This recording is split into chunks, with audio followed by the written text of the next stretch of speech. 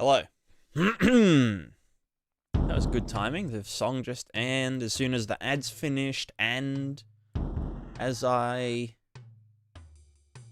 said hello. No, what was the other thing? I feel like I'm too far to the left. To your left. Your left. Am I right? No. Yeah.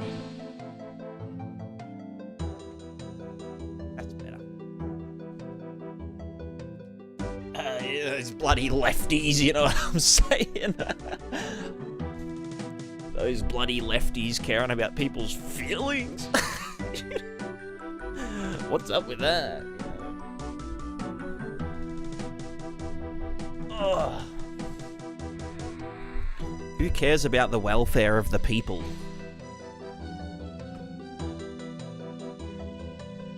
When we can just give tax breaks to billion-dollar companies. Oh, all right, let me catch up on the chat. What's with the lack of YouTube virgins chatting? Where are the YouTubers at? There's literally more YouTube viewers than Twitch viewers at the moment. 16 versus 12. But the YouTube chat just isn't chatting. Like, what the fuck is the go with that? Like, this is why YouTube chatters have a bad name. They get a bad rap.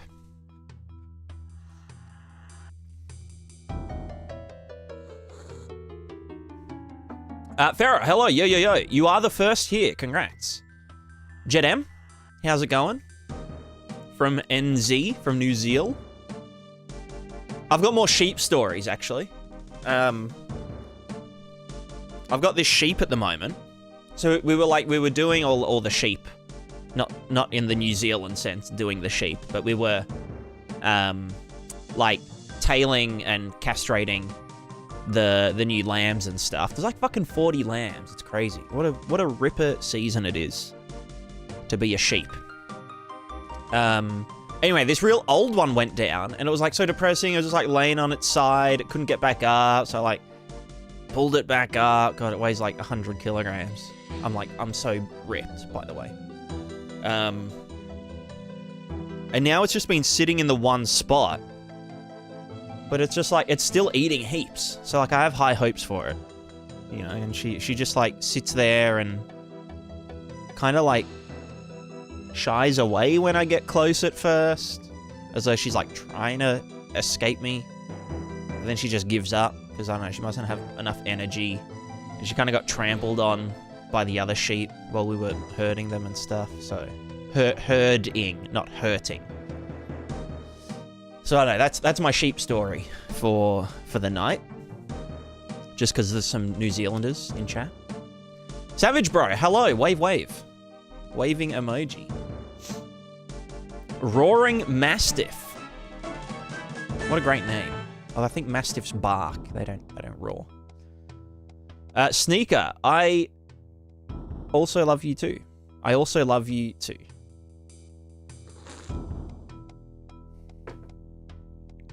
Silent Wolf, hello too. Bowling Hard, hell yeah. Twitch gets even with 4 ads after 4 ads. God damn. Twitch is just off the rails, you know? I might, I don't know if I can change my Twitch ad frequency. I think if I make the Twitch ads less frequent, then everyone gets pre-roll ads when they first join the stream. I think at the rate that I have them now, there's no pre-roll ads. So if someone clicks on the stream, they get straight in the action. Which, you know, this stream's all about the action. So I think that's probably more beneficial. I don't know. Amethyst, hello. How's it going? Also, Hot Swat, thank you very much for the subscription with the Prime. And Bengism, or Benjism. Thank you very much for the Prime sub. Very based. Very based. Based and Twitch-pilled. Do you know about Bracky's Game Jam? I haven't. And I've also never done a game jam. And I don't know if I would enjoy a game jam. I don't know. Game Jam sounds scary. It sounds like a commitment.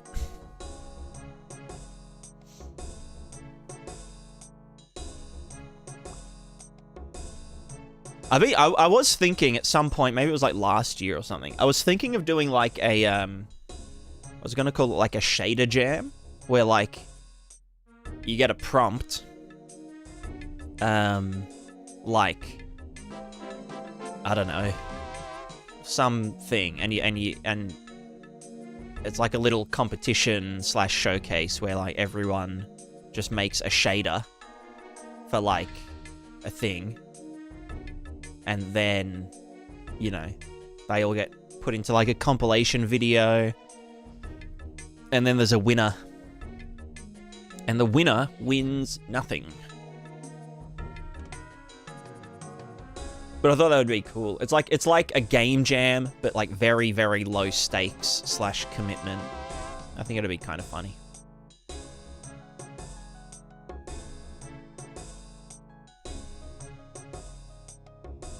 Professional lurker. Sorry, busy virgining. True. Well, at least some of the YouTube chat are talking now. Much better, much better. Benji, hello, hello. Do I work on a farm? I live on a farm, like a family farm. It's like very low quantity. Low quantity. Low head count.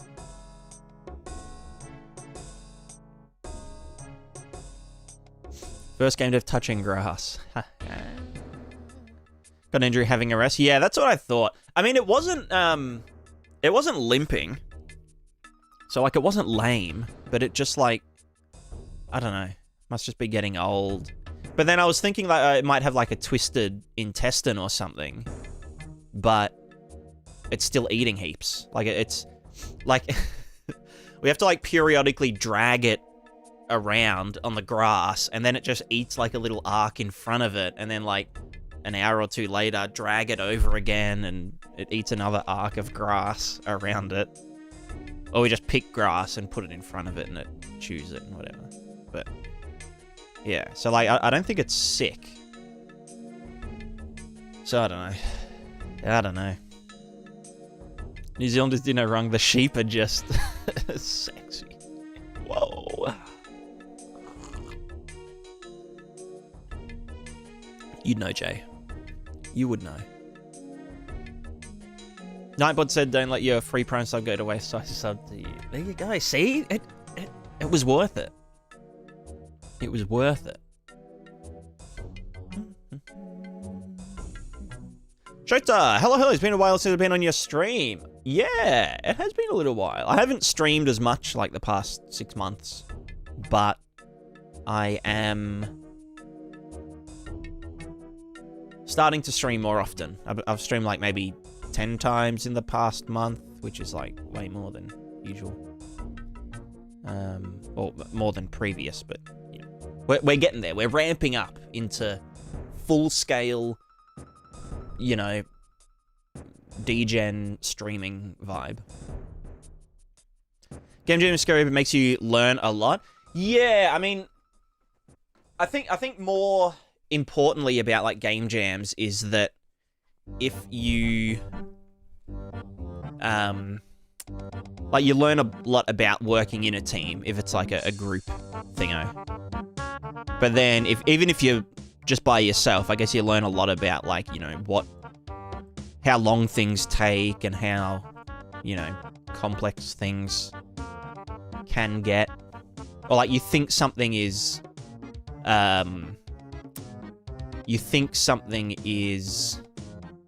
simple and it's going to take like, oh yeah, this will take me like, you know, 12 hours, but it takes like an entire week. Have you used UEFN? I haven't, but a lot of people have said my material tutorial video thingos are like actually really handy in UEFN because it's like pretty much the same shader graph, just with like maybe a few less things because of like the rendering pipeline in Fortnite.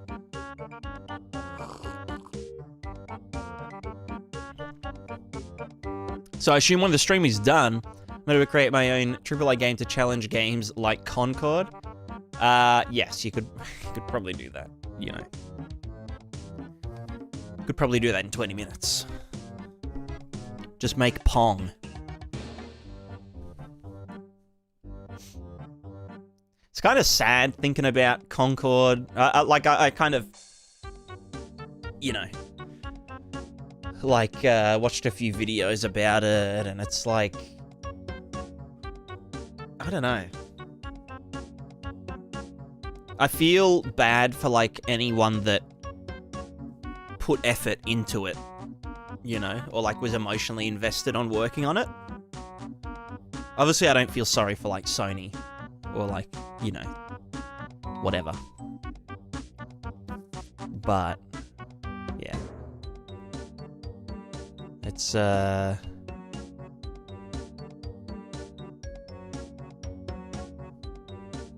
don't know. Maybe I'm just scared. Maybe I'm just scared. Maybe that's why I keep, like, making plugins instead of making games.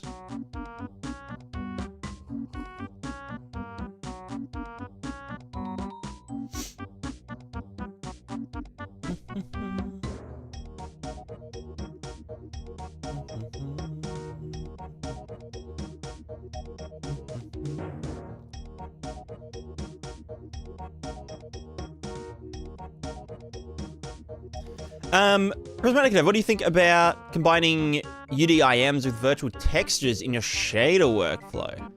I don't really know if UDIMs are like,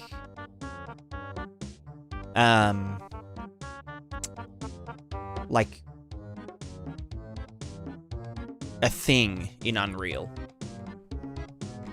Like, I know some things do, like, UDIMs natively. I don't think Unreal really does. Well, I don't know. I've looked in. What is UDIM?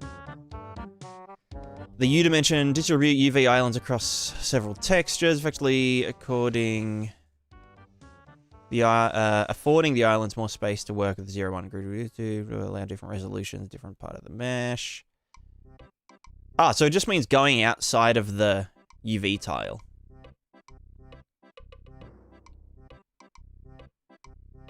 Ah. Okay, well, yeah, yeah. I mean, I already do that a lot, like heaps. Like as an example. I mean, not necessarily for like just textures, but just for data in general. I was talking about this the other day. Here's like our 0 to 1 space, 0, 1, 1, and organize the UV tile. Yeah, yeah. I mean, like, something that, I know Sov was doing it, and I think I'm gonna move to doing it as well, is, like, you've got, like, a bunch of, you know, assets. You know, we've got, like, the character's body here, and we've got, like, a helmet here, and we've got, like, a shirt here, whatever. And then when you merge them all, you can just offset the UVs of each model by, like, you know, so, like, this is 0, 1, 0, 1, 0, 1. You can just offset them all so that, like, this is here, and then this would go here, and then this would go here. And so when you apply the texture, yeah, the texture tiles normally. But you've now got this extra separation, which you can then use to, like, if you're using a texture 2D array, you could use the the U dimension or the X dimension. You could seal that. Well, no, actually, you would floor that so that all of this becomes 0, and then all of this becomes 1, and then all of this becomes 2. And then the texture 2D array which is usually just like this, except it's like a three-dimensional texture sampler, would go into the W axis of the array. And so yeah, that would be a texture array sampler. I'm pretty sure is just one texture sampler. So yeah, it's like kind of doing what's it called? Texture stacking, but like in one sampler. Although, if you're using multiple texture sample nodes, so texture sample, and you shed it to the shared option, so like shared wrap or shared clamp, it also it combines samplers into, like, it combines texture samples into one texture sampler, as in like the actual technical, you know, sampler, which, I don't know, maybe that's just what this is doing under the hood. The one thing about the texture arrays is that I don't think they can be changed at runtime. I don't think you can generate a texture array. I think the whole point of the texture array is that it almost like bakes this set of textures. So yeah, I'm not sure if I'd really be able to use that for like character, you know, character merging and texturing, unless you can like generate an array at runtime. It's also a matter of, let's say I've got like this helmet texture, right? It's a helmet. It looks like this, right? Whatever. So I've got this helmet texture, and one character is wearing that helmet. So we add it to its texture array in, you know, here or whatever. And then a different character has like a bunch of different armor, but the same helmet. I think in a texture array, everything in the array gets stored in one memory block, so that it's like super fast to sample and all that kind of shit. Whereas if they were all separate texture samples, then they're pulling from the same like reference to the original texture, but it's like slower to look up because it's in like a different block or whatever. So yeah, I'm not really sure how texture arrays. I've looked at if they're like runtime doable. Here's like one that I just did as an example one time. You know, XYZ, blah blah blah. Here's all the different textures that are in it. But if I in a blueprint went to just like cast to texture 2D array, and then can I like, you know, set texture? No, that's like set array element from. Yeah, that's setting it into an array of texture 2D arrays. Yeah, I don't think, at least in Blueprint, you can't really do much with it. You can send it into a Niagara, which is handy. Yeah. Udem's use VT's original was meant to be performant. Yeah, that's, so one thing about texture 2D arrays is that all of these textures have to share the same MIP level, or have no MIP maps and like enabled.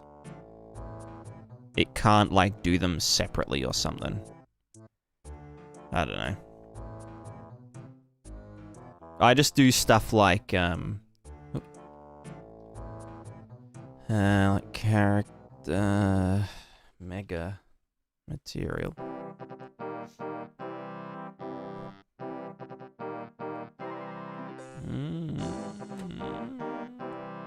I just end up doing like stacking like this and just set them all to shared sampler. So this whole material is only using 5 of the 16 texture samplers that you can use like maximum in a material because they're all set to shared. Set to shared? Set to shared.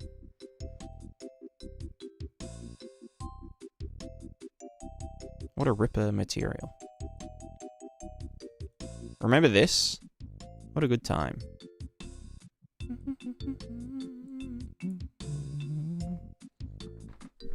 I had a, what do you call it? An epiphany. I was thinking about like the voxel painting stuff. And I had a thought, right? That this whole thing, including all 3 of these vertex interpolators, all 4 of them, in fact, could be reduced down to one, like, volumetric texture sample from a global statically referenced render target, right? So, like, we have the character, and we've got all of these, like, parameters, which previously would have to be manually, like, set. You know, you got skin color 1, 2, and some parameters and whatever.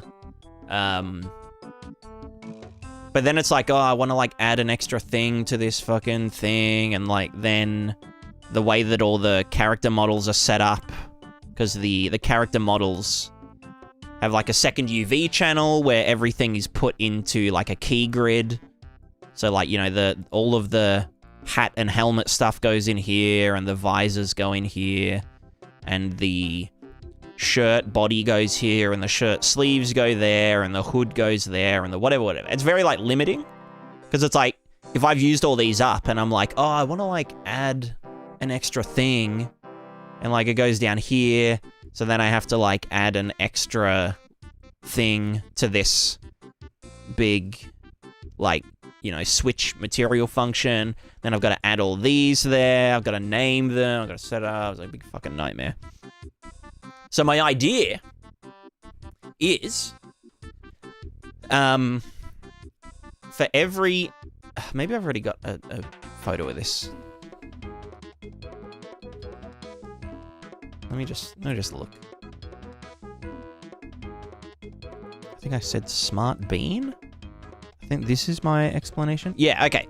So, for every asset that's created, so like the shirt, let's say the shirt has 3 vertex sections, 1 for each sleeve and 1 for the body, and this shirt is 1 item. In Blender, I'd set up each section to go 0, 1, 2, just vertical. Don't even worry about the, horizontal, don't worry about the vertical shit. And then for the pants, like these two, obviously they'd go in the same position. It doesn't really matter. But everything would just have, like, you know, 1, 2, 3, 4, or it could have any number of sections. So it's n number of sections. And then when they all get merged together, when the character gets created, we then shift the UVs into, like, by, like, just into a grid. You know what I mean? So we have, you know, 0, 1, 2, 3, 4, 5, 6, 7, 8, 9, 10, blah, blah, blah, blah, blah. And this can be any length of values. And all the, you know, the objects get assigned to the thing. So then there's a manager, which is like, okay, this whole character, the entire thing, is in this spot on this global character material parameter atlas. And the really cool thing about it is that, because it's a volumetric render target, we can have any number of values for any number of like material or like vertex sections of the character, which would be like at the moment there's a color for each, or like for a texture. So there's a grayscale texture, which is black, gray, white. And then there's a parameters thing for just like, you know, extra whatevers. This could, you know, turn into 5 if I needed to, and it wouldn't like fuck anything up, which is like super handy. It would just mean, you know, we just look at a different slice of the atlas. So it would essentially work. And for people that, let me just go to the character map.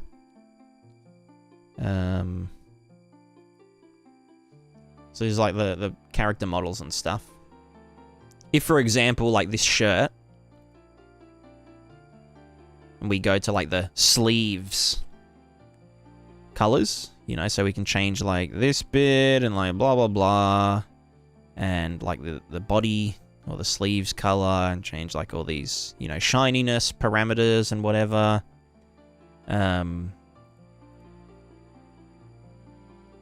then if we went to the shirt section. So yeah, it would just make it like way, way more flexible without having to commit as much to like a setup. Which would be like so fucking handy as like the characters develop and more things get created and blah, blah, blah. Takes the term of the character index, right? So the character index would be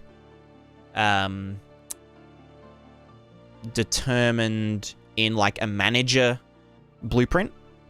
So like if I go to the voxel paint plugin that we were working on last week.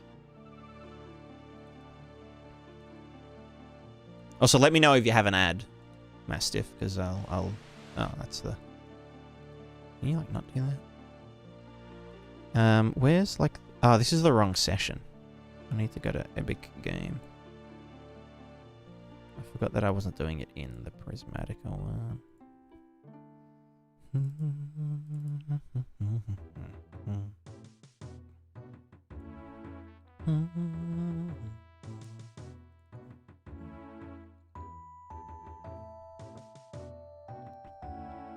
But yeah, like this is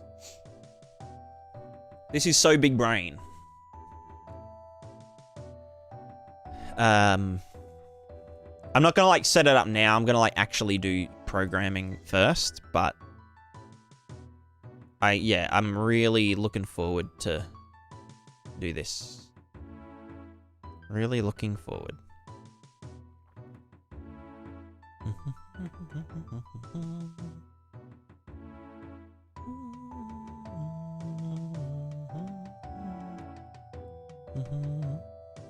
All right, let's go. All plugins, Prismatic, voxel paint, blah blah blah. All right, so we have all these trees, and each tree gets assigned to its own little bit, or each anything gets assigned to a place on like a global atlas that everything is just referencing statically. So if I go to like testo balls, this is just a texture sample. It's not a texture sample. I'll wait. There's an ad playing.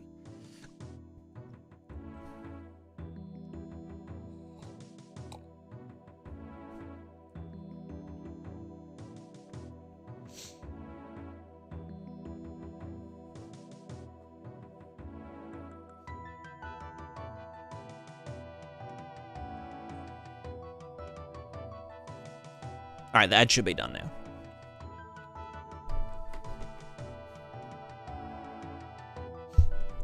Let me know if the ads are done. Maybe I'm on a delay? I don't know.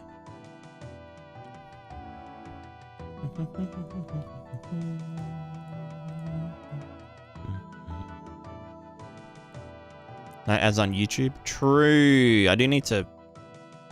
I have to, like, turn the ads on manually on YouTube, which is annoying. You guys are lucky. You guys are so lucky.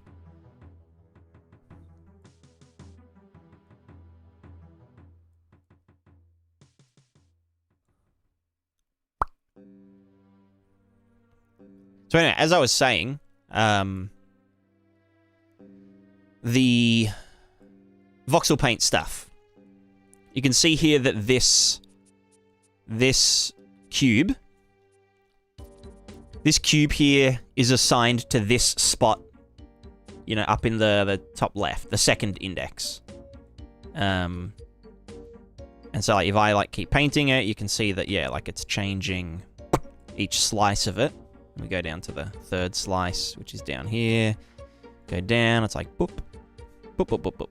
So for the character stuff, each character would have a space assigned to it, or it would just be packed into, you know, a place. Then we just need to tell the character shader, hey, like what position on this atlas are you assigned to? And then from that point, each vertex section of the character.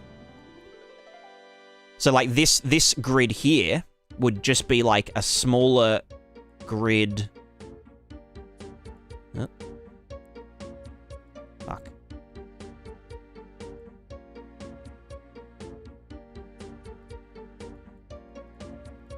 This is like zoomed in, you know. Would just be like a little space on this huge atlas.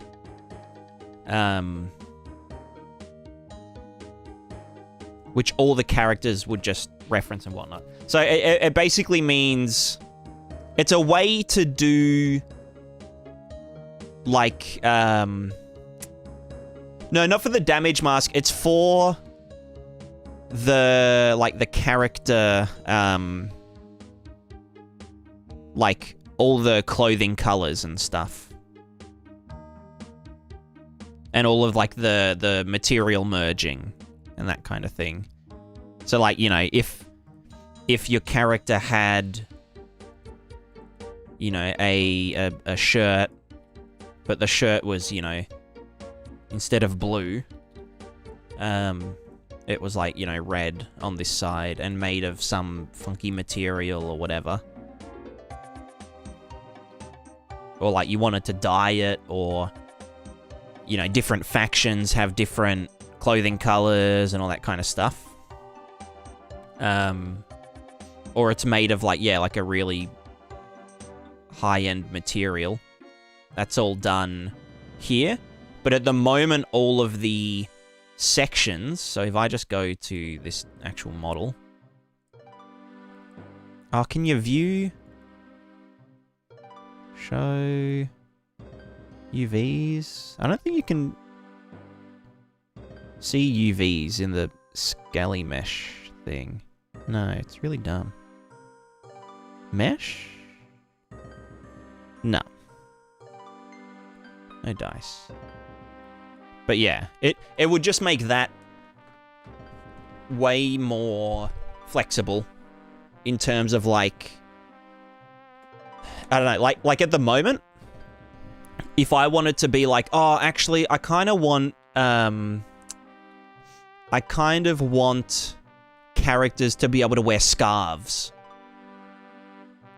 But like I don't have a neck equipment slot in the material, so now I've got to like make the neck material slot and blah blah blah. But then it's like, okay, well, what if I wanted a character to be able to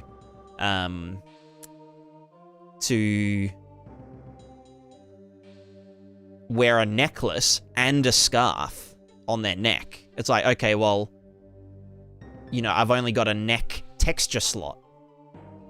Like, which one gets the... you know, like, it's just a bit fucked up.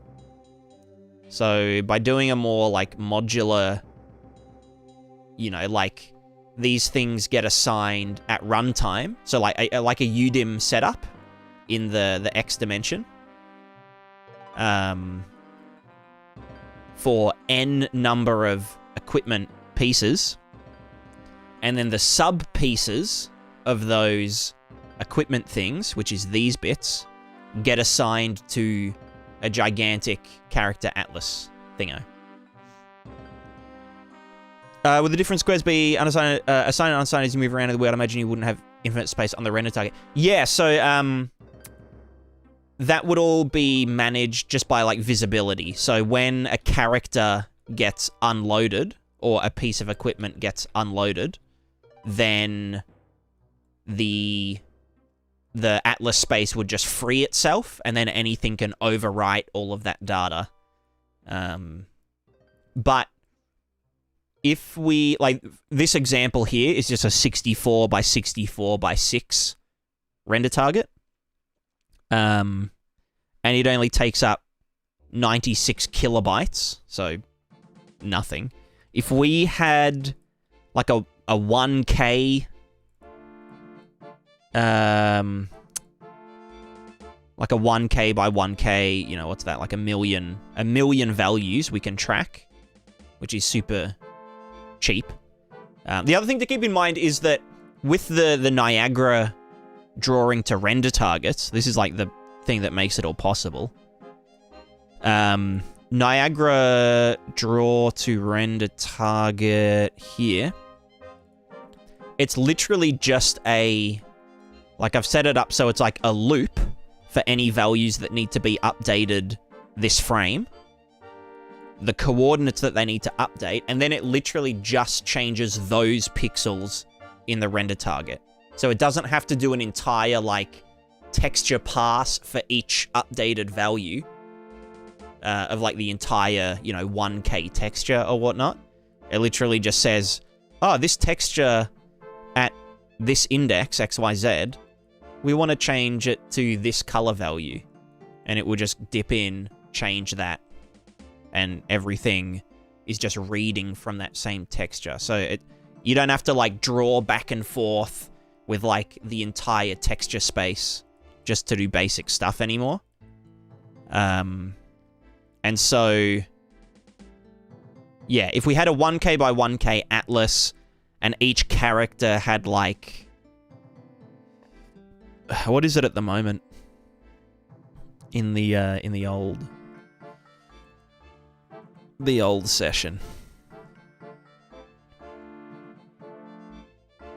Looks like 27? How's 27 work? Might be a duplicate. Probably like 28, 20... Okay, so like 32. Actually, no, let's be like really...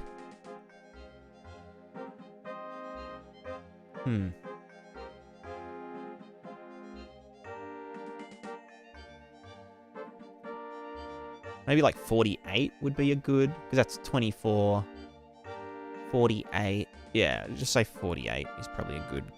I mean, the other thing is that these, once I write like an efficient atlas, like an atlas,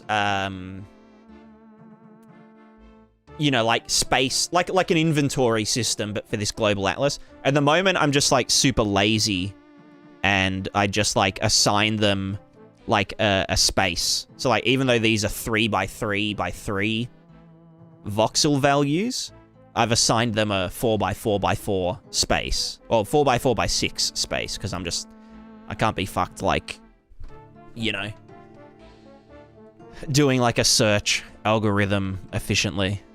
So yeah, anyway, if we just said divided by 48, then we could have 21,000 characters reading from this atlas before we run out of space. 21,000 unique characters, or 22,000. And then it's also like, if we take off our character, like if our character takes off their shirt, then that shirt needs a space on the atlas as well. But yeah, I'm just like, I don't know. I'm just obsessed with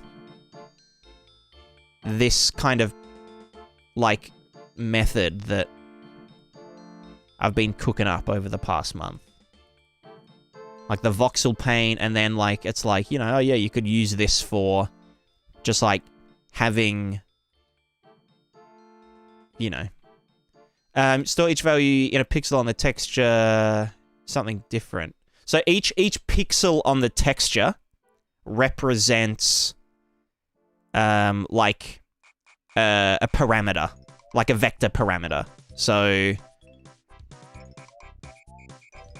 in the old character material, where we have this giant, like, hard-coded atlas, which is like, you know, okay, here's like the knee armor color, 1, 2, 3, and the knee parameters. And then we got the thigh armor stuff and the parameters and the blah, blah, blah. And then the pants colors and the pants parameters and the elbow armor and the, you know, upper arms and all that stuff. It would all just be... Each of these colors would just be like a slot on that, the 3D shared atlas. Which means that in the manager would be like, oh yeah, like we need to update this character's, you know, shirt slot. What coordinates are the character, like, you know, what coordinates is that? Oh, you know, it's pixel 658 on the X and, you know, pixel 102 on the Y and, you know, number 3 on the Z-axis. And it's like, okay, yeah, cool. Like, that's the, you know, we're just going to change that value to be red. And it's like, bam, this is red now. Or whatever color. When that character puts on the shirt. So, yeah. Did that not... You son of a bitch. I didn't want you to save.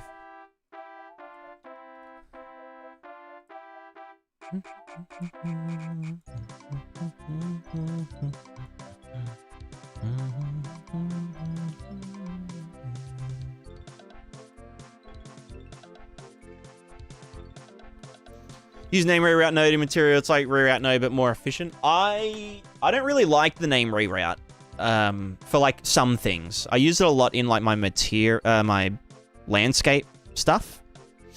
What is this ball? Balls. Yeah, I use it in landscape, but why won't that load? There it is.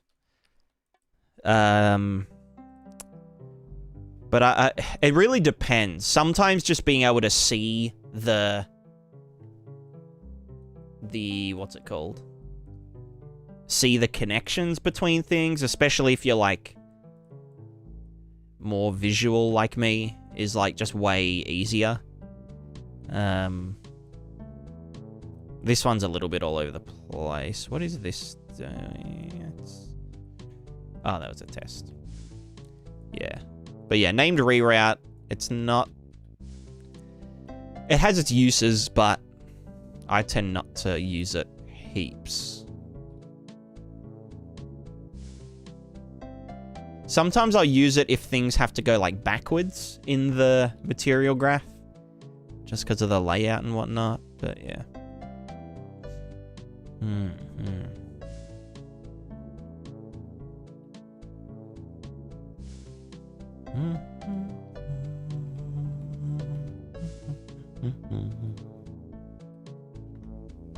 Must be max chunk size, pixels per character.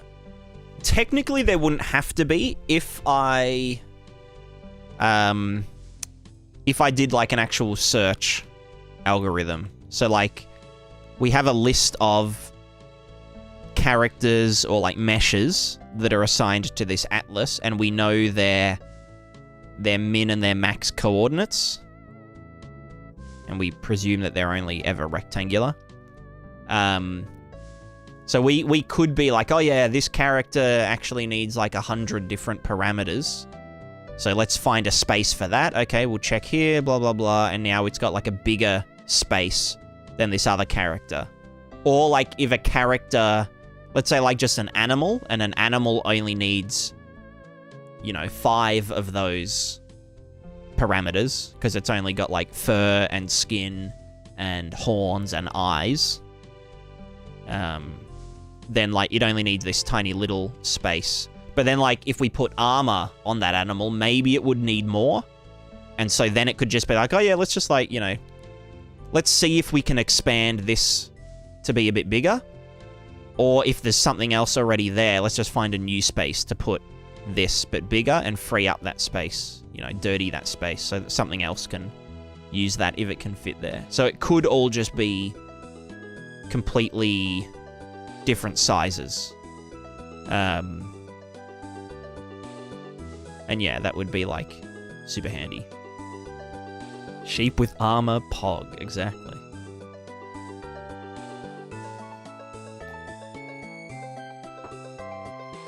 It also necessarily wouldn't need to be, it doesn't actually need to be square or cubular.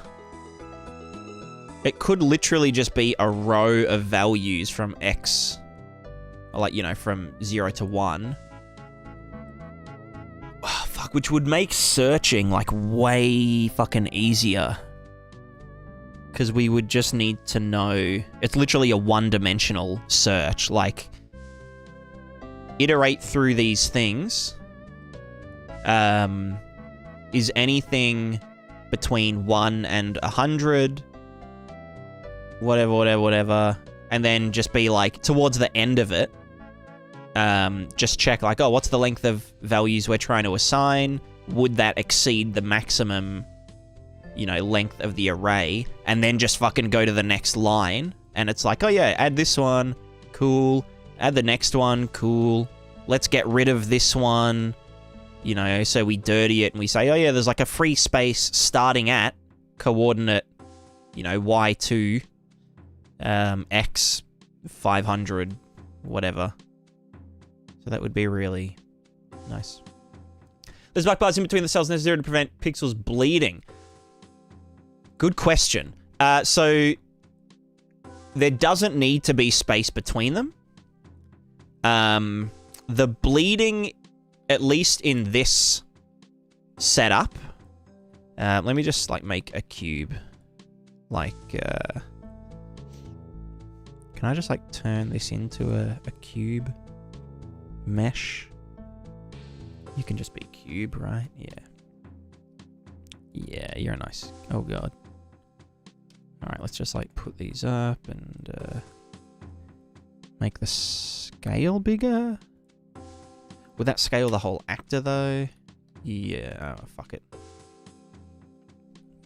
So, let's just say we got this cube, and it is a something by something by something value. Let's just go to the contrast. Turn that up to very high. I do... So I do like a clamp in the material function for this specifically, because it's like an interpolated, you know, render target texture thing.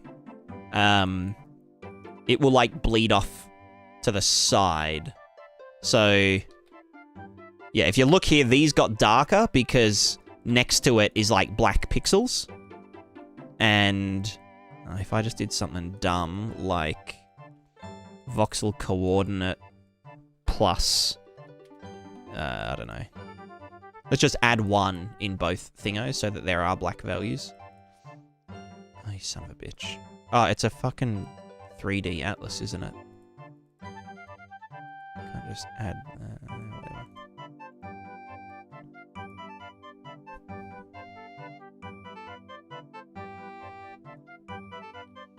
So yeah, these are now black values, and here's, like, the other values and stuff. If I turned the contrast down, then you can see that the true pixel value is in the center, and everything else is like interpolated to the next pixel. So if we actually just look at the atlas doing its thing, the center here of, like, this given pixel is like the value that we set. So, and I don't think you can change that. I don't think you can sample closest with these 3D render targets. I don't know if you can actually set the thing. Where is it? Sample type. View MIP bias. Temporal AA. MIP mode value none. Yeah, so it isn't MIP value. So what I do is, for this implementation specifically, I do like a clamp that would just say, like, use this value here for anything out of the bounds. Or like anything to the left, right, up, down of the values and shit. So if I just go in and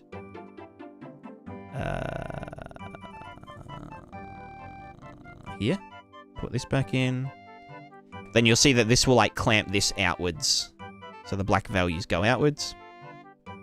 And that's all good. And you'll also see that you can see that this is like bleeding into other pixels. If I save this again, you can see that, like, yeah, going from this green, it's then going to like another color over here. But then as soon as I do this clamp, then it, like, you know, stretches it out a bit.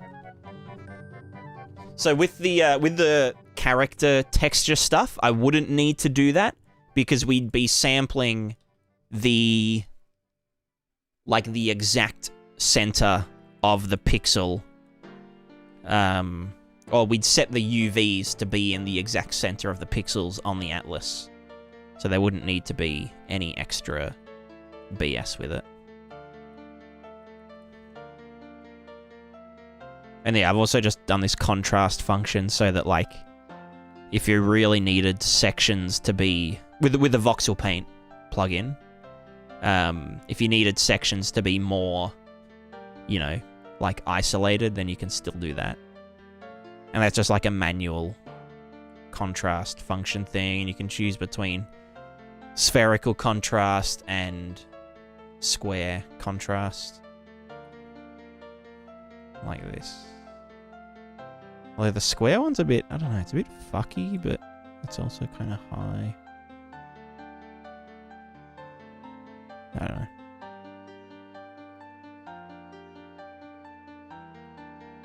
Oh, is it because I'm adding them, not minning them?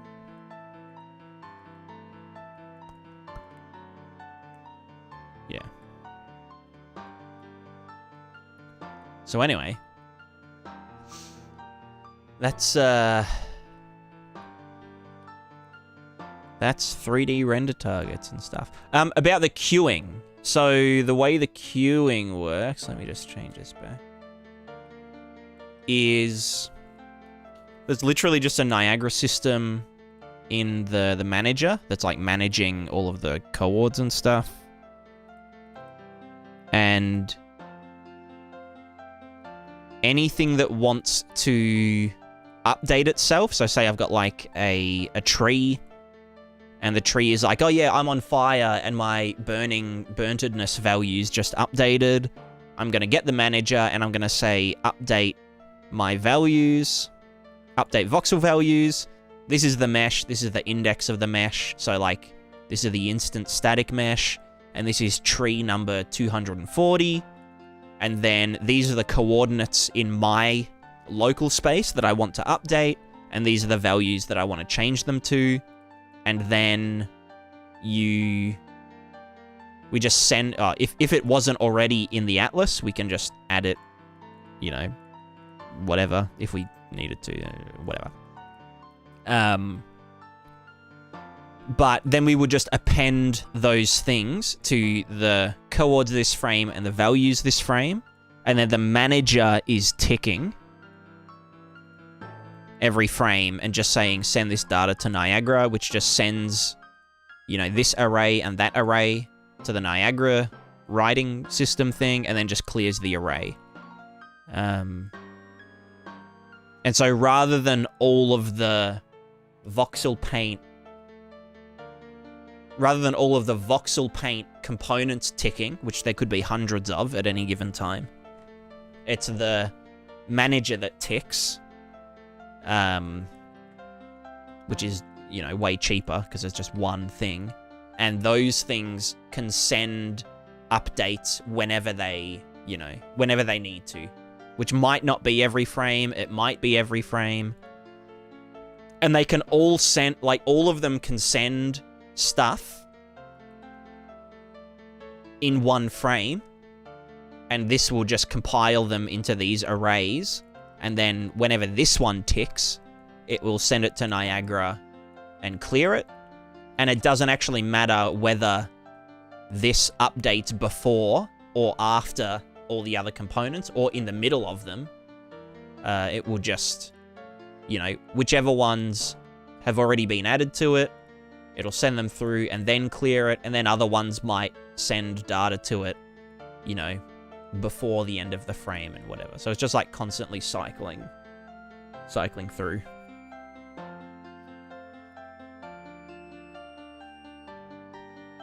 How do you remove them from the system though? So when I deregister, unregister from Atlas, so the object key data is a map. So it's a map of the mesh to some data, which just says what coordinates are you at and what index and whatever. It doesn't actually store any data about the color values on the Atlas. That's the job of whatever is using the Atlas. So it would be like the fire manager's job to know which, you know, what the burntness values and whatever. Do you know the user parameter in Niagara? So the Niagara system, yeah, has user parameters, which is just the values to update array and the coords to update array. And then you can get the length of those arrays and use that to do a loop. And then it will, for each, you know, for the length of one of the arrays, they're both always the same length, it will just get the coords, get the values, and set the render target value. And it just gets sent. This will get sent an empty array most frames, which will then just say map for 0, and it will just skip it. It won't do any of this. And it's important that it gets sent an empty array.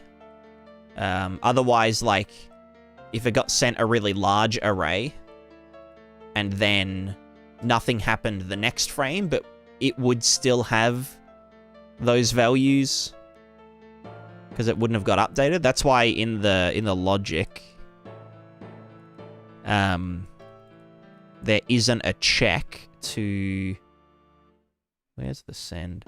There's no check to actually check, like, you know,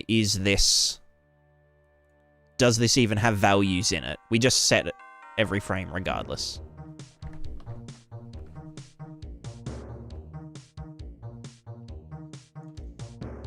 Ads. Adge.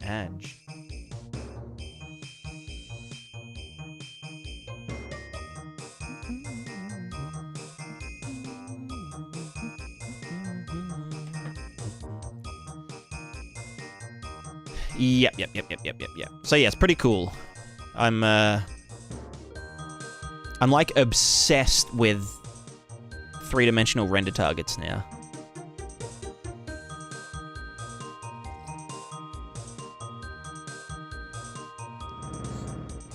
SSD, hello, trying to make 3D tile map editor for my game. Right now I have every tile as a child act, which is super performance heavy. Do you have any ideas that could help me optimize? Fantastic question. Maybe... What style of, like, tiles are they? Are we talking, like, you know, it kind of looks like Minecraft? Like, are they just, like, textured cubes or whatever? Or are they, like, whole... Is it kind of like Civilization, like Civ style, like hex grid with, like, all the meshes and cool shit on it? Or... Because that will that will kind of determine, you know, the best way to go about it.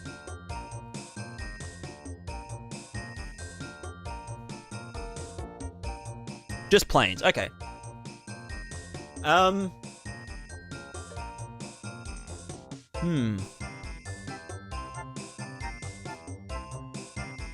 67,000 planes. Okay, hell yes. One thing to just double check is just to check that all of the actors aren't ticking. Just like go into the actor details, class default, start with tick enabled false. Because even if you don't have anything plugged in to the tick function, it's still in the ticking actor list, which in Blueprint can, like, if you've got 67,000 of them, can actually, like, impact performance, because it has to dip in to the Blueprint VM, call the function, and then dip out, which has, like, a bit of overhead. So that would be, like, first order of business. But I think even with that many actors, I don't know, because, like, if you think about it, a static mesh in the world, you know, this cube is an actor. It's a static mesh actor. So this cube has all of the same stuff that an empty actor would have. So, yeah. The other way I'd go about it is have one actor called the tile map manager, and then have all the different tiles be instanced meshes. So, let me just save this. Ah, my eyeballs. So you could have this manager blueprint just floating around, it's invisible, whatever. Then you've got your tile, you know, your map. And this would have instance static mesh components. So you'd have a static mesh component for your, like, desert tiles, and your grassland tiles, and your mountain tiles, or whatever. And then you would just create new mesh instances wherever they wanted to, like, put, you know, tiles and whatnot. This is really bad perspective, isn't it? This is, okay, this is like actual trash. I'm fucking trash at everything. I should probably just give up. So that would be like, you know, index 0, 1, 2. This would be 0, you know, 1, 2 of that and whatnot. A master material that controls the styles? Yeah, you could do it that way. You could even just have, like, a different master material that... Well, if you had a master material that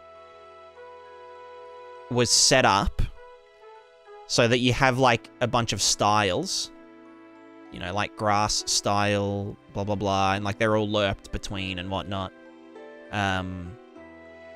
You could do... You could do something cool. Oh, you could use a runtime virtual texture. You could do something like... you could use per instance custom data to tell it what the neighboring tiles are. So you could have, like, blending between the sand and the grass tiles and whatnot. The other option would be to have the tiles and use runtime virtual texture, like, planes, and print them to an RVT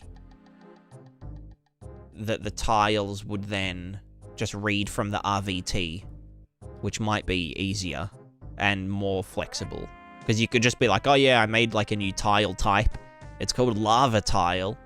and you just put the lava tile down, and it always gets drawn last, so like the sand tiles have their like blending and stuff, whatever. And then it would draw the lava tile underneath the sand stuff, so it would like blend nicely. And you wouldn't have to like add the lava tile into the master material. Think of runtime virtual texture kind of like decals, but they don't suck.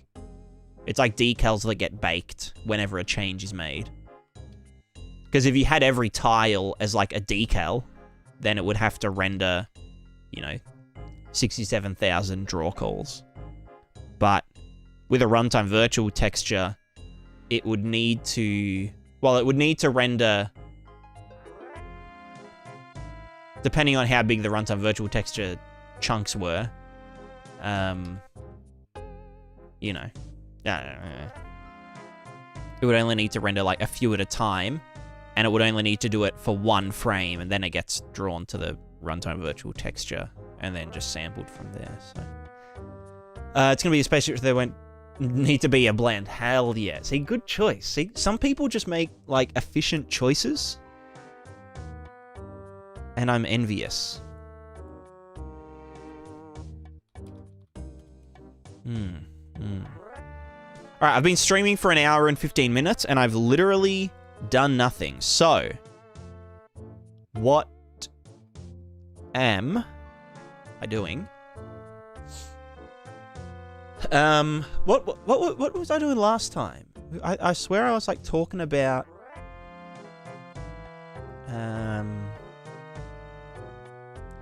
things. Have you ever encountered RVT popping if you use far and new tiling on landscape with RVT landscape, I mean? Yes.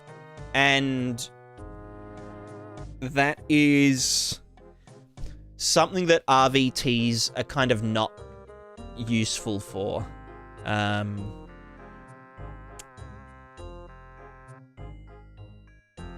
Because an RVT shouldn't...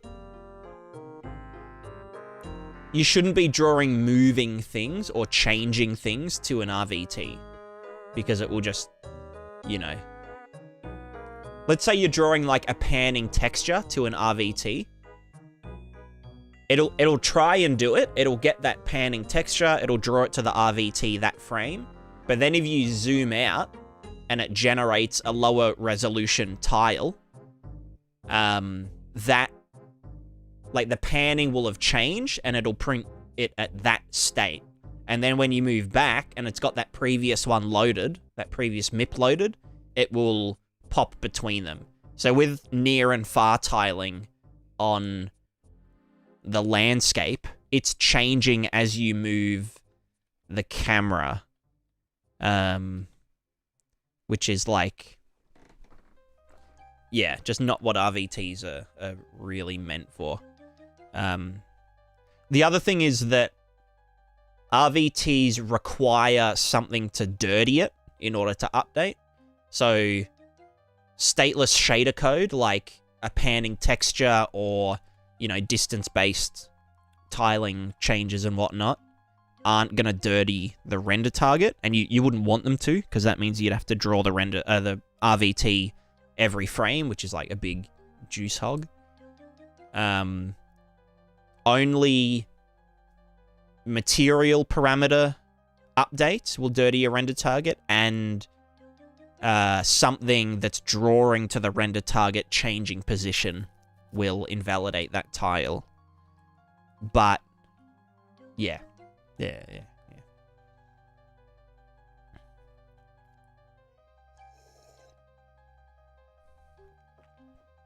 If you static mesh for landscape because I want to create craters on runtime, RVT would not apply in this case because I changed the static mesh.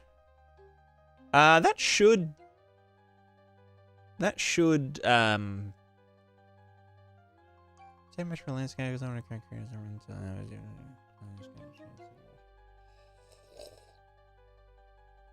It should still be fine.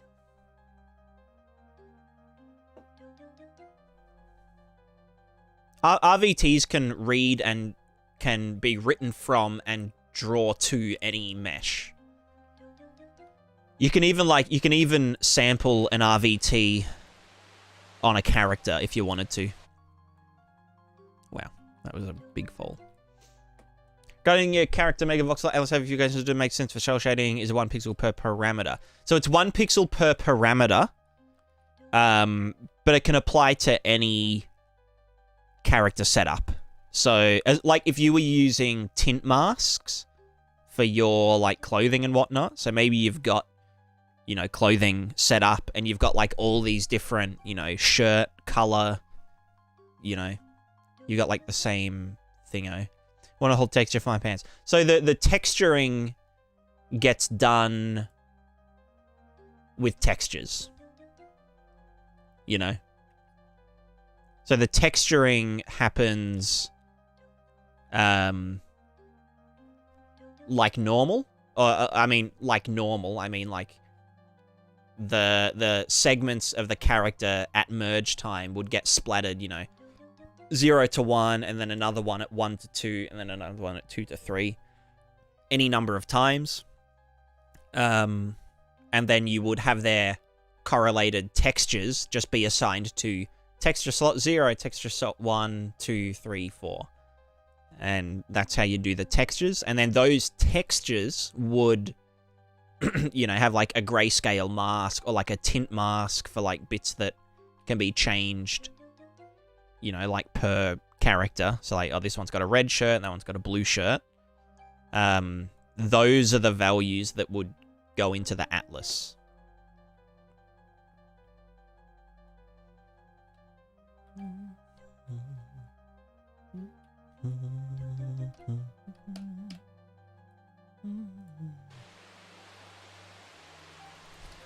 Can I just like not fall through the landscape all the time? Yo, nice mountain, bro.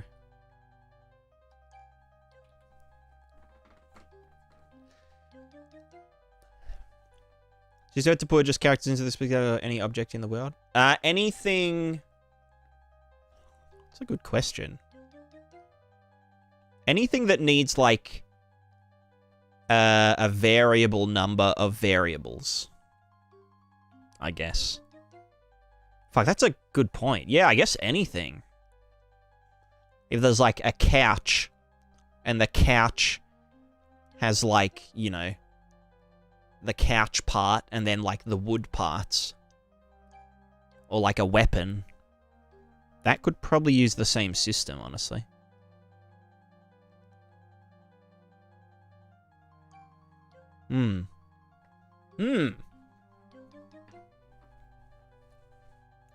That's a good point.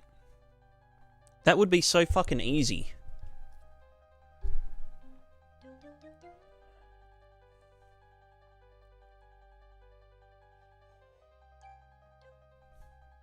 We one atlas for the fire system, plus characters, or two. I do 2 different atlases. They could technically be shared, but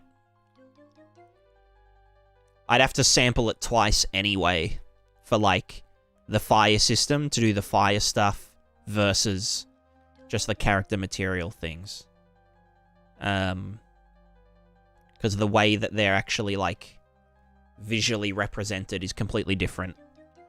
One of them's just using modified UVs to do the thing, but the other one's actually using the bounding box of the character. What about burning clothes? So yeah, that would use burning clothes would use the voxel paint stuff for, well, it depends. It depends if this is where it starts to get real fucked up, but it depends if clothes have spatial damage for fire, or if just the entire item sets on fire.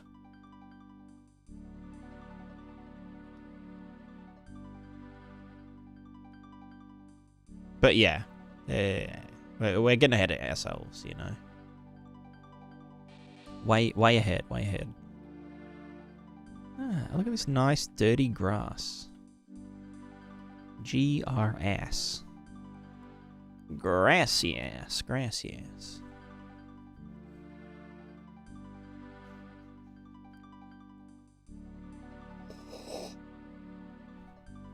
All right, it's Prismatica time. It's official. Right after I use the bathroom. So BRB, and then we're gaming. Like game developing. We're developing game. Let me just leave this in a nice place. All right, BRB.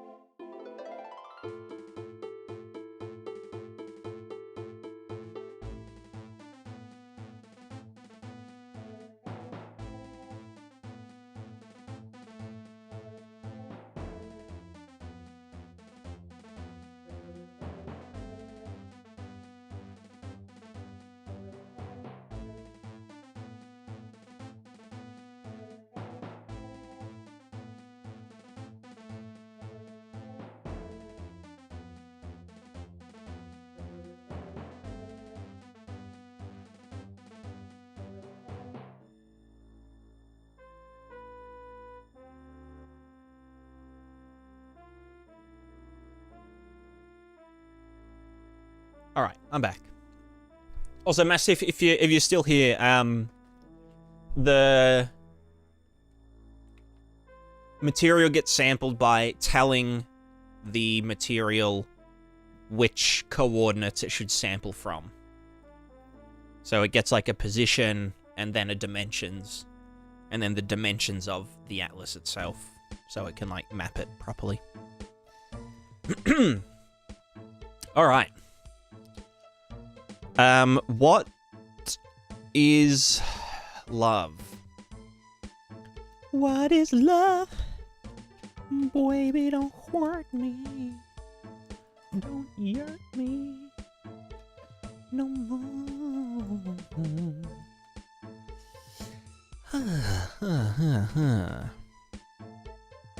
All right. Let me get Miro up.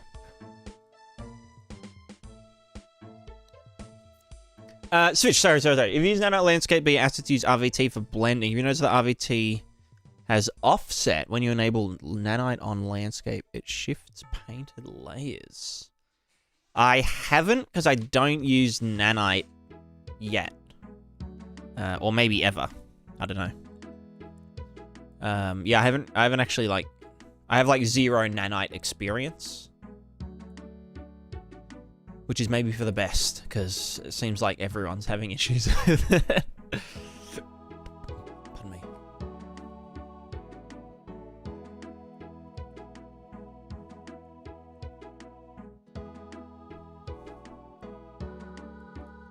All right.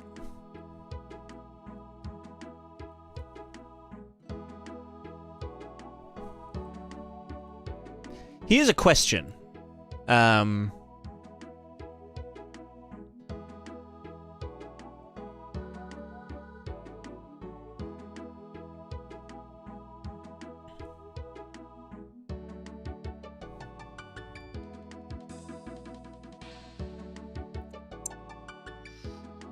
What makes more sense? I guess a...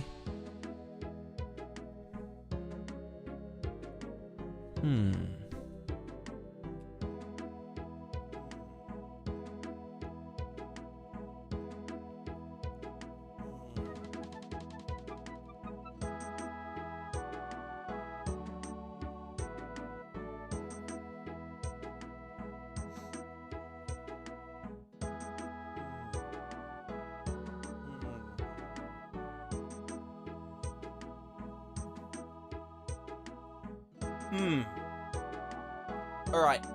We all need to use our brains. We need maximum brain capacity. So, this is the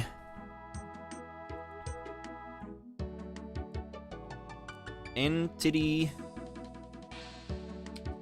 fragment system. EFS, entity...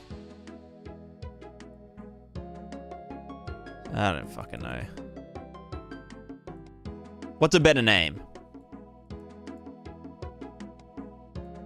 Entity something. We can call them fragments. We can call them definitions.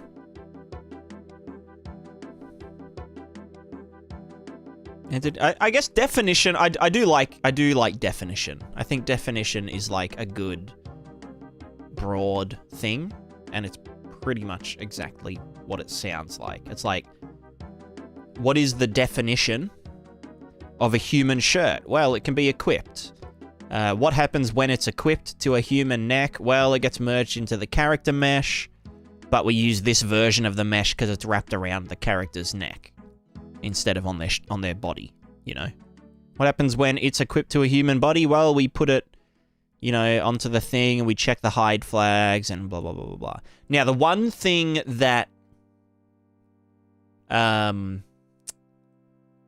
composite, well, I mean, it is composition. That's like the you know, like pure composition, no inheritance, basically. Kind of. The one thing about this is... because everything needs to be virtualized, the visuals should probably be completely separated from the gameplay stuff, right? Because, like, if a character equips something off-screen, like, we don't fucking care what... like, we don't need to load the meshes, we don't need to, like, merge the materials and shit. We just wait until they come on screen and get loaded in, and then we apply all the visual stuff. So...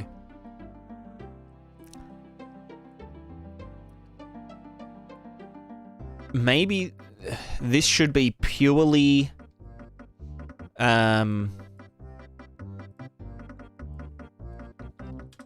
purely gameplay, and this should be visual. Or maybe it should be called, like... maybe there should be sub-definitions, like gameplay or game definitions. And equipment definitions are defining... which should be part of the same definition with branching inside the logic. Yeah? The only problem with that is that we would have to soft reference everything in all of the variables would have to be soft referenced rather than just soft referencing the definition itself. And then the definition can have hard references to whatever things it needs to, you know, load.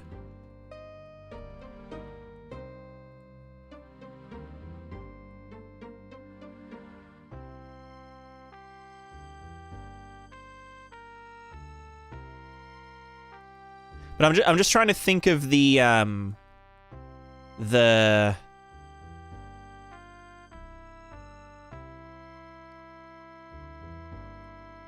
like the logic. Is it that like a shirt has visual definitions and a shirt also has game definitions, but I guess they do kind of correlate, you know, like when it's equipped to the body, we add armor to the body, and we assign these sections, and we assign it to the thing, and the temperature of the character, you know, the temperature resistance gets updated when it gets equipped to the body, but that's different for the neck. So maybe it is the action definition, or like the state definition. And yeah, and then it has game definitions and visual definitions, which, yeah, can be like, you know, don't bother doing any visual stuff if it is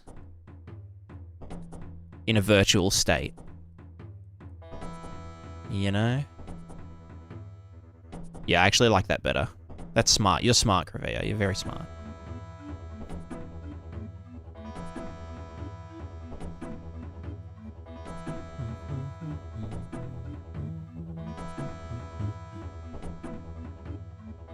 Could you give me some guidance on a good way to implement fog of war in an XCOM-like game?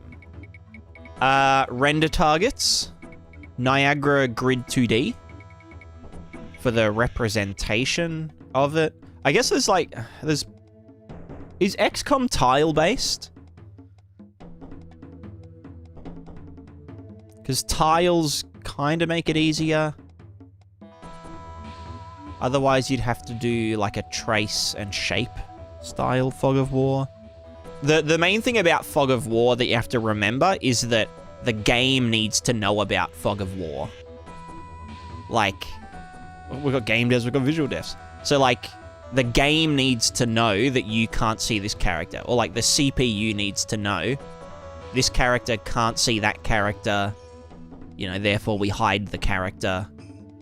Or, you know, we can't attack that character, or whatever. The visuals has to be purely visual, so you don't want to be doing things like scene captures that, or like, you know, using point lights or some point light equivalent or whatever. It has to all stem from gameplay logic and CPU state, and then be represented in the shaders and whatever using using the GPU, because it's not purely a visual effect. It's a gameplay logic represented visually.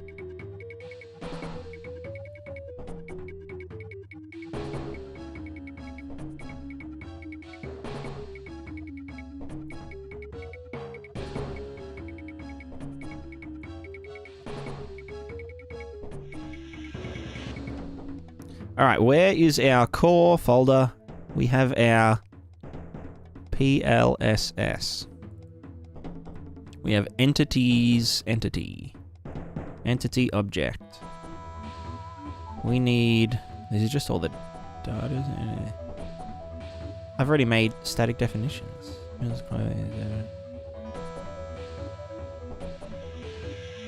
Were these just empties?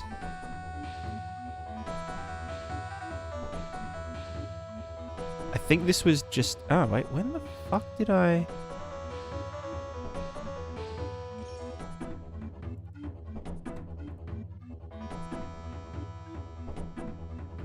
I think I just set this up as an example. I don't think it's a real thing. I don't think I actually started doing this. Michael, landscape for visual quality reasons. Would you one big high-res render target or multiple smaller ones for fog of war? I would probably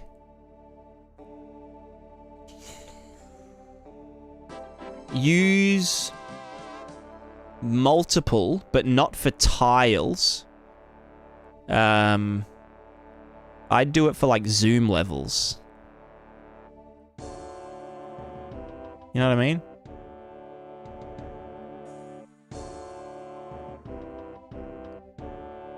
So like if you're zoomed all the way in, maybe you've got a higher res fog of war. But as you zoom out, it's just like a more general, like, you know, you haven't discovered this area, that kind of thing.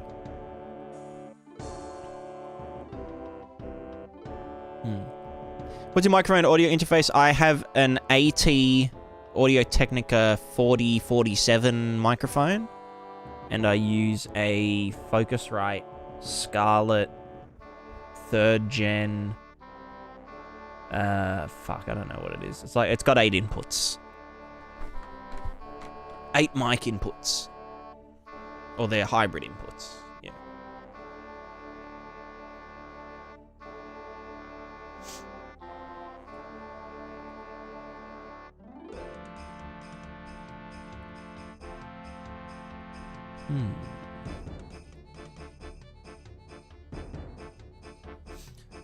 So are these...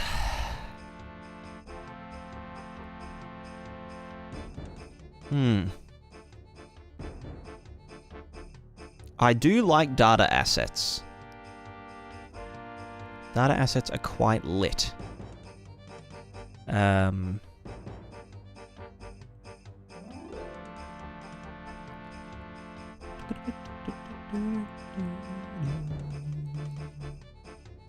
So how's this all gonna hook in together?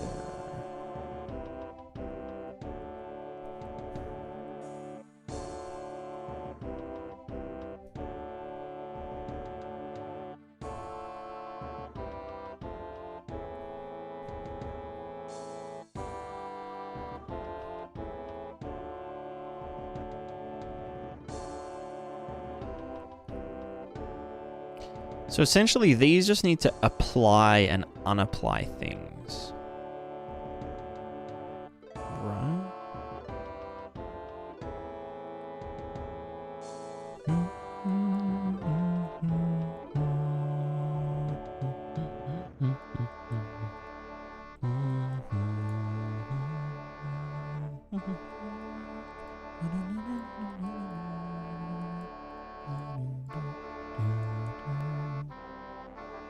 So this is an event.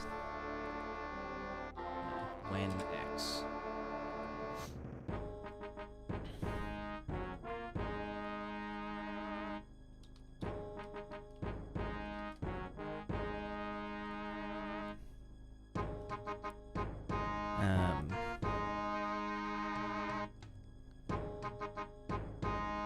Well, that doesn't really need to be there. We need to send context.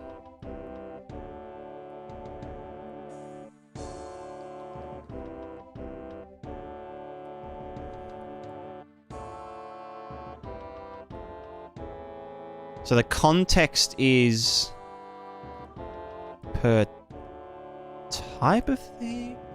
Ow, what the fuck is this?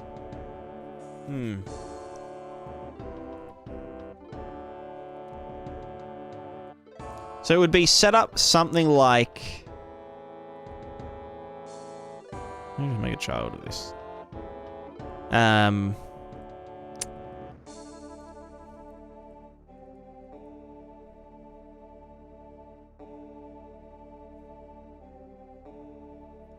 Any equipped definition event, any equipped something global event.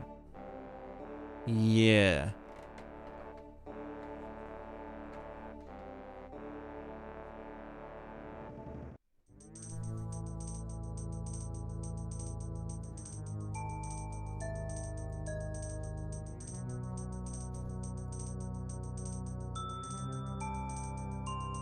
Just trying to think how to store them all, right? So, like, if we've got a character... There's a difference between, there's, like, static definitions. And then there's also runtime definitions, like... I guess they're properties if they're runtime, right? Like... No... Well... Yeah, I guess a property is a runtime thing.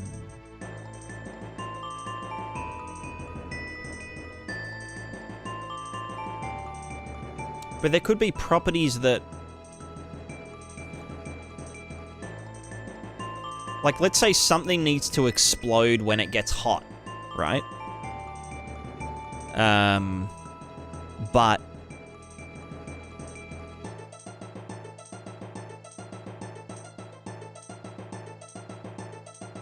Well, no, I guess that would just be a definition of the thing that is causing the thing to explode.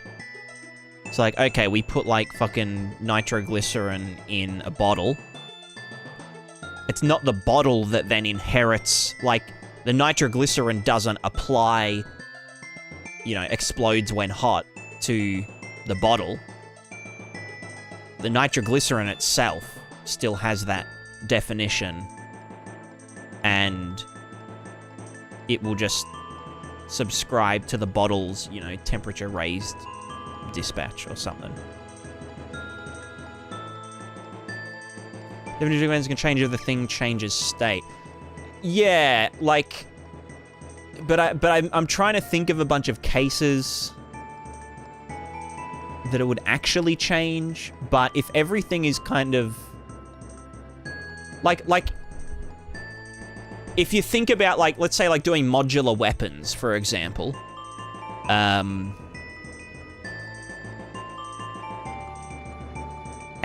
you know, you put, like, a flaming sword blade on, you know, the end of a stick. Like, on the end of a spear. Now it's like a flaming glaive or some shit.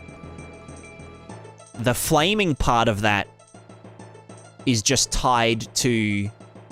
you know, the blade part of that weapon, which is how, you know, even if it was just a regular blade, it would be like, oh yeah, it does this much damage, and the shaft does this much damage, and weighs this much weight, and has this durability value. So they'd all be independently, like, you know, defined. So we don't really need to, like, transfer or, like, pool them all in one... you know, in the new weapon entity. The weapon entity just contains weapon part entities, and those weapon part entities have, you know, static definitions. Because the main concern is, okay, if we have like 1,000 flaming glaive blades in the world, we don't need all of those, you know, the flaming blade definition thingo. That doesn't need to have 1,000 duplicates. It can literally just be the one data asset that everything like points to. Which if I'd set up like I don't know, like a shared object pooling kind of thing. Kind of like how gas has, with like abilities and stuff. If abilities don't have state, then there can just be one instance of it that everything can route logic through.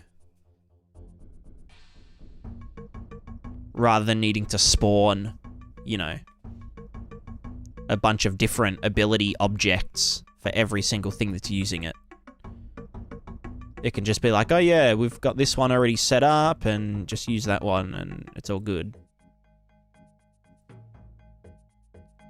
So I want to keep everything as, like, shared as possible. So I guess if everything is just composed of either nested entities, And those entities have static definitions and runtime properties.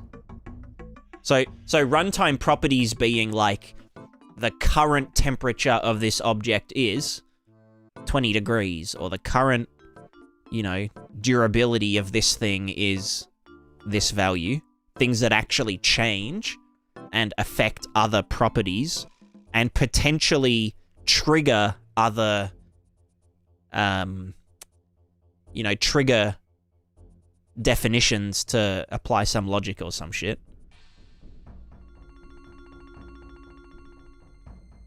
Problem with having everything as entities is that you end up needing inheritance. No, that's what the definitions are for. You want entities to have minimal logic and put the logic into definition. Yeah, exactly.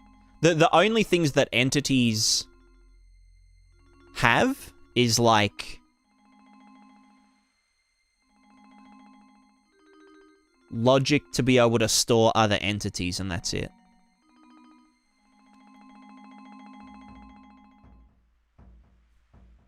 And the actual, like, storage, like the PyCOSs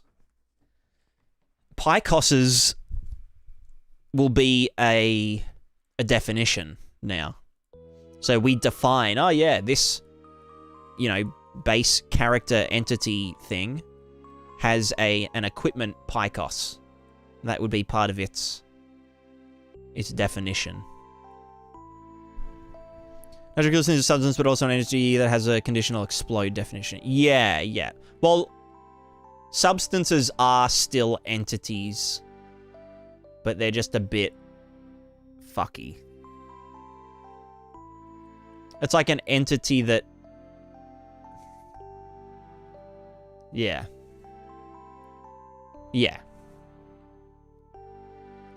And so it would be that... here's the other thing, though, is that because the definition isn't an instance. It's not an instance definition. They're all pointing to the same data asset. It means that the definition can't subscribe, or it can't, what's it called?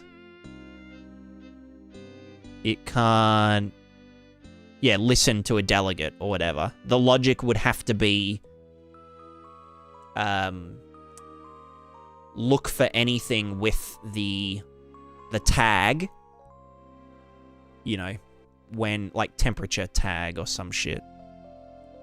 Or there could just be, like, a delegate manager, which just is, like, the definition looks for the entity's delegate manager. The delegate manager stores a pointer to the data asset.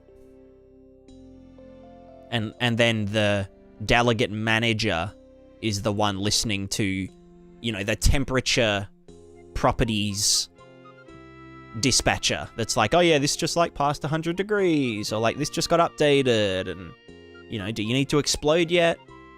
No.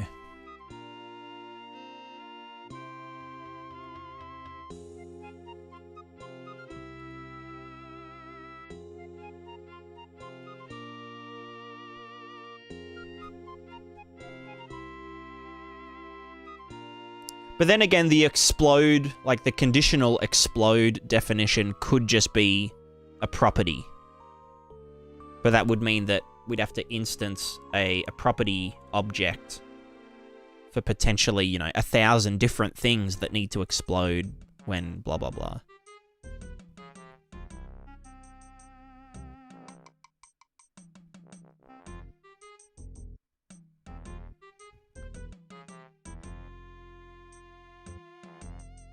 You guys some example, call sex ninjas, I don't know how things get triggered. Yeah, definitely. So properties have logic now? Yeah, properties can do, like, anything. Like the dirtiness property gets updated. So, like, the shirt has a property, and then the shirt gets dirty, and so it's like, oh yeah, add some dirtiness to the the property, you know, the dirt property. And then it's the property's job to, you know, apply the material parameter that makes the shirt dirty. If it's, you know, visible, if it's in a non-virtual state.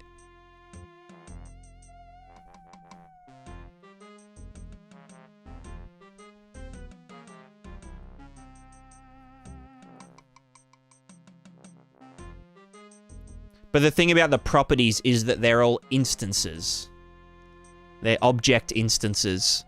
So every entity has a temperature property because temperature changes, you know?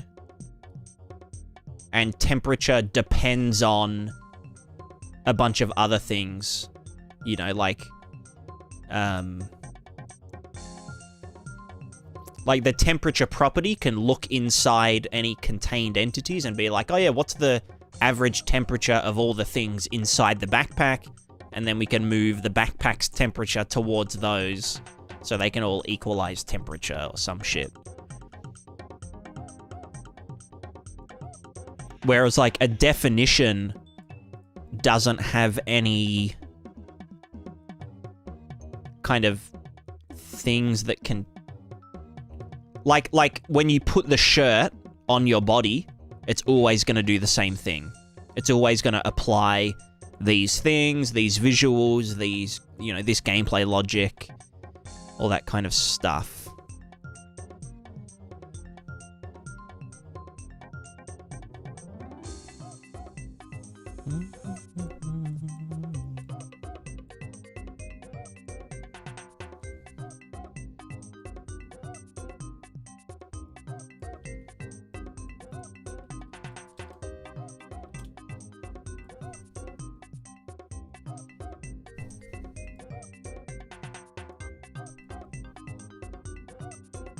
Did you try UE gas system? I didn't.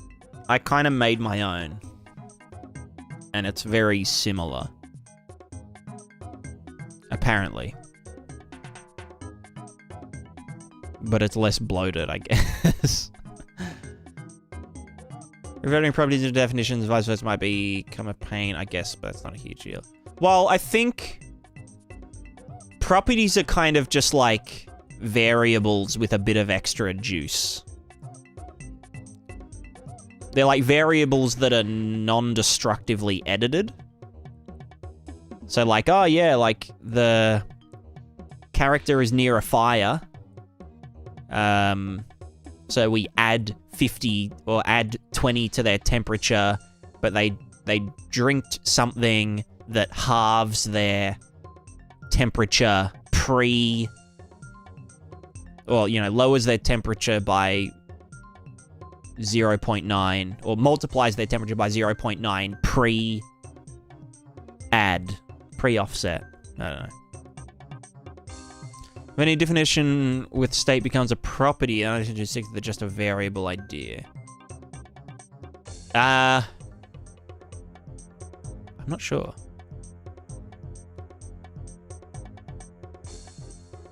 Idea of building a base for every type of multiplayer game just sounds bloated in general. Yeah. That's kind of the general sentiment with, like, all of the Unreal systems.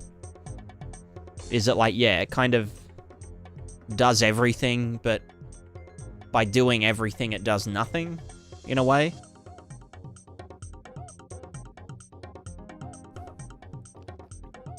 I think they're all really good,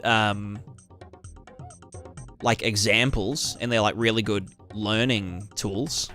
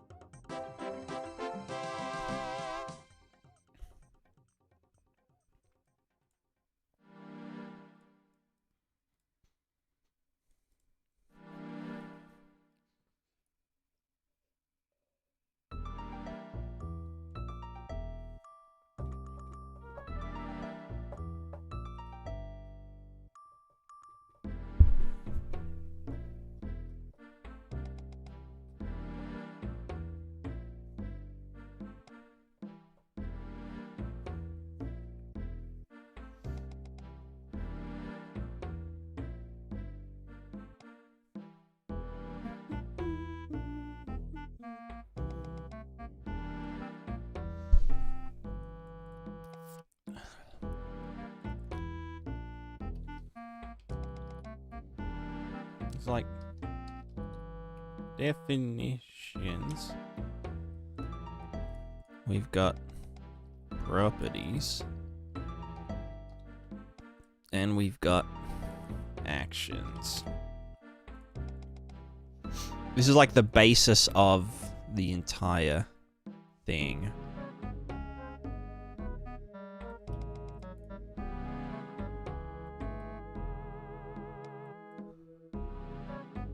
These all kind of like speak together.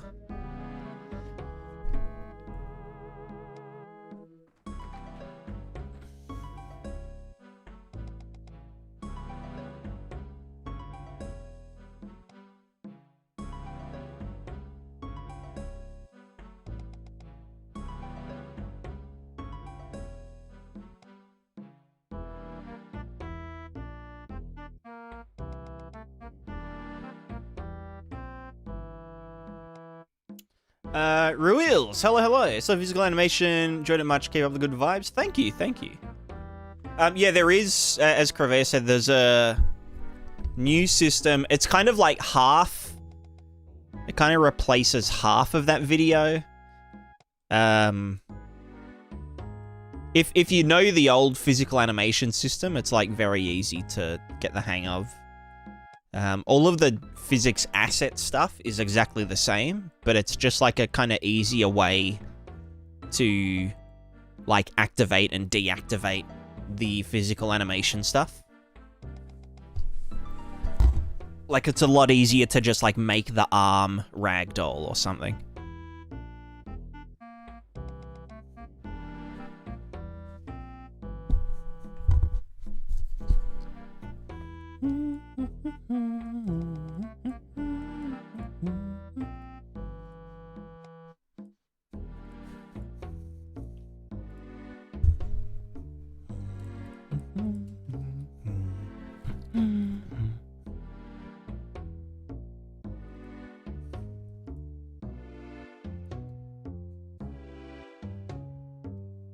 This is a component. But this doesn't actually have stuff. Yeah, I must have gotten like halfway through this. That's funny.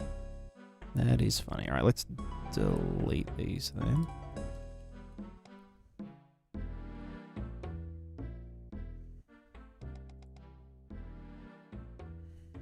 Don't delete entity static data though. Entity static data is all of the entity stuff. And so then the entity static data will have a list of entity static definitions, which at the moment I've got as a gameplay tag and then an object, which can just be a data asset, right?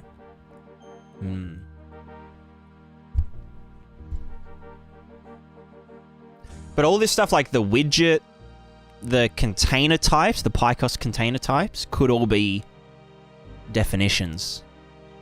In fact, all of the...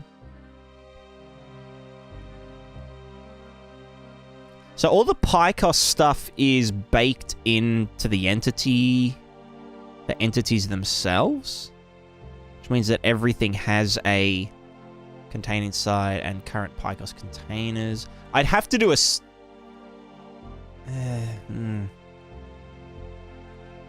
is fine, yeah.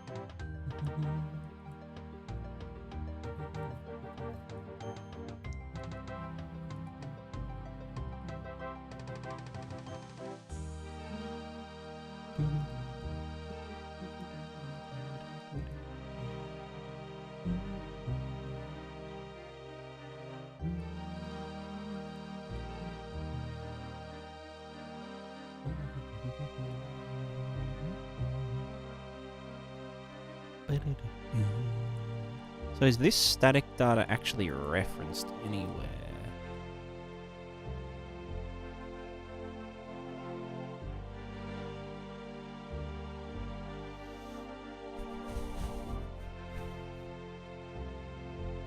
Yeah.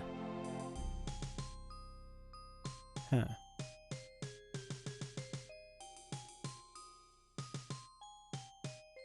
Container static data is derived from? No, it isn't.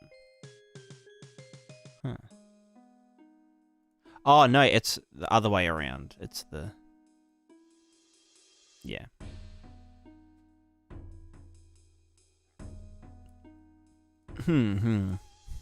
What's a PICOS? About 350.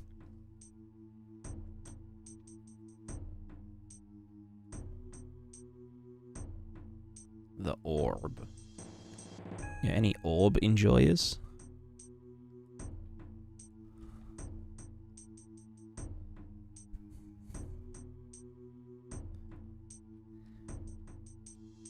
Any orbs in the chat?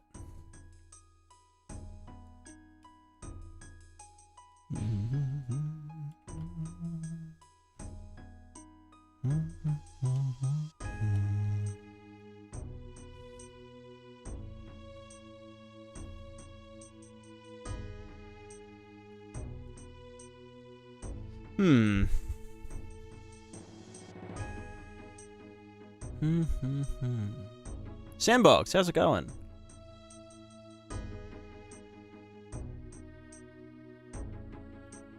Oh, there's an ad playing. My bad.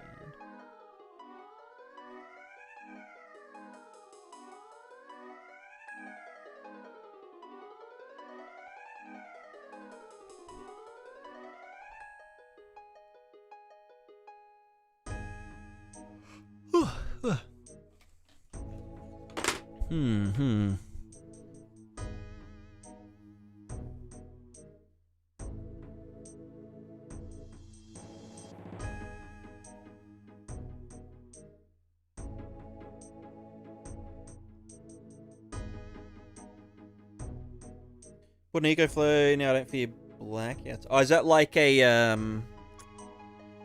is that like a... kind of like a power bank sort of thing, but like for the whole house? PS Tech Showcase about to start. What's PS? Is that Photoshop, or is that PlayStation? Or is that... What's PS? PlayStation, okay. UPS. Gotcha. Yeah, that's, yeah, uninterruptible power supply. Sort of. Okay. I mean, if it keeps it more stable, then that's epic. Honestly, I need... I know this is, like, completely different from, like, you know, living in Ukraine, but, like, my power has gone out, like, I don't know, like 5 times in the past month.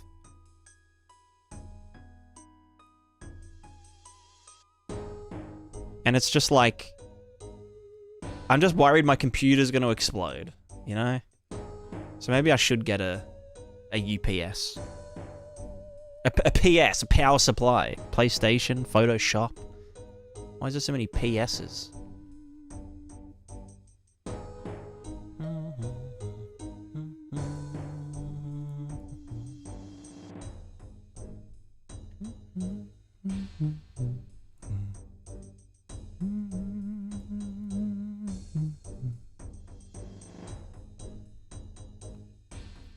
Need a light, Wi-Fi, fridge, laptop to it. Yeah, exactly. Yeah.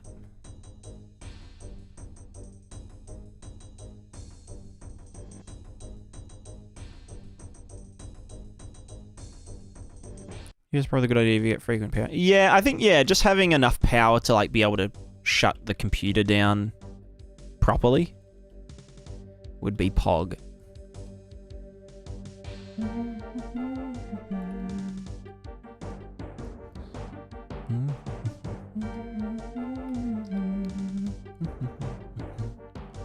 Thought UPS was some kind of postal service. I think it is. I think it is. Winter Sky might be 16, 20 hours early. Yeah, yeah. I mean, it's good that you're getting prepped early. We're just heading into spring at the moment in Australia. So it's gonna get hot. It's gonna get hot.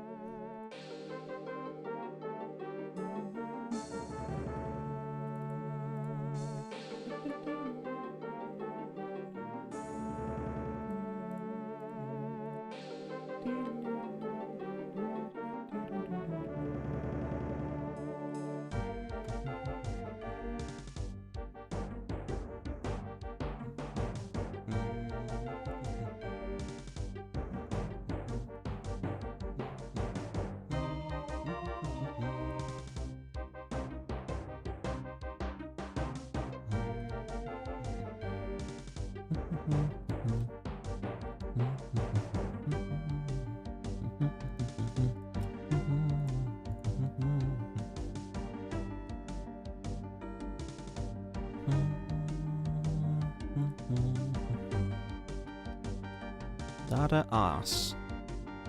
Primary data ass. Select. This is Pris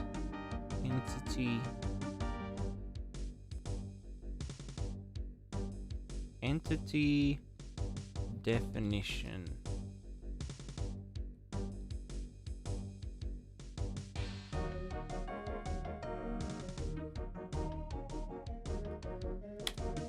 Entity static definition. Now here's the question.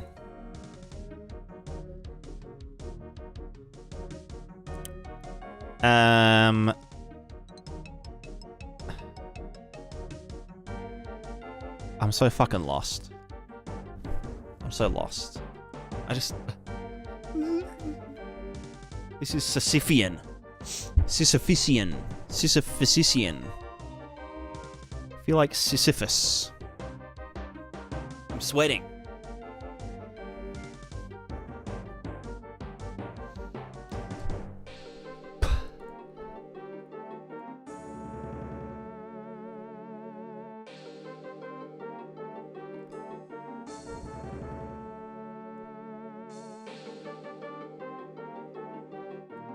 Let me just look at this more. Let's just keep looking.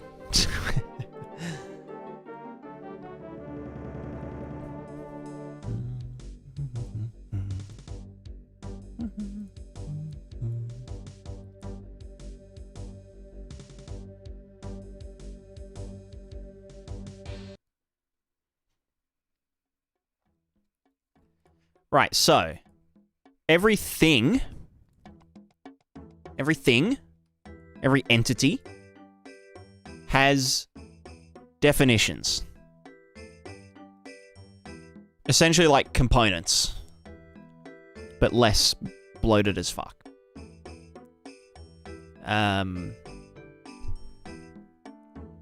So a shirt has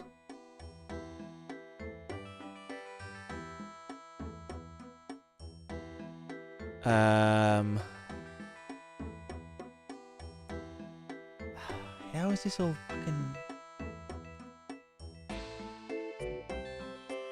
Alright, first thing to figure out, where are these definitions stored? Is it just an array in the static data for a thing? Or is it a map? Are we mapping a tag to a definition?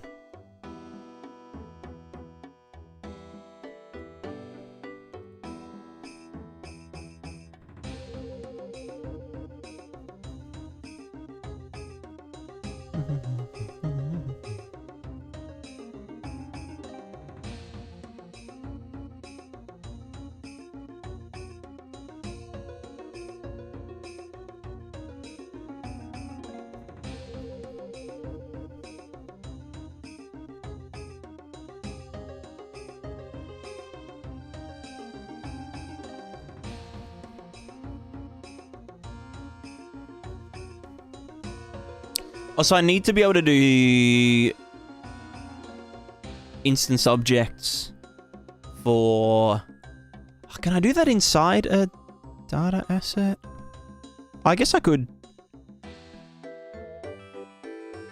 Oh no, fuck. Is a primary data asset... No, that is a C++ class. Okay, good. Good.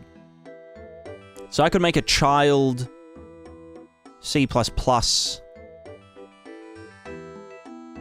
class. And then make an array of... Ah, no, it's instanceable. Fuck off, Visual Studio. I'm sick of you.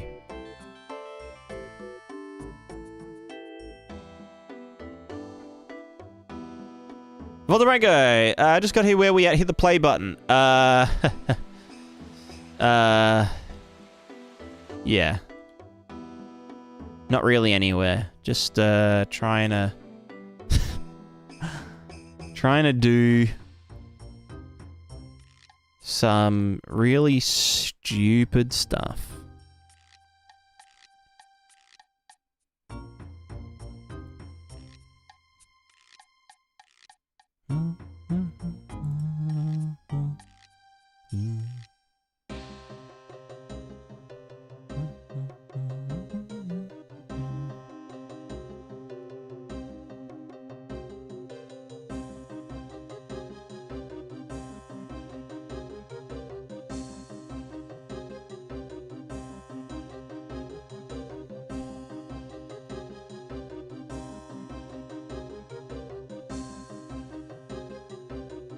I guess a static definition would need like an onActivate or a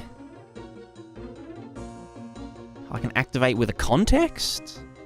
No, but that would depend on the fucking thing. Like, yeah, no, okay. I guess the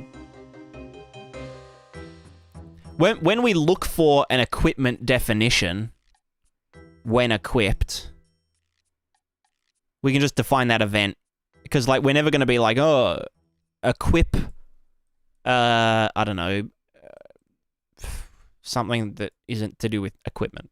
You know what I mean? So, static definition, blah blah blah. We'd make a child class of this called Pris equipment definition.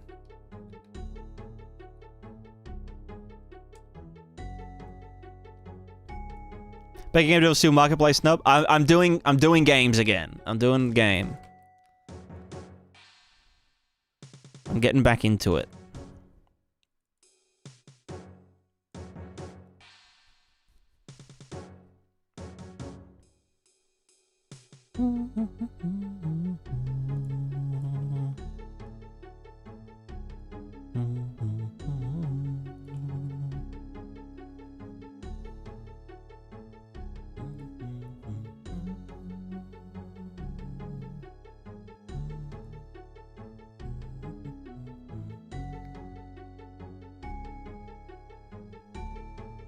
Bunch of marketplace only listed asset packs on UE, never done anything devy. Yeah. I sold a lot of units with the PrismaticaDev plugin. But I think a big factor of that is that I already have like an established YouTube channel. So I can like tell everyone, hey, like here's this thing I did, and make like a kind of behind the scenes video on how it was put together, and then people watch the video, they're like, oh yeah, that's cool, and the end product is cool, and maybe I'll go and buy it, sort of thing. Whereas if you're just kind of like putting something on the marketplace, then it can kind of get lost in all of the AI slop and all of the just general shit on the marketplace.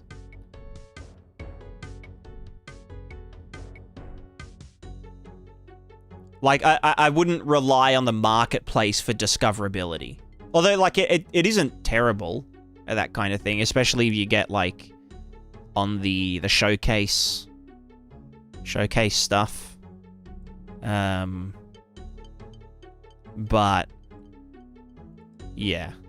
It would definitely help to have some like, you know... Looks like Dragon Force lead vocalist, so he uses his face to sell anything? Yeah, exactly. Exactly. You just gotta have long hair. And then you'll have success in the marketplace.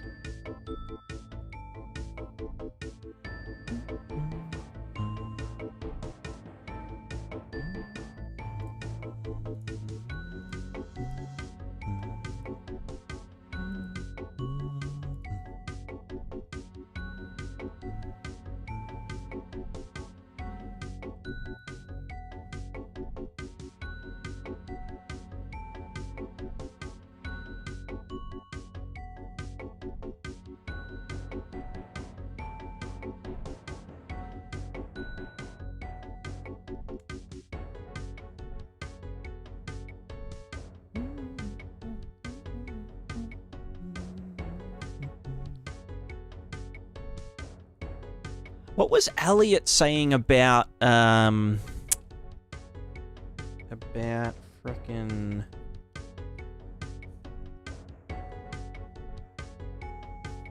like conditions and stuff? So it was like we need like condition data assets.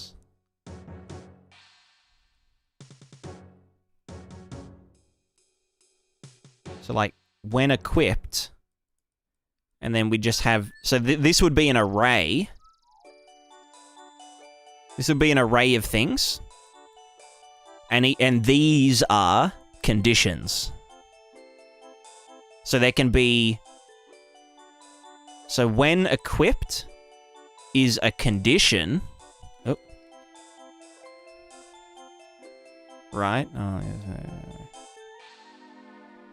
When equipped.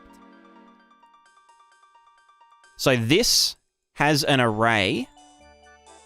When equipped.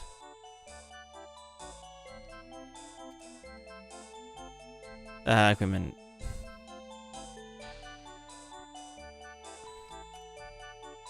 When equipped, this then has a condition and then an array of definitions beneath that.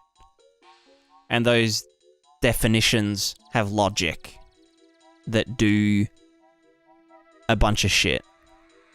Well, no, actually, no. These don't do fucking jack shit. These are more conditions, which then have more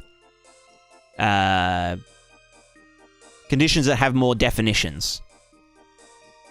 You know what I'm saying? So, human shirt has a when equipped condition. And then that condition will then succeed or fail.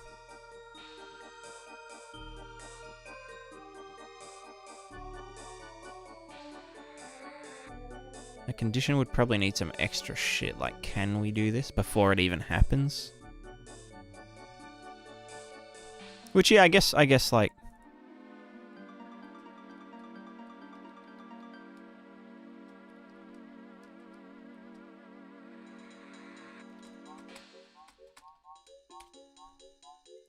Or, like... Do we even have arms and legs? Question mark? Should always ask that. Do we even have arms and legs?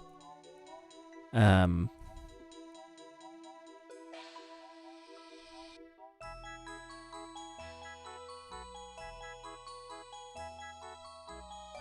array of things that we query and provide context to. T.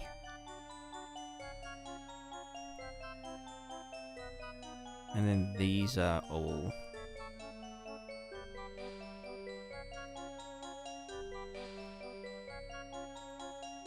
more conditions. Probably just triple these up like that.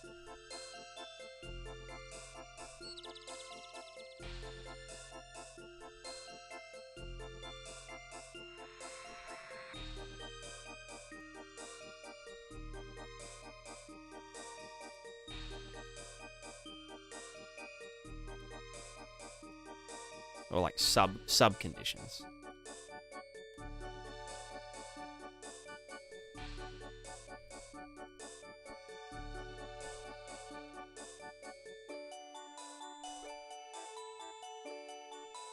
Another array of definitions, which may or may not have their own conditions and sub arrays.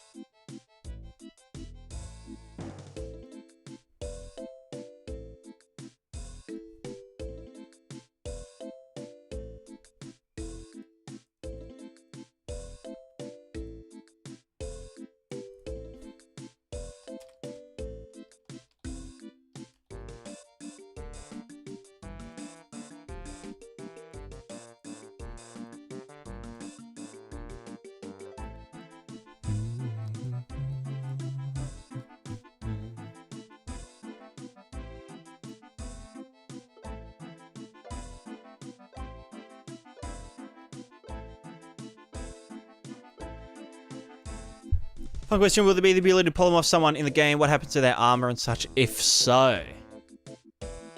If it did happen, that would be funny as fuck. I'd probably do like... it depends. If they got bigger, I'd probably like break all of their equipment and like, you know, unequip it and just yeet it into the world. If they got smaller, whatever they were polymorphed into, I would try and equip everything.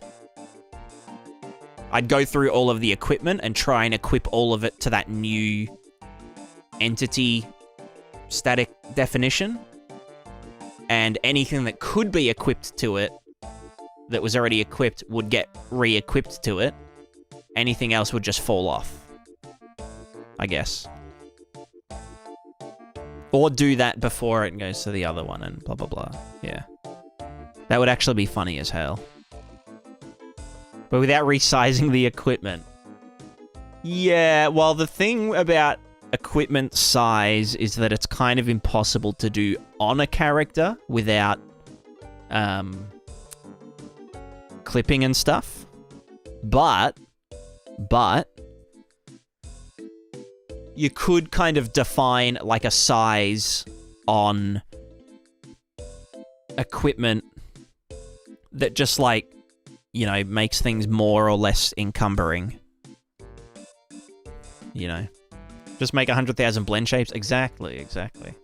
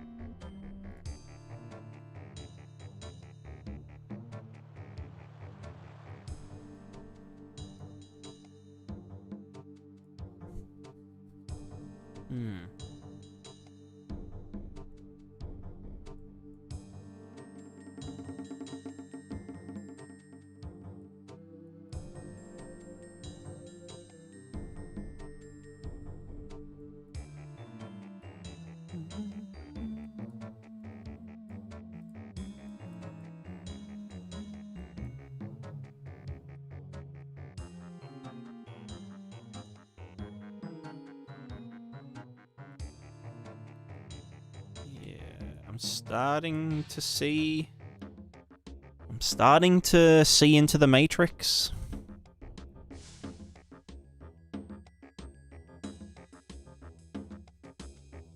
Imagine a chicken wallowing around in a pile of clothes. Imagine wearing a chicken as a hat. That's what we're coding right now. Imagine wearing a chicken as a boot. Like, what happens when the chicken is equipped? Well, that's what we need to... That's why this needs to be modular rather than inheritance-based. You know what I mean? Because I want to wear chicken boots. The chickens need a when equipped to human foot, like, condition, you know?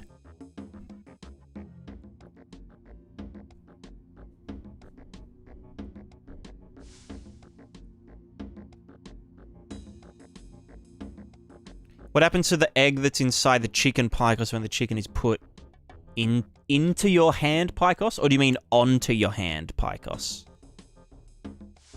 The egg inside the chicken, if it's put into your hand, like if you put the chicken in your hands, like you grab the chicken, literally nothing happens to the egg. Because the egg's only context is the chicken. But then if you, like, squished the chicken, then the chicken would transmit the squished event to its contained entities, like the egg inside the chicken. But the egg doesn't know anything about the person that's holding the chicken. It only knows about its first parent. Because the egg would need to inherit its temperature from the chicken. You know? If you use the chicken as a boot, and you were, like, if the implication was that you were, like, putting your foot inside the chicken, then the equip chicken to human foot definition would then have, the equipment definition with the human foot condition would then apply, destroy contained items. Or, actually, no, it would be apply damage to contained entities. Like that. In cloacal Picos. But not the stomach Picos. You know what I mean? Because if the chicken, right? If the chicken had eaten a ring, you know, like a metal ring, you wouldn't want to destroy the ring. You'd apply damage to the ring, but it probably wouldn't break the ring. But it would break the egg. The damage applied would be enough to break the egg, but not everything else inside. You know what I mean? So, yeah. So it seems like our pattern is the thing, an event, or a thing, an event, or condition. So like a thing, a condition, an array of definitions, then an array of subconditions, and then more arrays of definitions. So it's kind of like definition, condition, definition, condition, and that's like the thing.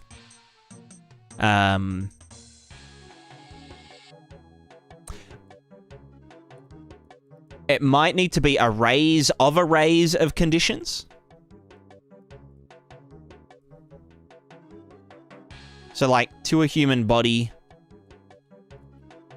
on a Tuesday. Right? On a Tuesday. But then, like, to a human body on a Wednesday might be different. Do you know what I mean?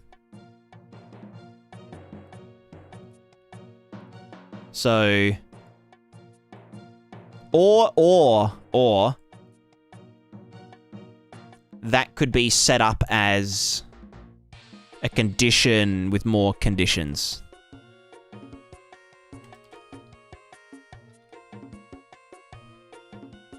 you know what I mean? On a full moon, yeah, exactly.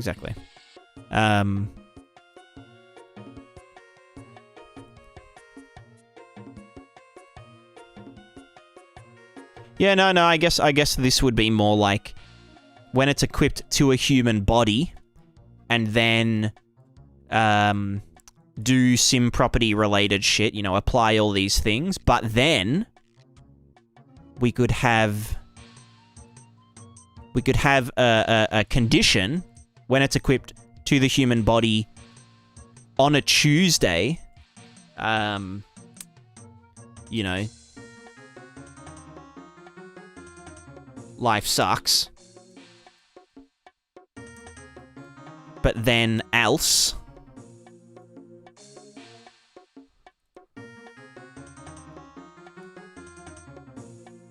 do the normal shit, you know? You know what I mean? So the conditions would get the conditions would be executed from top to bottom, and then there would need to be a condition called no condition or some shit, or just called else, or just called do. So if this didn't, oh fuck no, because there would have to be. Do we want to choose one condition, or do we want to execute all conditions? Do you know what I mean? Like, what if we wanted to do, when we equip a shirt to a human body on a Tuesday, life sucks, but also everything else. But then on a Friday, we don't want to do a specific thing. Do you know what I mean? So, you know. Sims 4 already exists. Sims 4 sucks compared to Sims 3.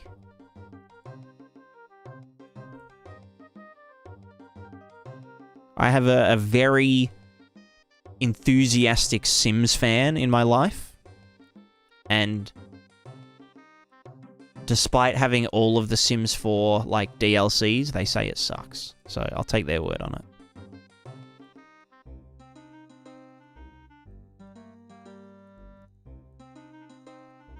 Sims 2 is goated. I mean, yeah, it's pretty good. It's pretty good.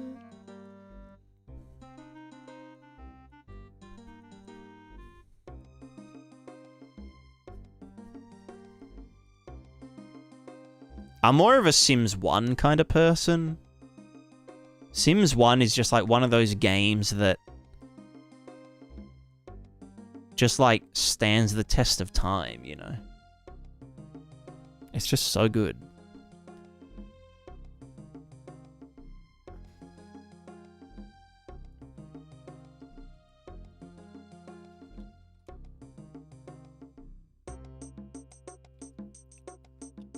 Can multiple conditions pass at once, or do you take the first branch that passes? Well, that needs to be decided, because like you might want both. You might want to be like, okay, this got equipped. Here's like 10 different conditions, and we want them all to pass. You know what I mean? Or like to pass and not pass, but we want to query all of them. We don't just want to take the first one. So like when we equip something and we're asking, did this get equipped to a human body or to a neck or to a dog's body or a dog's neck? We would choose the first one that is relevant when we're like evaluating them. But then after that, so when it does get equipped to the human body, you know, we apply the shirt, like, we need to apply the shirt, armor stuff. If it is non-virtual, we need to apply the visuals.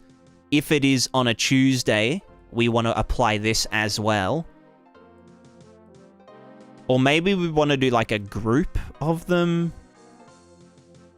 So like a conditions container or some shit.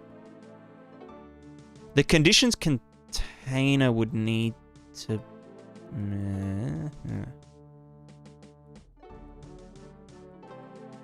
What if human body passes but on a Tuesday doesn't, then you never got to check on a human on a Wednesday? Well, yeah, that would be like... maybe they're called condition stacks. Sub-condition stacks. Right? So, like, this might be a condition stack. So, like, if on a Tuesday do this, else do this.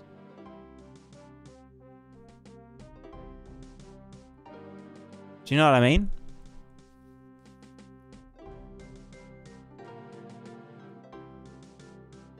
So a condition stack would be an array of conditions, condition objects, condition data assets, with a stack type, which would be first success, execute all. I feel like that's all, you know. Or execute number. Or max number, you know, only execute the first two that pass or some shit. I don't fucking know.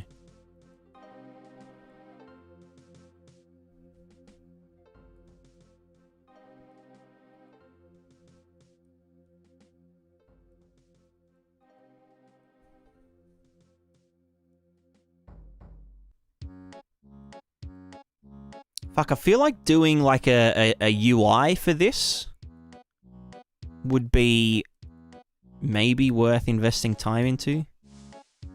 Because I feel like doing everything vertically in just like a list. Like, oh yeah, add an array entry. Now we've got this fucking thing. Let's add another array entry. Fucking nightmare bullshit. Doing it visually would kind of be... like if I could literally lay it out like this. In like a graph of any shape. And then it could just compile backwards, or compile left to right. And that would, you know, that would create the data asset. Or populate the data asset, I guess. Like, that wouldn't be too hard. It would be the actual visual fucking UI side of it that would be a pain in the dick. But... yeah, definitely, yeah. That's like a... like, once it's all kind of figured out, then I'd do, like, a, you know, a design tool.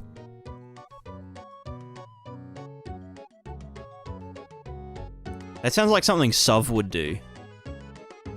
I remember Sov making, like, editor windows to do, like, drop rate, drop tables and stuff. That shit was bananas. You remember when, like, Sov used to stream? Those are good days. Those were the times. That was crazy. Crazy days. I knew he'd be in here. I knew he'd be lurking.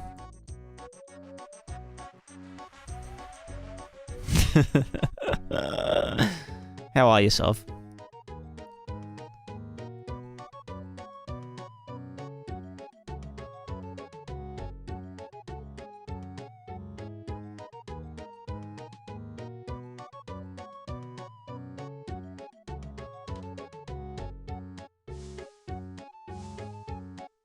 Working and lurking. Hell yeah. Hell yeah. I'm thinking with this implementation, we wouldn't actually need to do object instances.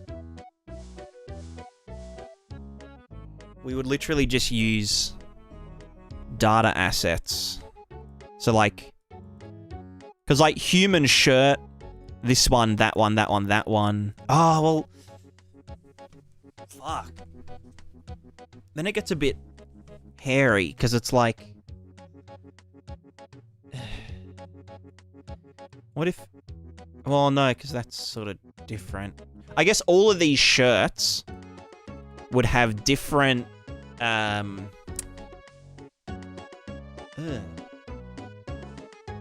This would all be the same. These would all be the same. Probably, if we'd made models for it. So I guess that's one thing that could be different. Maybe this shirt can't be equipped to a dog. But maybe it can. So that would all be... These conditions would be the same. The merge mesh stuff would be different, because it would use a different model. The sim property stuff... The sim property stuff might all be the same, you know? It might just use, like... the default shirt list of properties that need to be assigned to the thing. And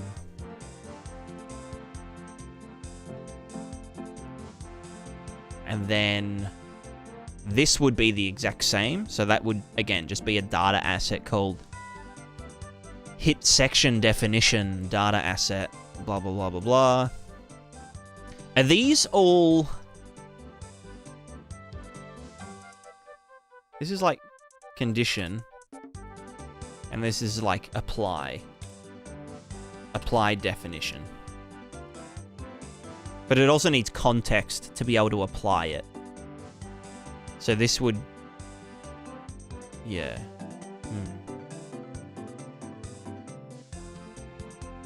This is planted during certain seasons X, Y, Z. Yeah. Like...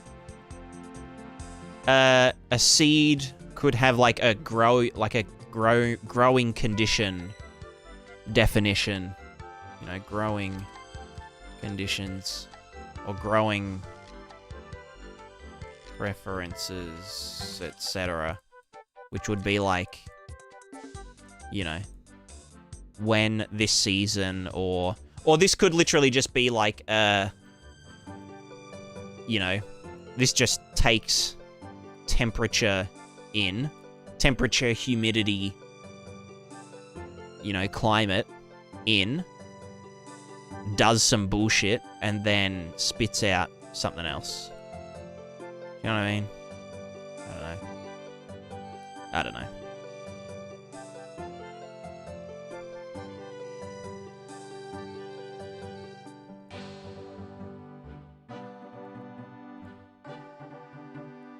Can I do, like, branches coming off that? No.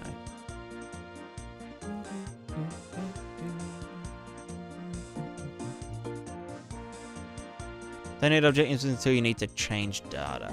I don't mean, like, runtime object instances. I mean, like, the, like, you can do a thing that, like, when you... if I had, like, an array of objects... So variable array of objects. And this would be an array of objects. Or it would be an I think it's a class reference. And then if I had defaults and was like, oh yeah, let's like add... Oh, that's just a single object. If I had an array of objects... Then I could be like, okay, let's add, you know, entity object thing. It would then populate like a list beneath it with all of the variables in that thing. So I could say like for this equipment definition, you know, do an equipment definition object, and then that would populate, you know, all of the variables inside that definition that would need to be changed. The only thing I don't like about that is that there ends up being heaps of duplicated data. Potentially.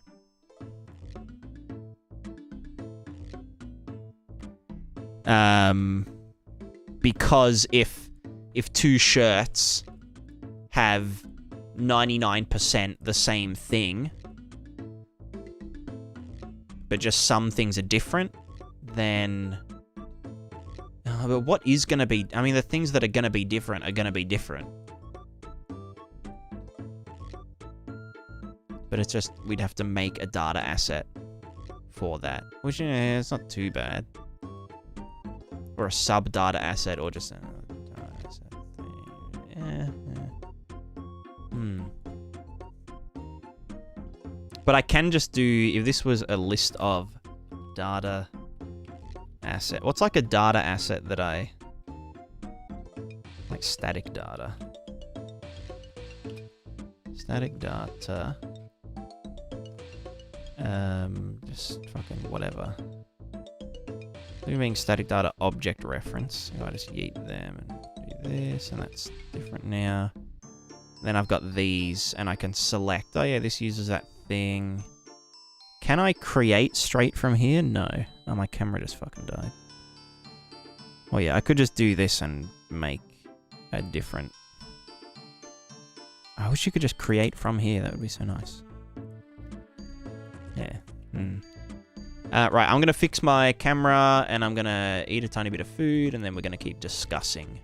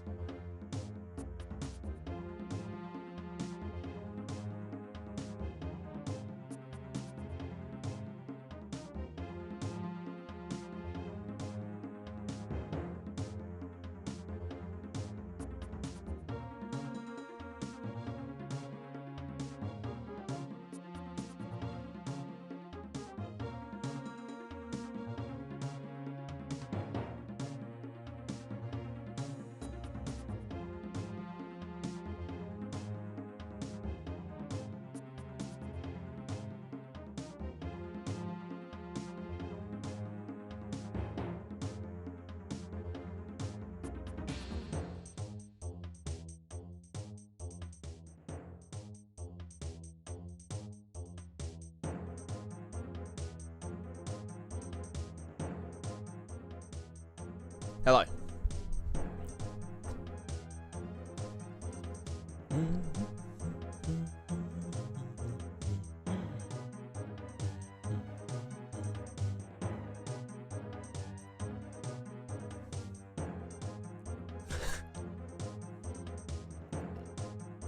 You guys are crazy.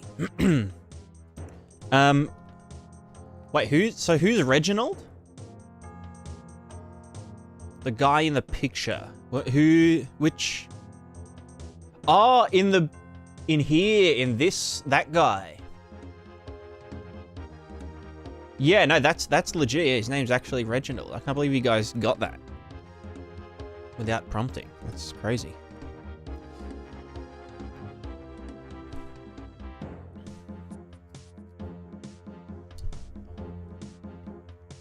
Chicken chaser. True. So I was thinking, a mustache is an entity. That's the conclusion I came to when I was getting food. I was like, wait, how does hair work if we're static definitions, blah, blah, blah. But no, hairstyles are entities that get equipped to the character body. Or is it just, yeah, I had that exact thought. Is hair a substance? Because it isn't quantifiable by a quantity. It has a volume or a weight. But no, a hair is a... Well, maybe a hairstyle is an entity that gets equipped. But the hairstyle itself contains hair substance. So if you de-equip someone's hairstyle, so if you steal someone's beard, it just becomes hair, hair substance. So you could go around stealing people's beards, but you can't just equip their beard straight onto you. Or you can't equip their beard to someone else. And either can't exist independently without becoming hairstyle. Yeah, exactly. Or it's the hairstyle entity. So the hairstyle,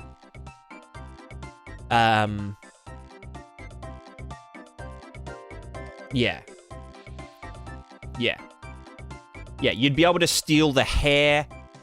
Okay, here's the thing, right? You'd be able to steal the hair from a beard, but you can't steal the beard entity itself. Does that make sense? And so each of those, like, hairstyle thingos, or like the hairstyle picos that has conditions such as, how many head hair things can we put on a character's head, Like, can we combine, for example, like really short hair, but with like a ponytail or like a rat tail at the back? But then we can have a different hairstyle with that same ponytail. Like they're compatible hairstyles. That would all be determined by the hair picos. But then like, yeah, same with beard. We can have the beard and a mustache. But if we have a beard stash, then that prevents mustache. That takes up the beard and the mustache slots,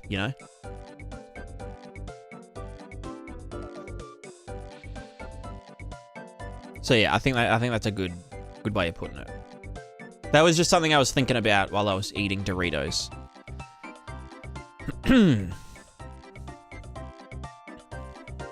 I might, just while my brain's kind of recovering, I have been doing some character stuff. I've got like a very simple face topology setup that I was doing I'd started rigging, but... So the idea with the face, right? Also, yes, characters are going to have faces. The idea with the face is that it will use blend shapes, right? Yeah, that's kind of lit, though. That's kind of crazy. So it'll use blend shapes to... Reminds me of that blobfish. No, I'm trying to control Z. There we go. Yeah, it did look very, like, baboon-esque. Baboon-esque. So, anyway. Blend shapes. Well, there'll be, like, custom sculpted faces using this as the basis. And then we shrink wrap this to those faces. And then bake the normals from the high poly sculpt to the low poly, you know, mesh. And then... What's the next step? Right, and then when the character gets merged, we apply the blend shape using that thing that Sov set up. Shrink wrapping is a cool way to steal faces. Never thought about that. Yeah, you could, like, get metahumans and stuff and shrink wrap this to it, and it would still have this topology. But you could then essentially turn that metahuman face shape into a blend shape of this. Also, it doesn't have ears because the ears are a separate thing.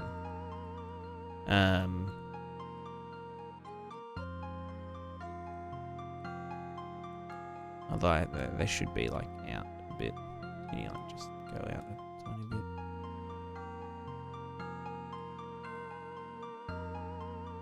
That's so cursed. I forgot the teeth. Where are the teeth? Where's teeth? Teeth. Teeth. That is not a tooth. That is a cursed being.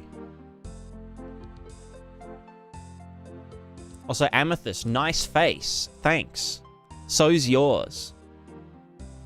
Now, Amethyst actually did the base face. So if you... Whoever said about the topology, it wasn't me. Well, I simplified it, but, you know. Because I have very specific... There's the original, I think. Original topology. And then I just, like, butchered it.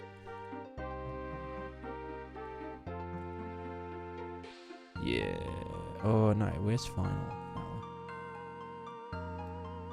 Yeah. I butchered TF. Like, look at this. Look at this little termination here. But it has to be there. Just because that needed silhouette. I probably didn't need to, but I don't know. When you're looking at them out here, blah, blah. Is that a triangle? Yeah, look, fuck you. Well, actually, there are some triangles here, but they're only there for forced triangulation. Otherwise, this would triangulate in the other direction. Dissolve edge. Like that. Which, like, isn't what I want. So, like, some of the triangles are still, you know, still, quads. By the way. But some of them are just there for triangulation's sake. Also, these aren't triangles. These are very clearly quads. They just look... They're like... They're, you know... They're poles. Poles.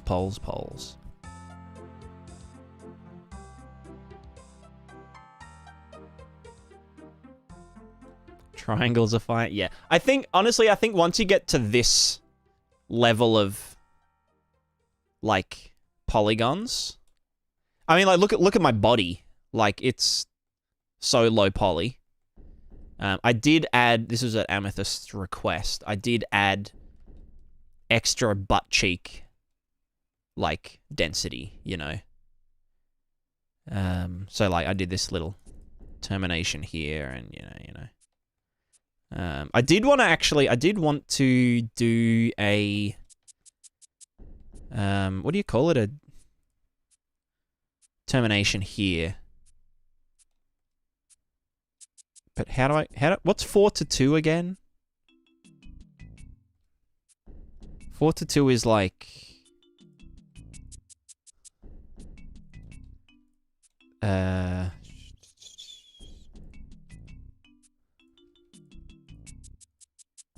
like this, right?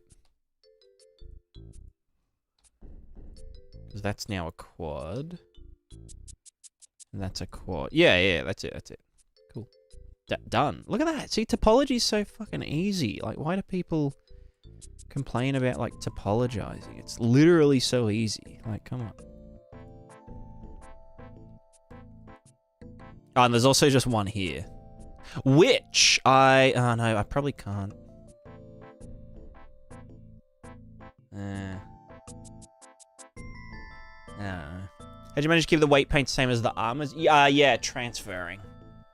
Doing a data transfer.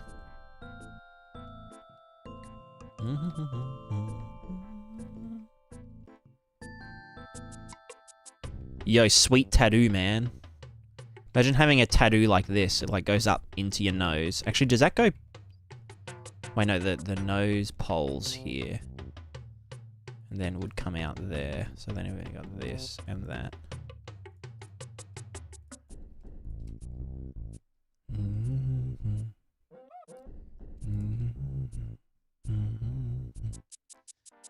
Oh, but then that, because this is... There we go.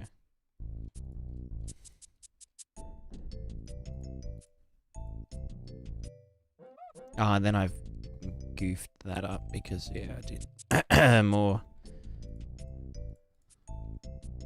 So that would come out here usually. Oh, no, it wouldn't. Where does that come out? Oh, there. Okay. And that does loop around. I love topology, honestly. Like, look at this loop. It's... Yo! Okay. So it's like...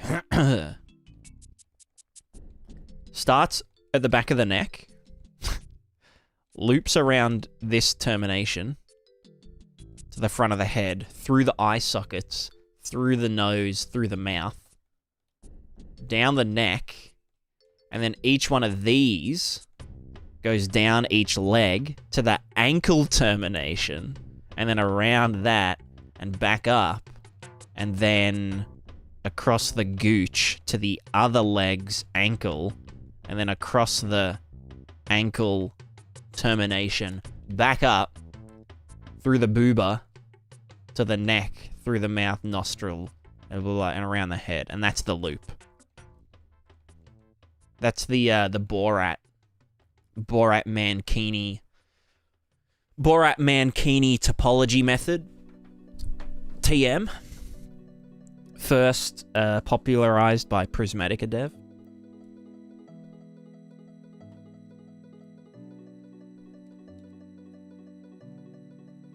You know what I mean?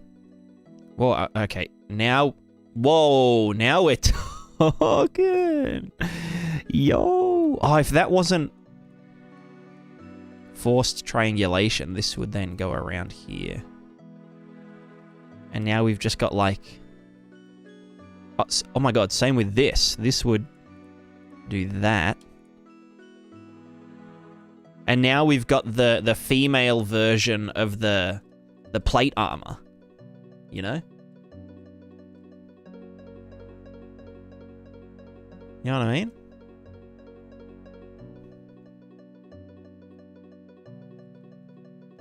Any World of Warcraft fans? Any, what else does, like... I don't know. I just hate modern video games. I don't know.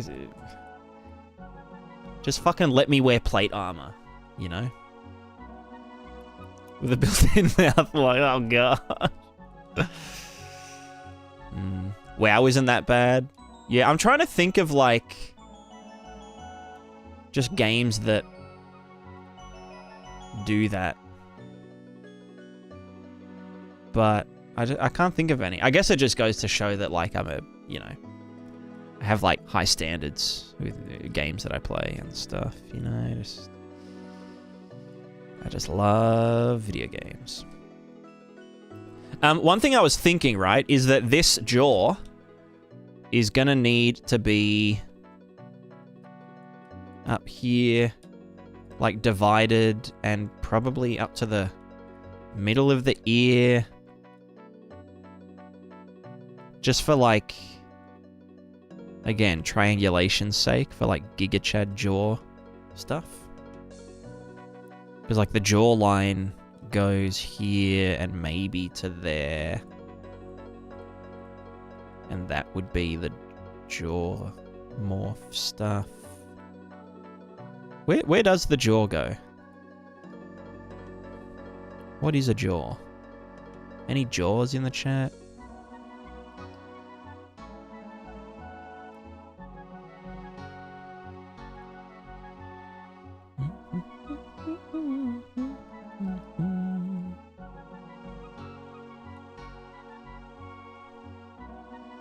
That is way too easy to make a monkey.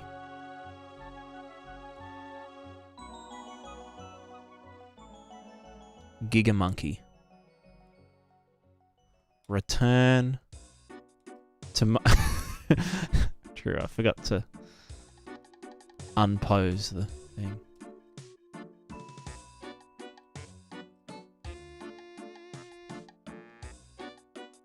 Monkey needs big shoulders. Big shoulders. Oh, yeah. Why is that not... Oh, I've got it in... Oh, that should be expanding in... Bounding bus... there we go. That's what I'm talking about.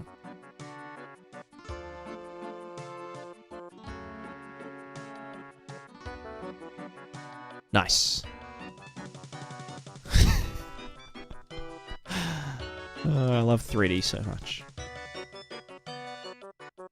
Go back. There we go. Yeah, so I was just thinking, like, where does this need extra...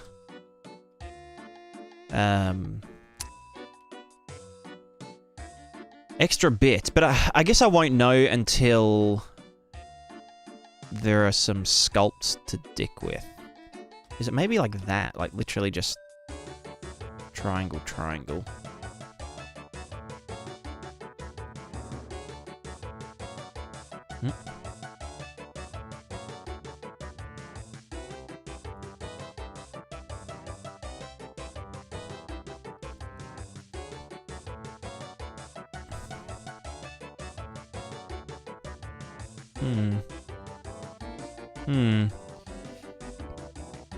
Yeah, anyway, so that now terminates this triangle. I just don't know if I'll even bother with it.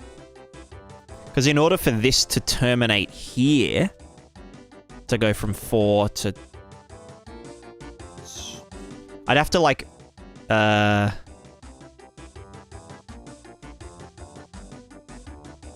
this to there...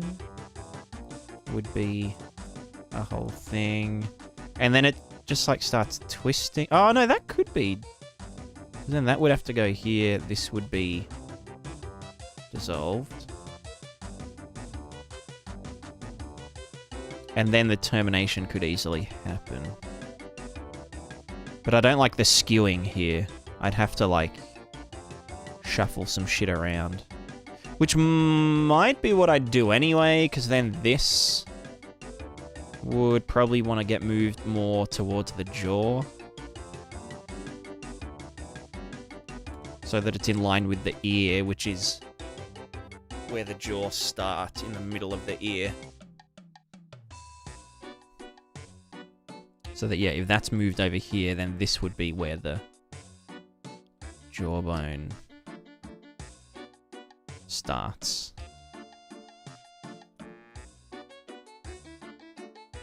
You know what? Fuck it. Let's just do it. Do I really want to mirror it though? Because then it's like fucking.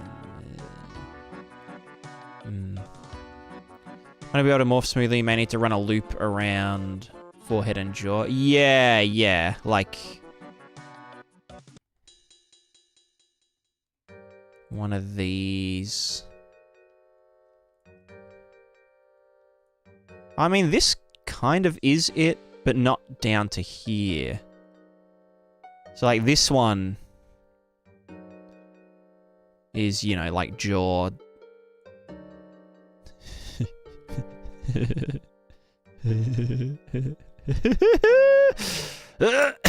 Sorry, this is way too fun.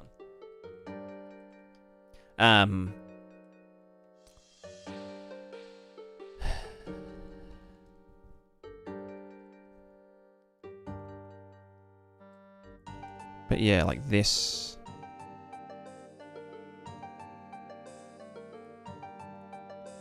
Fire that loop back a bit to the ear. Yeah, yeah. Yeah. So if rather than polling here,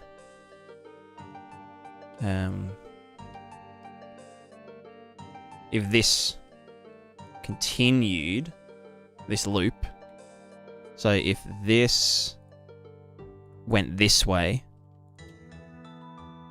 I mean, it kind of does, but like, you know. And that's chin strap there. Or is that... Yeah, yeah. Yeah, if this, instead of going up here, was...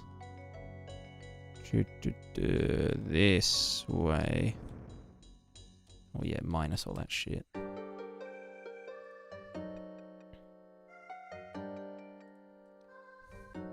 So yeah, if that was basically just this, but like that should go there, shouldn't it?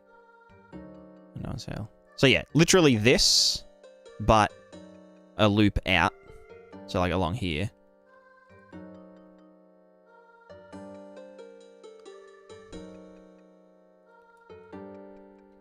No, but then this still... I guess I'm always going to just need to do a triangle here. I mean, like, the triangle... Like, this line isn't necessary, right? It's just kind of handy. Because, like, you know, I could just grab these two verts and use that. And fucking hope that it triangulates this way.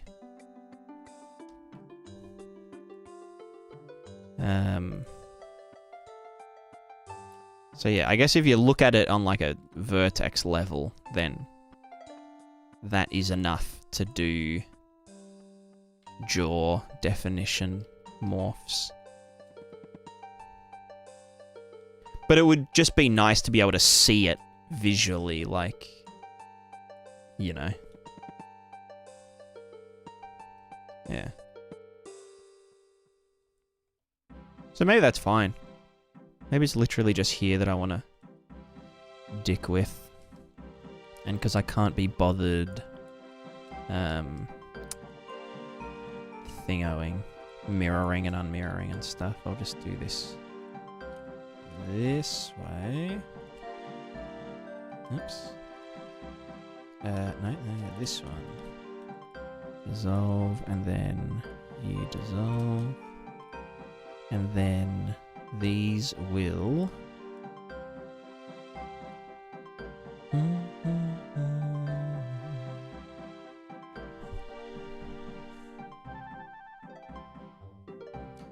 Rainbow, hey, did you ever go to uni for GameDev? No, I didn't. I started GameDev about 3 or 4 years ago during COVID. And it was just all YouTube and stuff. So I am... what's the word? Self-taught?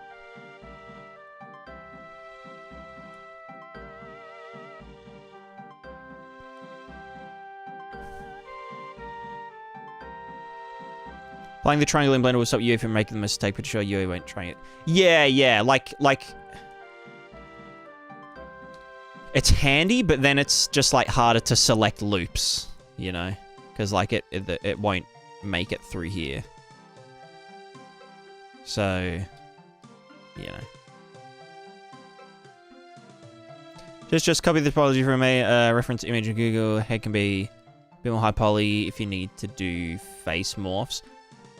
I don't want it to be high poly at all, because if the character is using one big material, then it's a per vertex shader cost. And it just means that everything on the face, every vert counts, basically. And it's really hard to do LODs when you're doing mesh merging. Unless you, like, manually program it in. But the topology works great. Like, the topology's perfect for what I'm doing.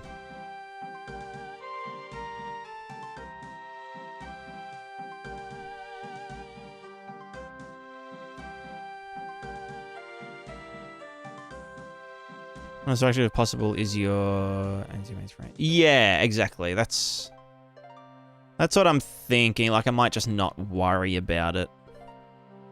If I do this, then this is gonna not be there, which means that mirroring is a dick pain. So maybe I'll do... I can see it now. I'm looking into the matrix. This would also... Okay, yeah, this extra stuff is going to be good for, like, Adam's apple as well. The Adam's apple. Which is usually in the middle. Right? Yeah? Oh, like here. Probably, yeah. So then this gets Jotun. This, that, and that subdivide. This to there. Oh, fuck you.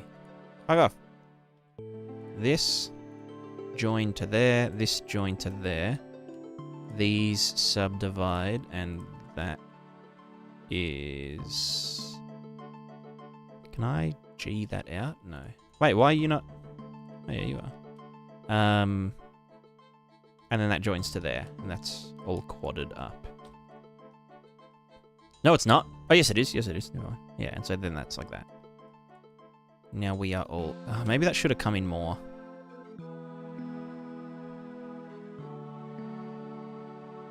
You know what I mean? Maybe that should have... Maybe I should have done that here.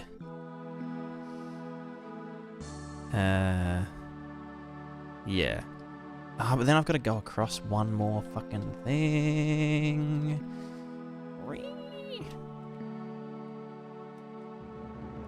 I love topology.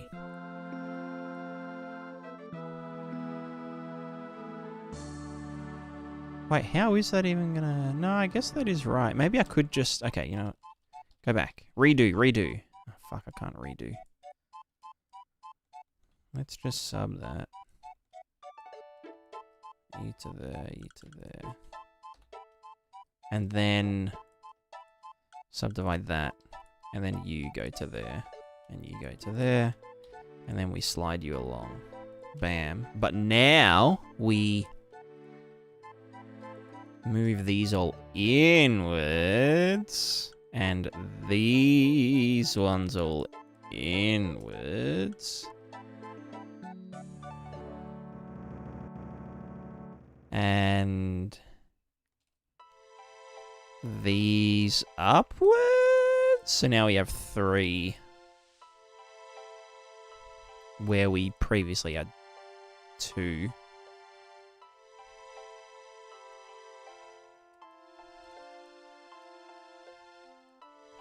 Yeah, it's a bit cleaner, so YOLO. Set that MF from faces.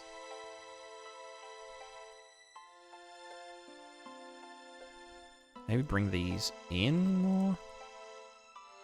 Oh, but then this is all getting a bit fucky. Maybe this just goes in. Like that. Oh, yeah. That is sexy. So what are you doing?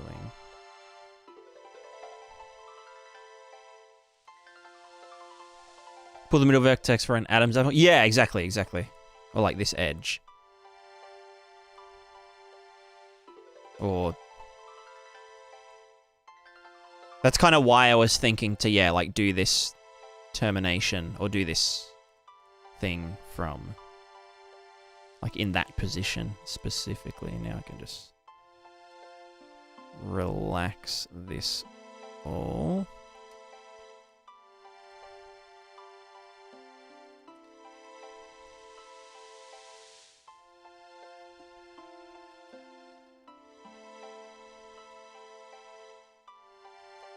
Yeah, fuck it. Yeah, it's good.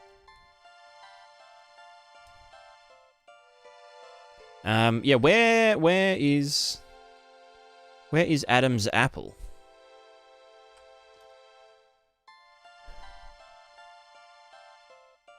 Adam's apple side profile.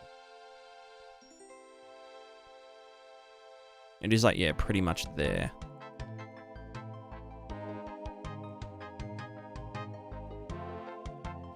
Even like that is it.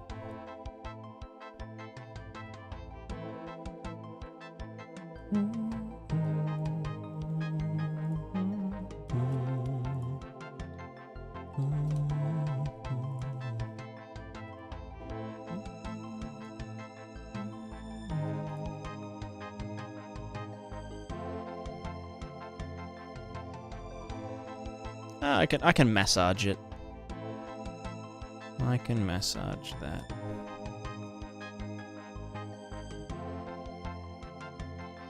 Yeah. And then this is literally only here for... What's it called? Oh, maybe I could do that down a bit. Do this termination down a bit so then there can be a bit more spinal definition. Or not. I don't know. I don't know shit.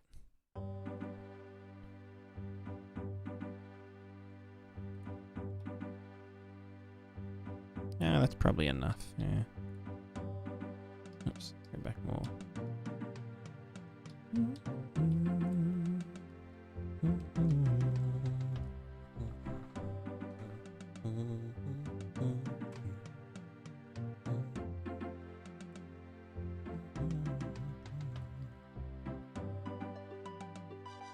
We all have topology till we go mentally ill.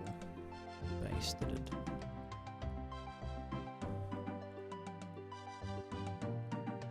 Doing faces? Yes. Yes. We do faces. We do faces and we enjoy it.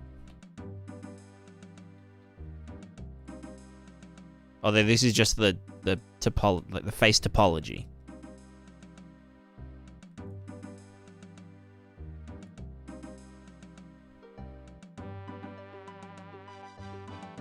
Courtesy of Amethyst in the chat. You should change, Amethyst, you should change your name to Amethyst in the chat.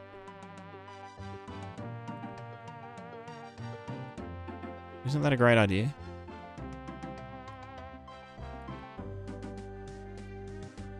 Can this just like...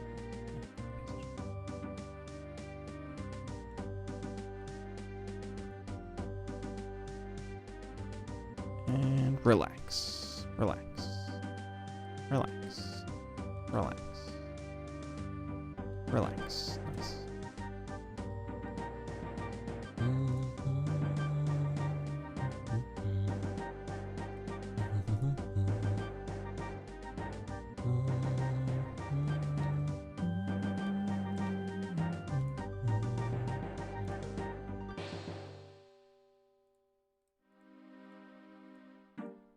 What's this rigged to? Armature. Object armature. Well, can I like... This one? Oh, do I just have to unhide it? No, it's not even... Where? Oh, there you are. Duh.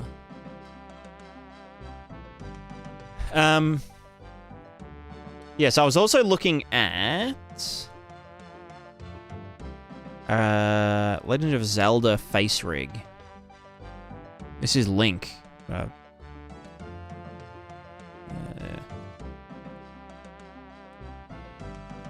You know, because like Nintendo make great games, right? Yeah, nice triangles.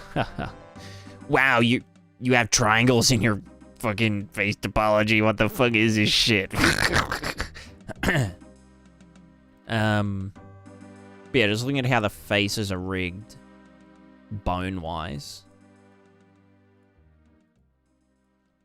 And it's pretty much 1, 2, 3 for the eyebrows. 1 for each eyelid, which would be rotated. If they were, are these centered? I don't think they're centered on the eyeball. I guess technically eyelids do like rotate and transform.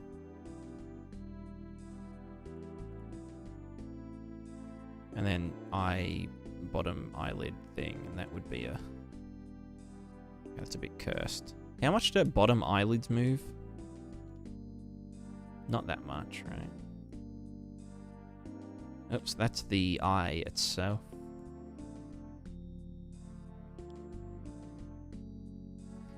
So they only have 1 for the nose,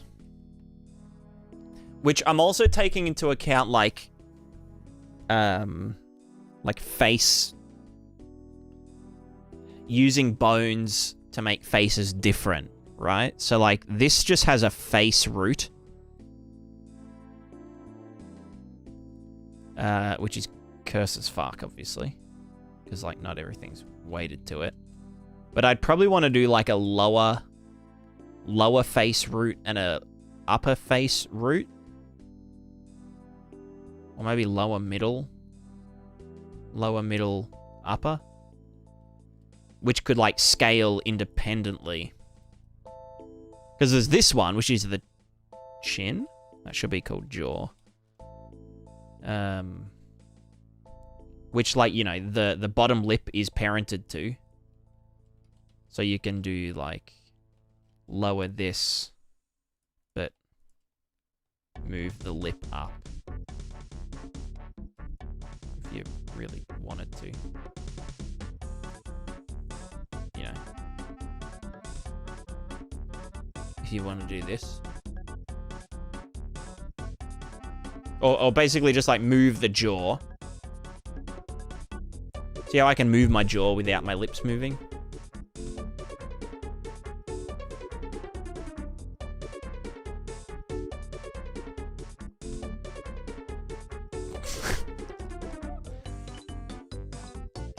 Streamer has stroke while on stream, while broadcasting.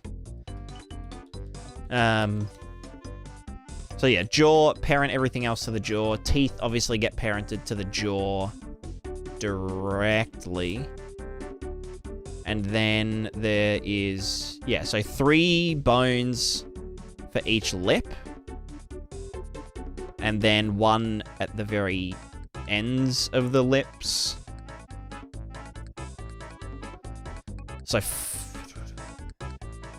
So 8 on the mouth in total. And then obviously there needs to be a tongue one, which I think is... I don't think Zelda characters have tongues. Chin bottom, which I don't really know what that represents, but that could be handy for just like, you know, chin size. Nice. Just for like sliders and shit. And then there's a lower cheek. And an upper cheek. Or like cheekbone. Which again, gets used for facial animation, but could also be used for like... just like extra... deformities, basically. Deformation. There's an eye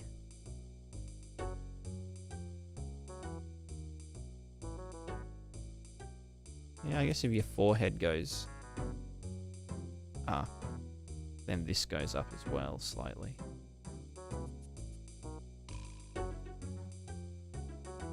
Oops. And then there's just ears, and that's it. So that's how they do all their face stuff.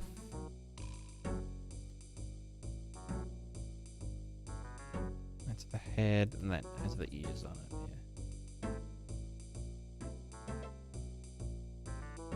I also wanted to check where... Yeah, that is like just behind the back of the jaw.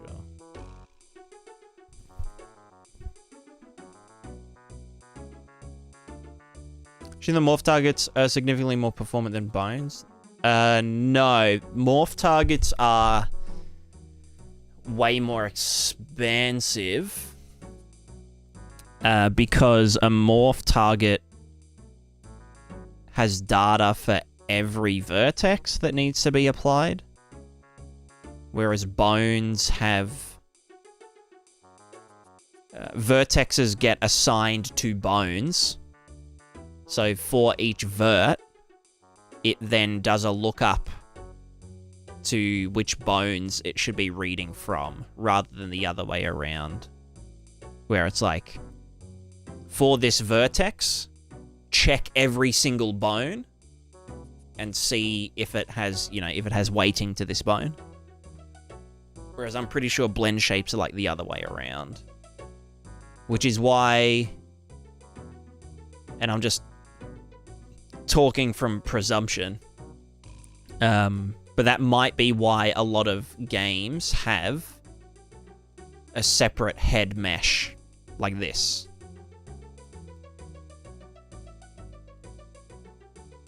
Like from the rest of the body, because maybe the blend shapes and shit. I don't know. I don't know if blend shapes have a list of verts that they affect, or if it is,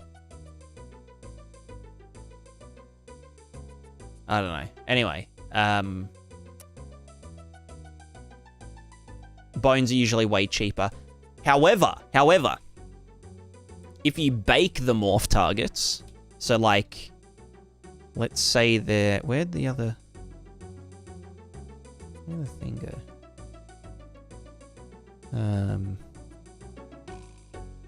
Let's say there's like a morph for like monkey, right?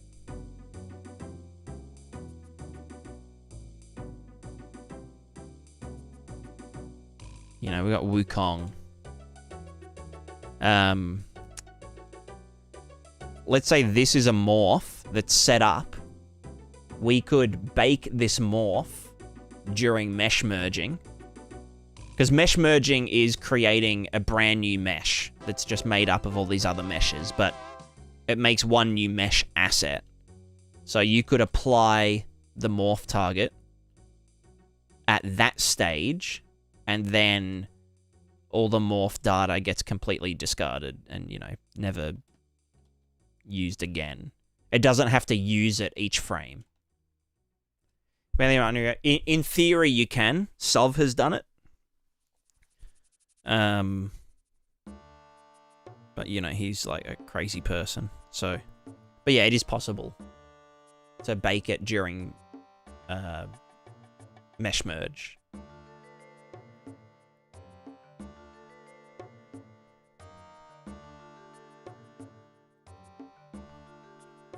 But if you're doing like facial animation using morph targets, then that can get pretty hefty.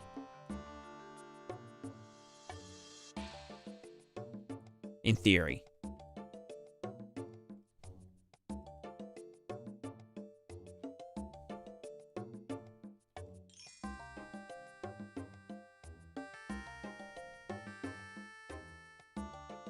What a vibe.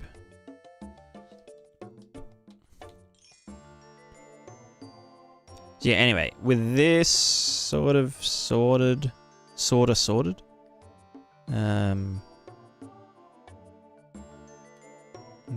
Use UAC pipeline transporting rig and animation blender UE. No, I just use FBX. I'm an FBX Giga Chad.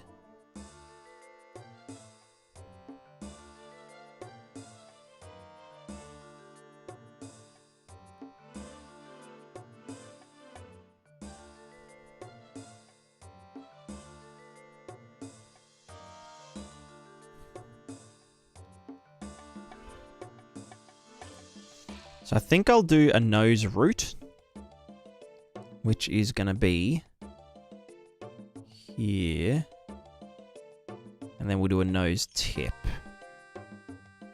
which will come from here.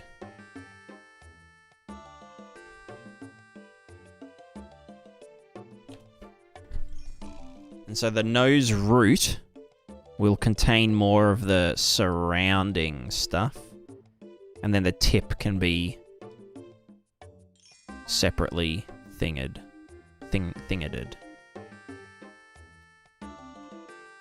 And then I'd probably want to do the same with the eyes. So the eyes will have an eye root. So you can do eye position up, down, or inward even.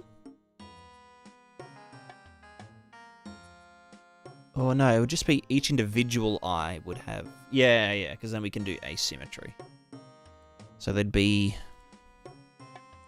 what's this one again? This is our head O3. Let's do I root underscore L. And move you here. And then also move you to here. Use bones to drive the morph targets using drives. Not sure that would add to the cost. Yeah, I think that's just like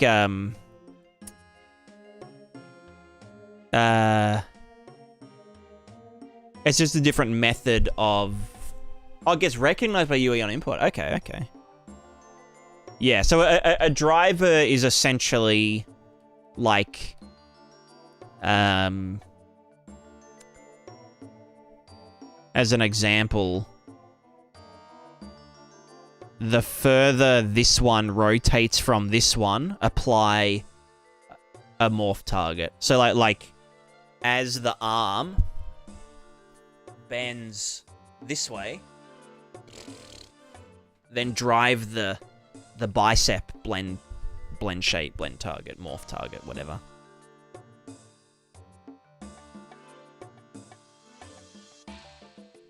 I was about a morph target some time ago. Found information that morph target is now calculated on a GPU with shader model 5. Interesting.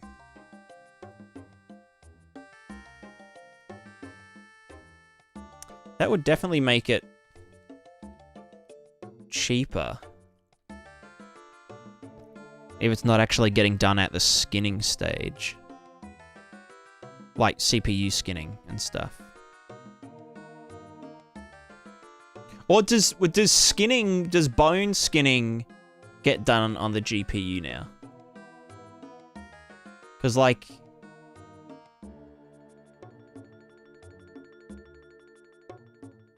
It probably does. Why wouldn't it? Why would skinning not get done on the GPU?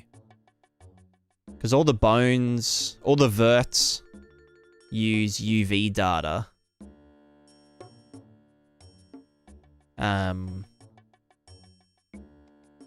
Bones use UV data, or, you know, those data channels, to do all their bone weights and stuff.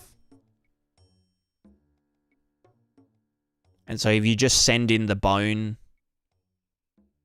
orientations into the shader, then why would it not be able to do the skinning there as well? So maybe it does. So obviously the animation gets done CPU side, but then... Yeah. I was going to visit that. How's that affected by morph targets? It isn't affected whatsoever. So yeah, you'd have to like compensate in parallel.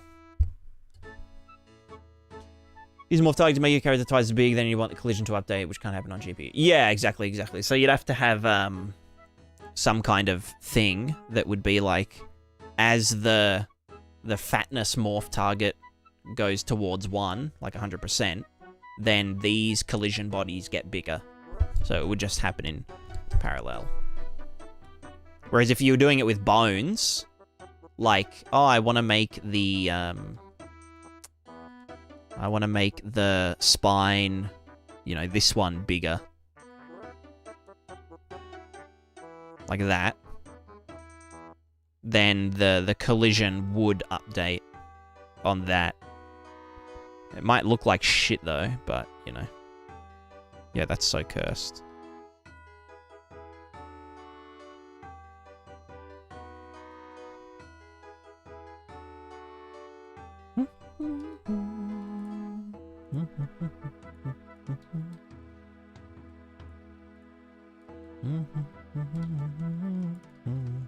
If I symmetrize the I root, does that... Yes, because I've got it named with the suffix. Hell yes. Alright, that's fucking lit.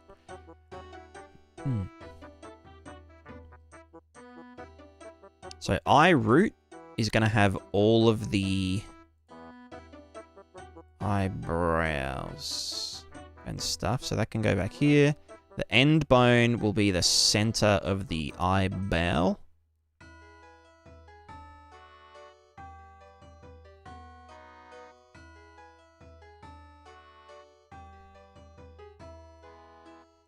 Is that the center? I can't tell. Close enough. Why is that not like, perfectly straight?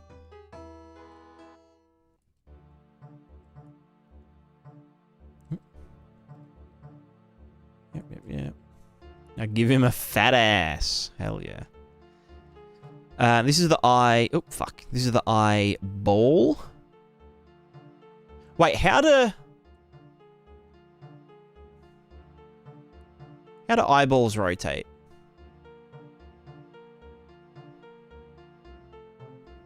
Do eyeballs rotate around their center?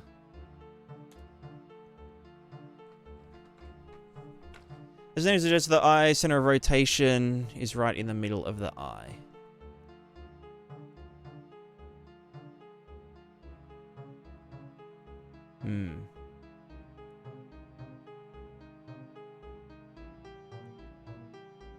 Cool. Okay.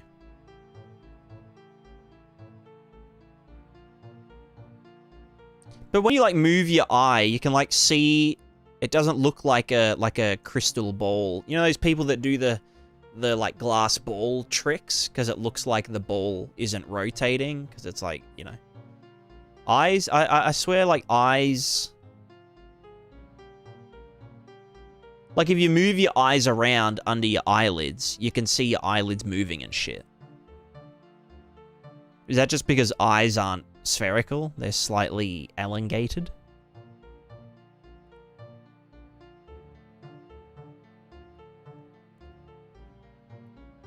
Yeah. Oh, is it just the cornea?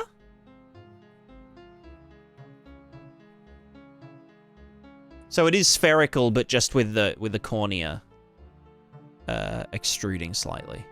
Okay. Yeah, that's fine then. Cool. Thank you.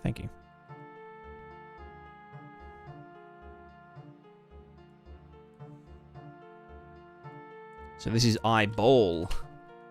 L.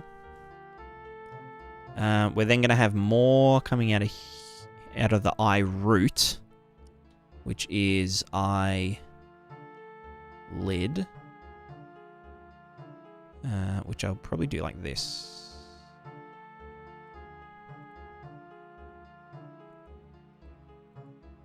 Eye lid upper L. And then eyelid lower L.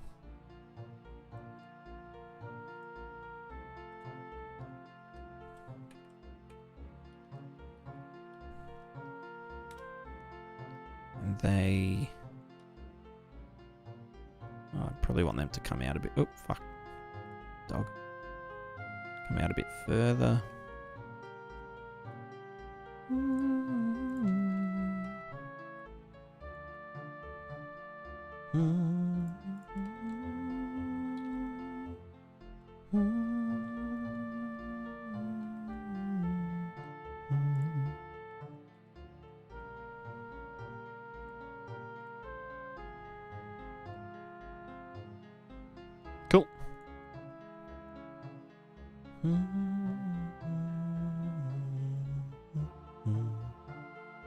What is game dev? It's like GameDev plugin dev, where you're making plugins for game developers, where you're developing plugins for game developers. GameDev plugin dev. Game dev is when you make a game. You know what I mean? You know what I'm saying?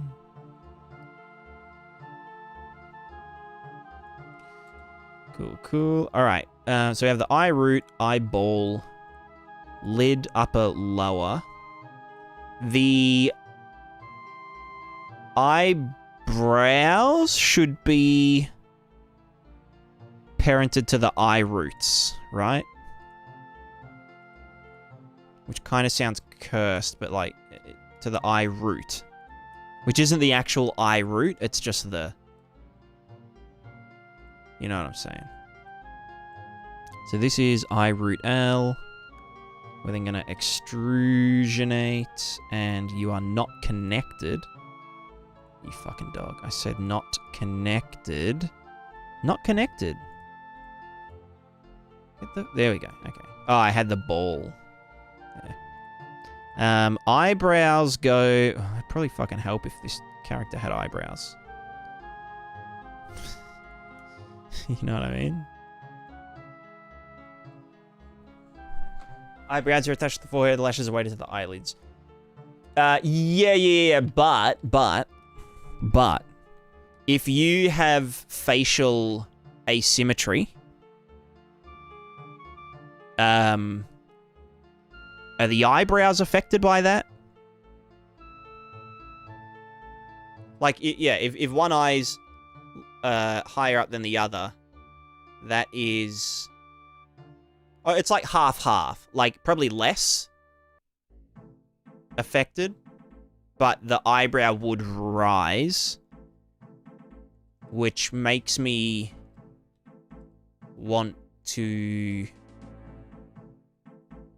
Yeah, do the eyebrows slightly to the eye. Like, it can be half-half. Do you know what I mean?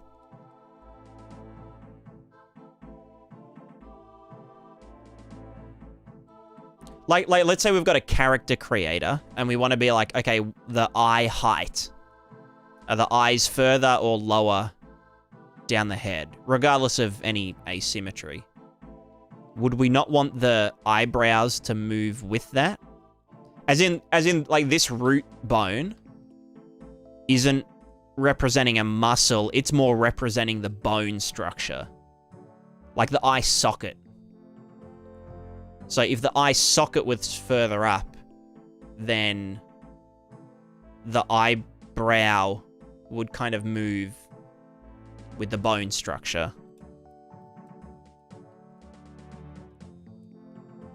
Does that make sense? Do you kind of get what I'm saying? So this bone here is more for, like, the skeletal structure. And these ones are all muscles.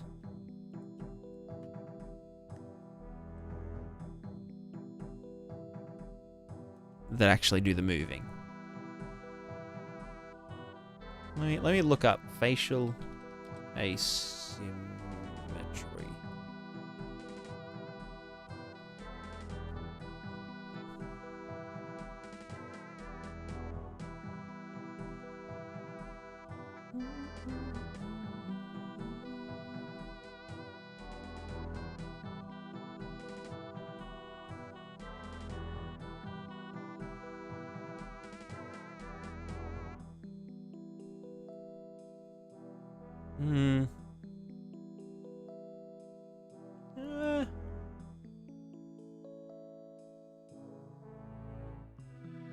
Yeah, no, I mean...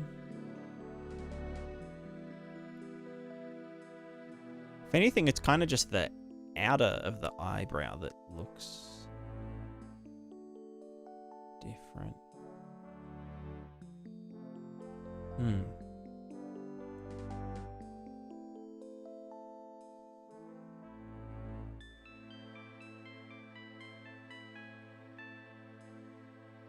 Yeah.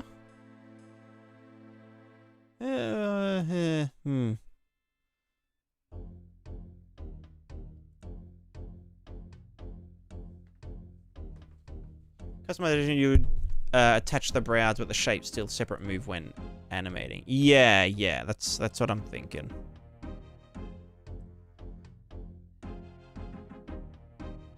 Yeah. Yeah. All right, this is eyebrow. Eyebrow ML. Well, eyebrow mid. Eyebrow mid L. Mid L. Let me just like put this. Where the fuck do eyebrows go though?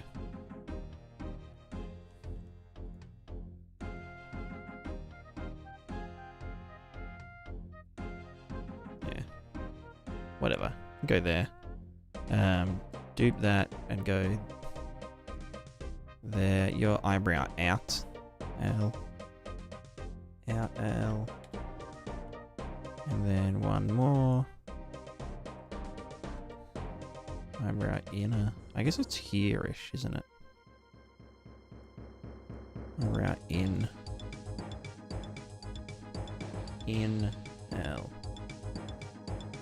I may as well name them full. Inner. Middle.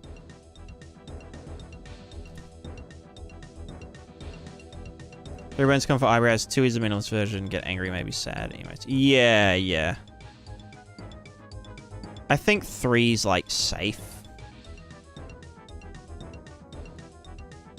You know. Like, I don't know how fucking close we're gonna get to characters.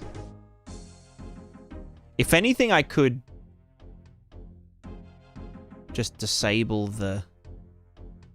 You know. Otherwise, the follow eyebrows probably a bit high. Yeah.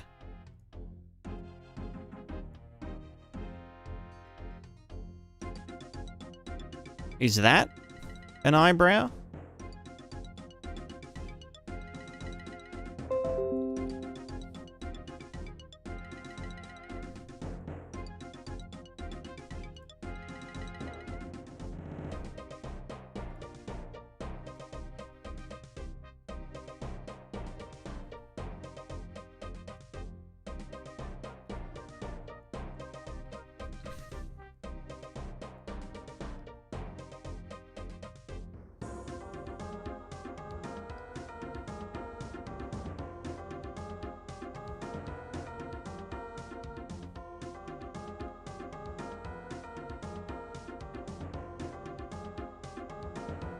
Where do eyebrows go? Does anyone in the chat have eyebrows?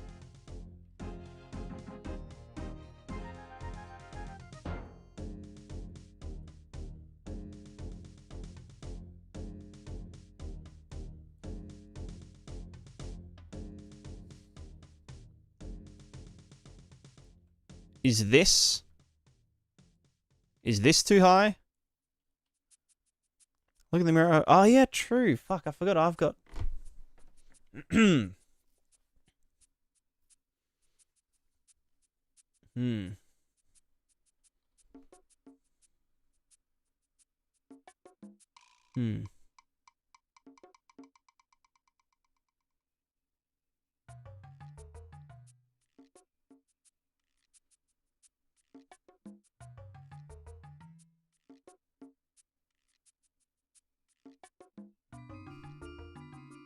Yeah, okay, so we just follow the ridge. The sponsor of today's video, the Ridge Wallet. Thanks for watching. Also, no, I don't have a Ridge Wallet sponsorship. Unfortunately.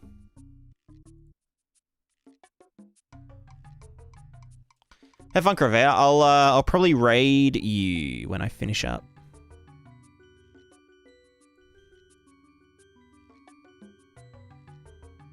But yeah, have fun. Have fun. Where's the...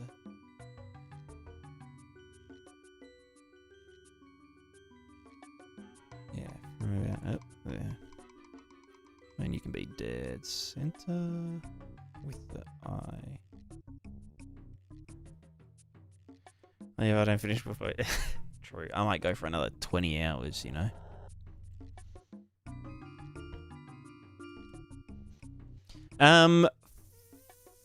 Forehead isn't needed, is it?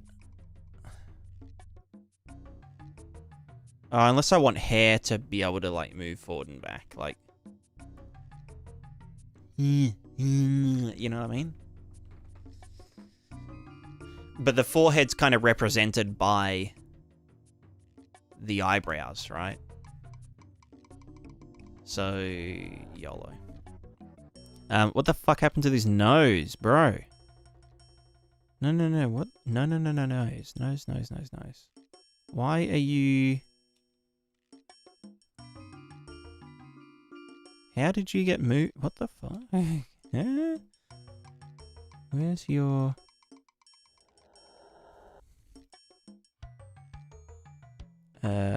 Head?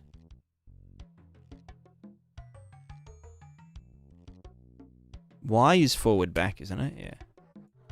Why is the X? Oh my fucking god. Roll 0 degrees. Fuck you. No. Oh my god, I want to die. Head X. Tail 0, 0. E 0.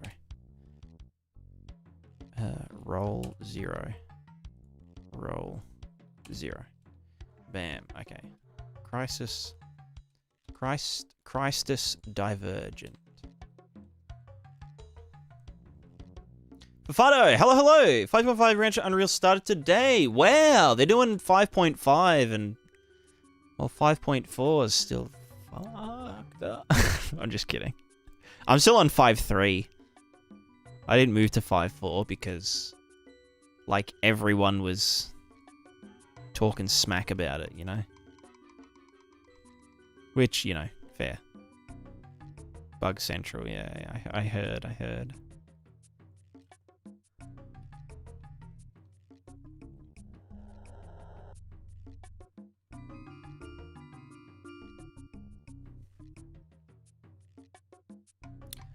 Do I have a... Oh, wait, how's... Oh, yeah.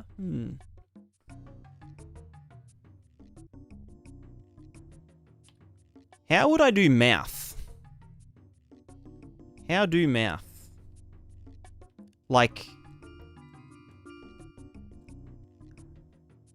If I wanted to do something like mouth width, right? But I've got like this jawbone. I guess... But I didn't necessarily want to make the entire, like... Oh, the entire... Like, jaw bigger. I just wanted the mouth. I guess that would have to be separate things, right? Like, like the jaw, the mouth width slider would have to broaden, like, you know, just the bottom lips and the top lips independently. I couldn't just do it with one bone. Because if I had like a mouth root, wrong way, let's do Z, like this. Do you know what I mean?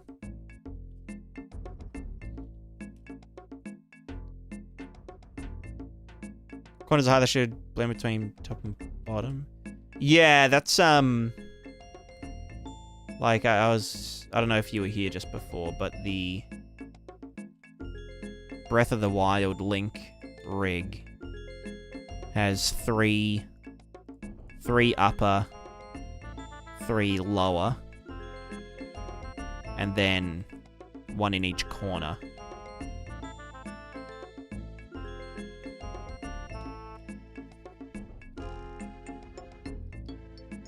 Which I think is important, because, like, you know, just doing this is, like, that says a lot, you know? Just that corner.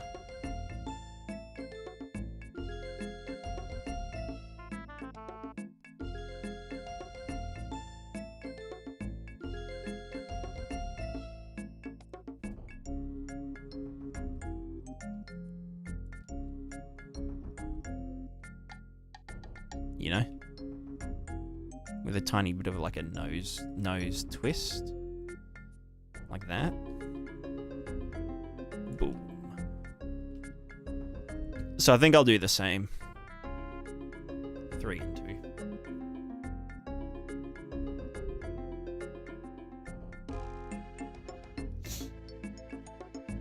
Yeah. But yeah, like, if I wanted to make the entire mouth bigger, then I couldn't use a mouth root, because then the jaw would have to be parented to the mouth root, which would then mean the entire jaw would scale. So I think I'll just do like a mouth upper root and a mouth lower root, and then all the lips will come off of them. And the bottom one will move with the jaw. It would essentially act like if I just got these and like scaled them out, you know? Oh, no, yeah, and these would scale out as well. So like this kind of thing. So it isn't the jaw getting bigger.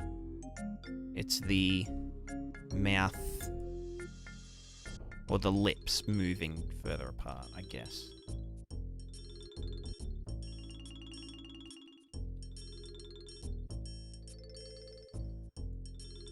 I mean, technically, I wouldn't even need a root bone for the lips and stuff. I could literally just move the outer lips out and the other ones and whatnot.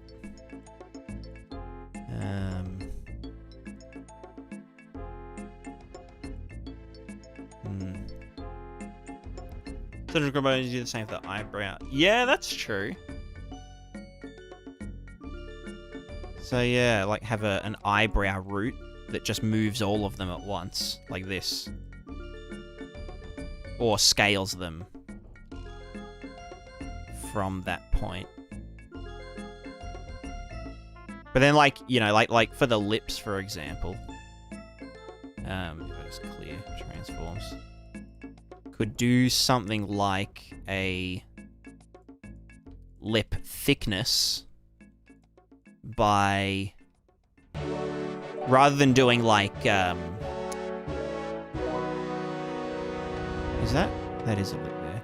Rather than scaling it, like from a root, like this, it's kind of cursed, but funny. So rather than doing this, you could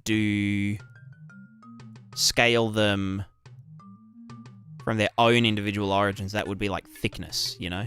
Or plumpness. Yeah, that's so... Look at that. It's beautiful. Sensual. You know what I mean?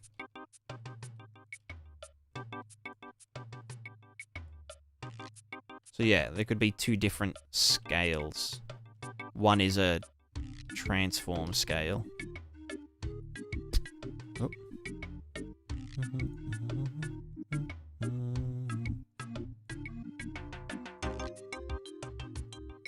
So that would be mouth size, or like mouth width, mouth height. Right, fucking Y dimension. No, yeah. Well, no, I guess it's literally just mouth width and mouth. I don't fucking know. I'm scared. Mavis, how's it going? Thank you very much for the raid. How was the stream? What were you up to? We're currently just analyzing Link's face from Breath of the... No. Tears of the Kingdom. Just to see how Nintendo do their face rigs. It's not actually morph targets. It's all bones. It's all bonular.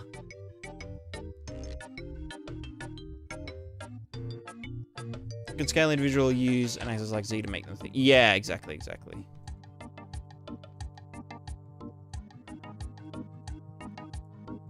Yeah.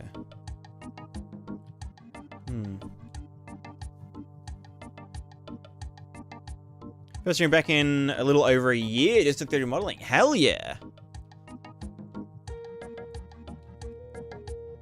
How are you feeling being back? Back on the grind. I kind of had a, I don't know, like 6 months where I was only streaming like once a week. But I'm starting to get back into the swing as well.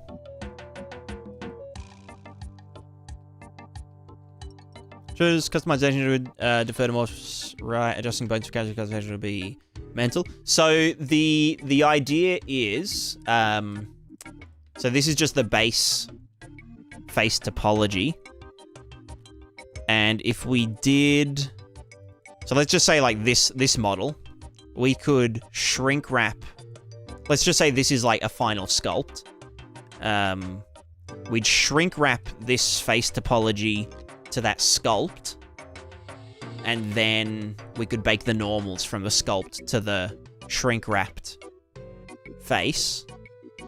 And because that new face and this face would have the same topology because it's shrink wrapped, one of them can be a blend shape to the other, and that'd be like the kind of face type. So you could even have 2 face types and blend between them, or multiple face types and blend between them. Although it'd get a bit fucky with the normal maps. So I'm trying to think what game did. It was one of the Team Ninja games, I think. But it was like you can choose 2 faces and blend between them. And essentially it's just, yeah, you've got a common face topology, a bunch of blend shapes for these different face types, but then because they had normal maps baked into them, you could only choose between 2, and it would just, you know, sample both their normal maps at like a different lerp value. So that's probably what we're going to do here. And so the face types will use morphs, but the morphs will get baked when like the mesh merging happens in engine. So then they won't do any the morph targets won't be being evaluated every frame. They'll be baked into the new like procedural character mesh that has all of, you know, the clothes and the different ears and the, you know, this one's got, I don't know, horns on its head or whatever. But after that, then you can use bones further. So, you know, do like a jaw asymmetry, you know, or like jaw, you know, overbite, underbite, kind of whatever. And that can just be done with bones in the animation graph.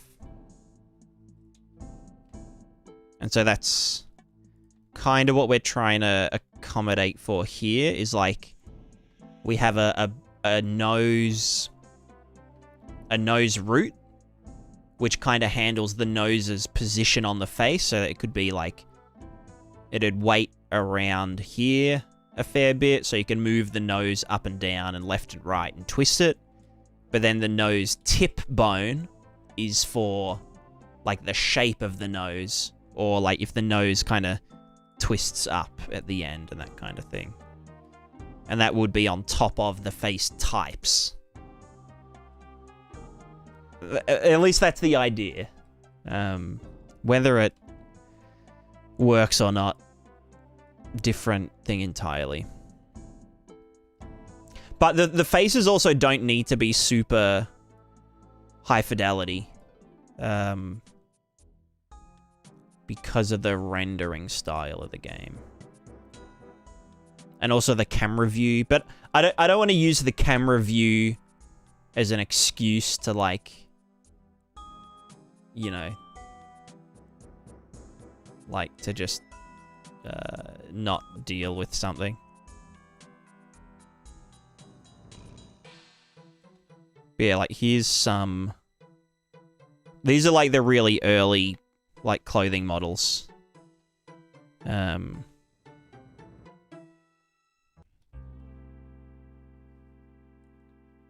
Which, you know, this is kind of the level of detail and whatnot.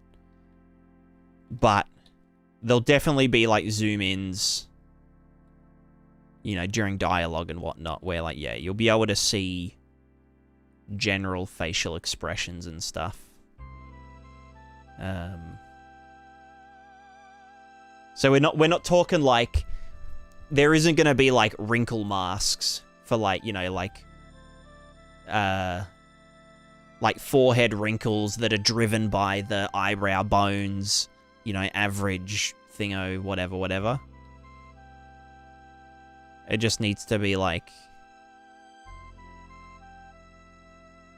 enough. It has to be enough that when you do zoom in, it doesn't just feel like they're like puppets, you know? And I also think humans are, like, really sensitive to, like, faces. And so even at a distance, you know, like, even this far out, I can see that, oh, this character is expressionless. So, yeah, that's why I kind of want to go a bit... Not, like, super ham, but just, like, ham enough. Does Bob finish on PrismaticaDev? It's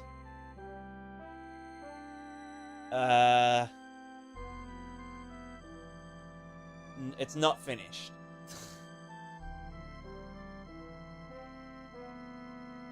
Everyone know what the RuneScape rig looks like now? I don't think RuneScape uses bones. Or they use bones internally, but it all gets baked into vertex animations when it goes into game. At least old school RuneScape.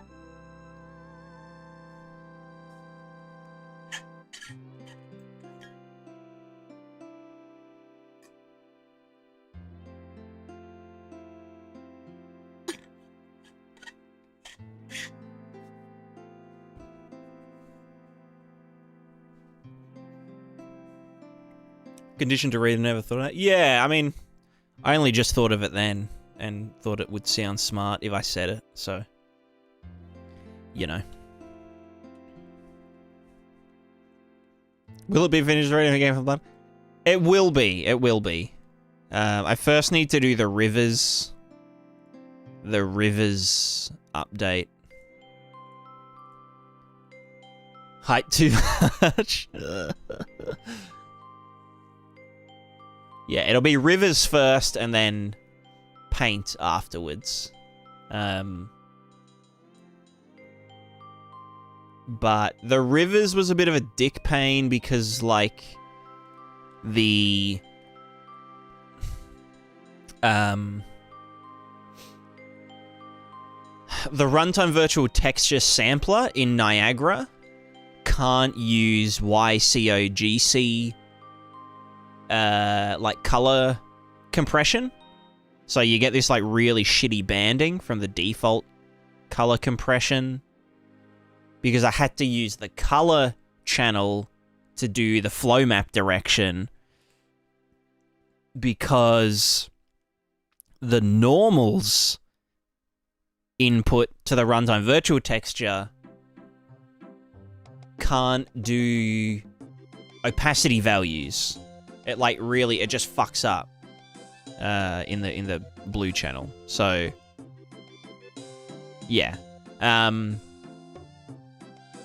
yeah, I also wanted to do the rivers before the blood stuff because I wanted the paint to be able to travel down rivers. Because like the paint disperses in the water, you know. So That was just something I wanted to do first. You know. Yo, Thane! Coming in with a raid. How was the stream? Hope it went swimmingly. Get it? Swimmingly? Because, like, characters, like, in water. Oop. Oop.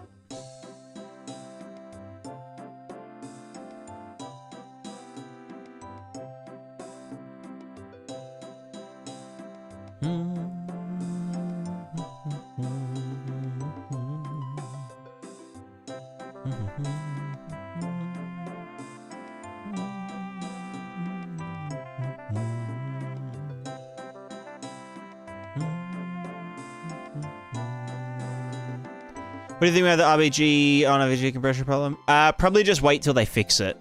So that bit, it might just have to be a 5.5 or whenever the fuck they fix it kind of thing. Or just like ignore it for the time being and just let it be like, you know, look like absolute shit.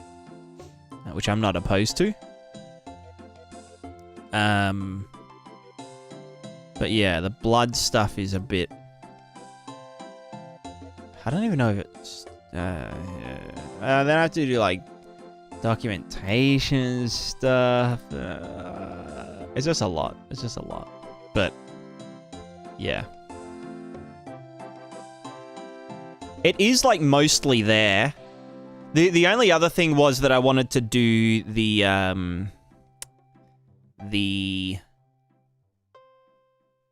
what's it called?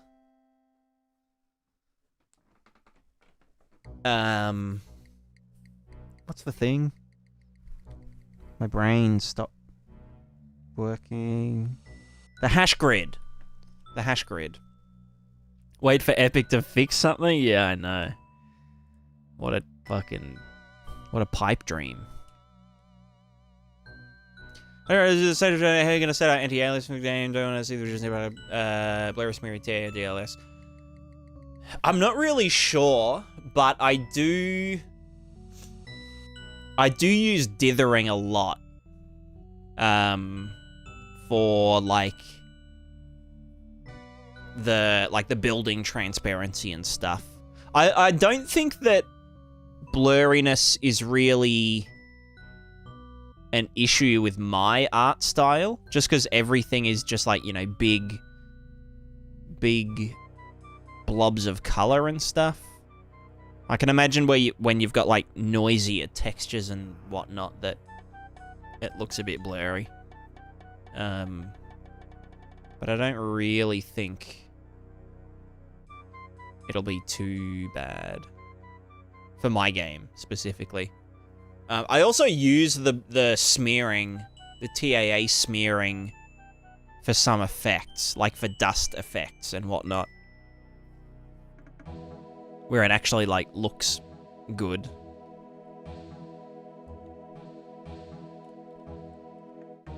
But yeah, I guess we'll just have to see. Just have to see.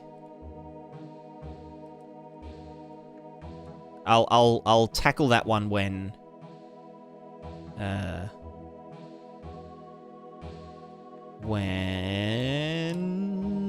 it becomes more relevant, I guess. What was this again? This was Jaw. Jaw. No, not pose mode. Edit mode. Jaw. You can go to there. Coming out of the jaw.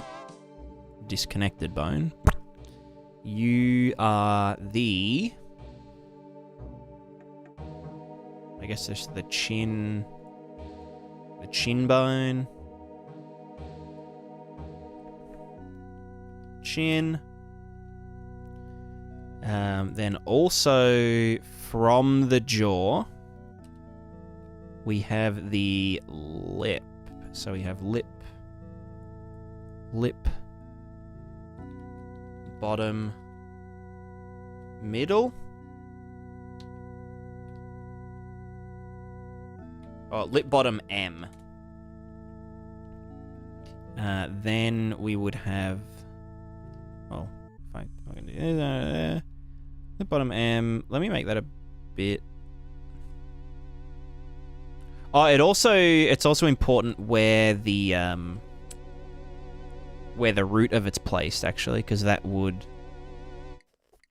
If we're doing like a lip thickness doodad, we'd probably want this to be up a bit higher so that it doesn't scale the lips into each other. It just kind of scales them outwards and downwards, I guess. That makes sense, right?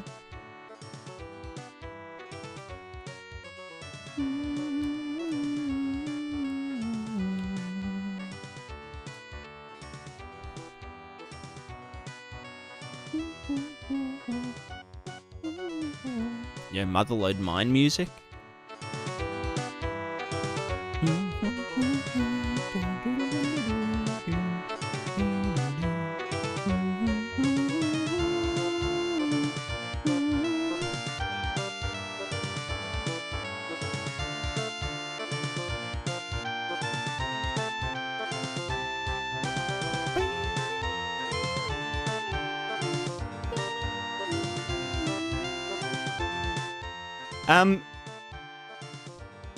I feel like the bottom lip only needs one in the middle, and then the rest is kind of handled by the mouth edges.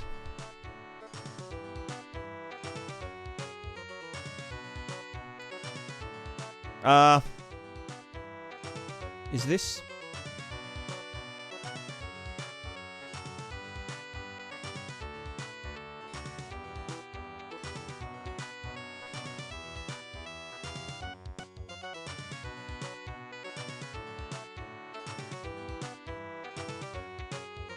I guess for biting a lip. That's the only thing I can see having 3 bottom lip bones beneficial for.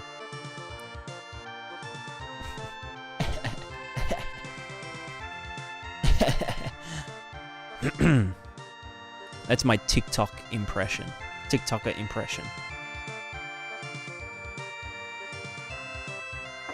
TikTok thirst trap impression.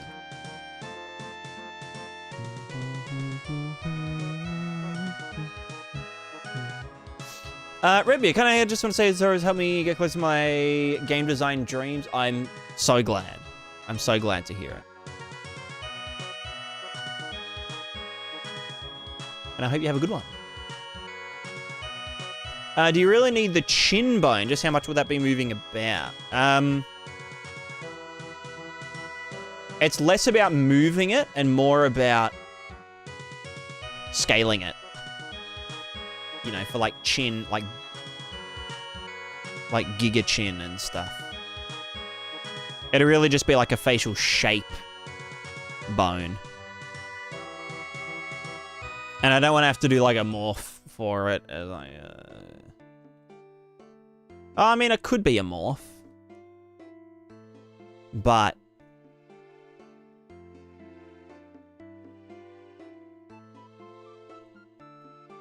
no, I think chin width and chin length and chin height being all separate is kind of beneficial. Which, yeah, you could just do morphs for all 3 of them and then apply them at merge time, but yeah. I don't know. Blah, blah, blah, blah. Yeah, I think...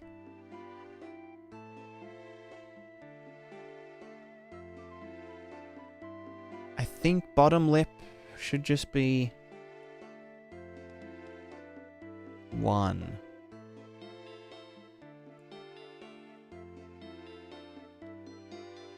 Oh shit, where does the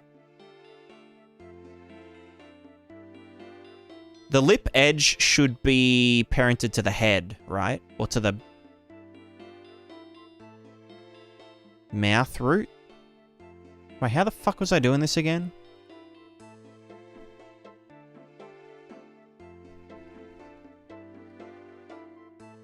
This is the jaw. Chin is parented to jaw. Bottom lip is also parented to jaw.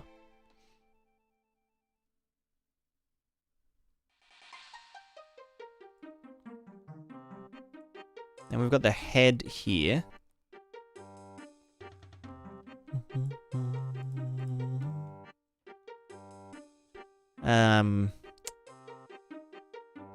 Parented to Joe. Hell yeah, Joe Many. Joe Many Bones. Did I want to do lip root? Or did I just want to manually yeet them out?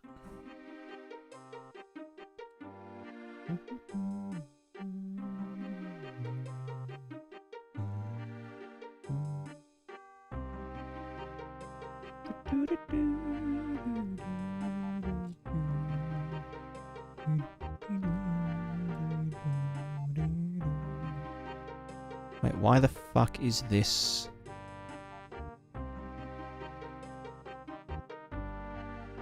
Son of a bitch. Wait, what were you... The fuck? Why is this not centered? Why is this all decentralized, you know?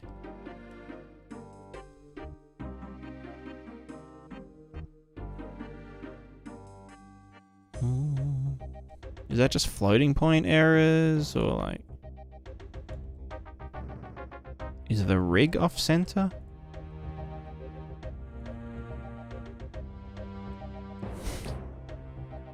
So confused. It's probably just taking it in and out of Unreal has like cockeyed it.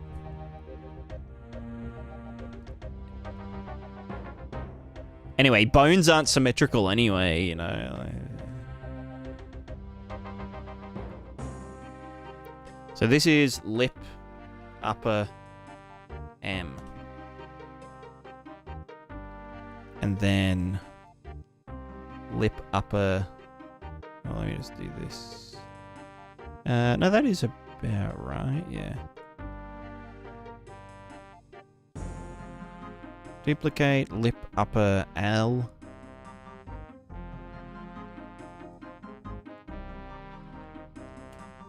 Then we have lip edge L.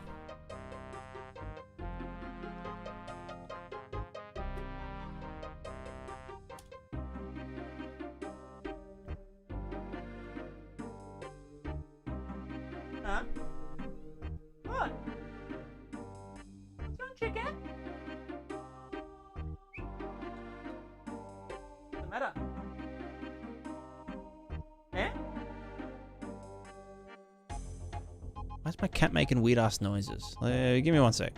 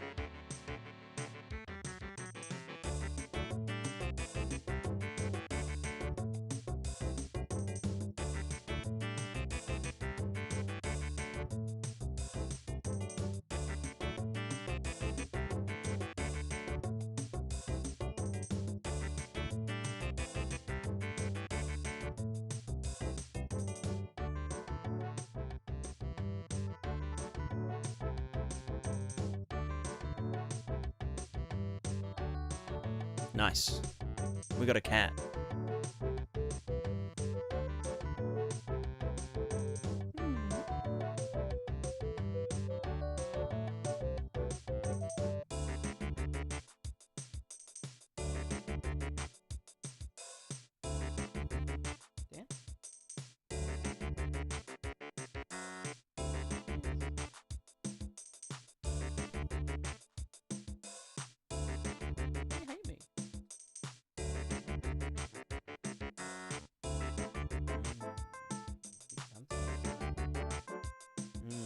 Big tummy. You got a big fat tummy. How'd you so good? What a big girl.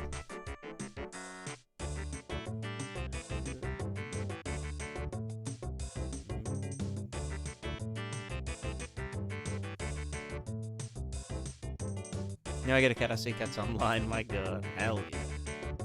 Cats everywhere.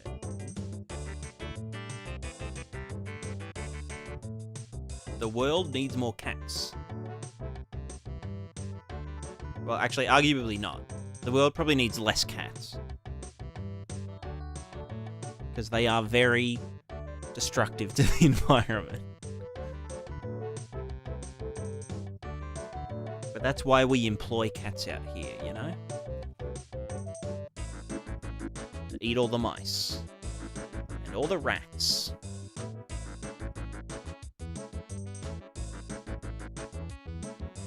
You want to sit with me? No? You're going back down to your...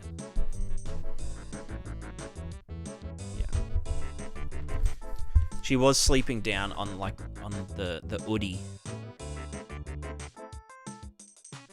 On the ground. Alright, back to,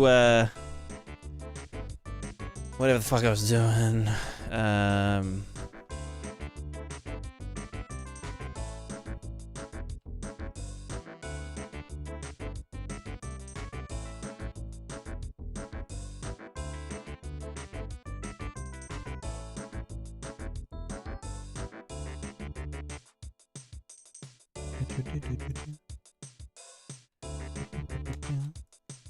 Have all guys 2 of each twins. Nice. I think it's like, I think you always should have like companion for cats. Cats always need a friend.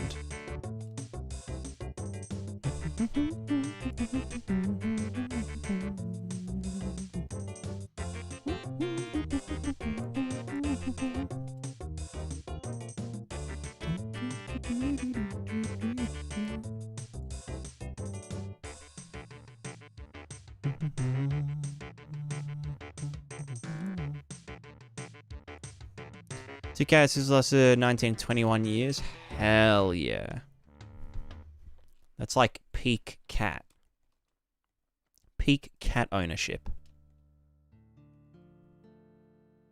I wonder if I could just do 2 lower lips.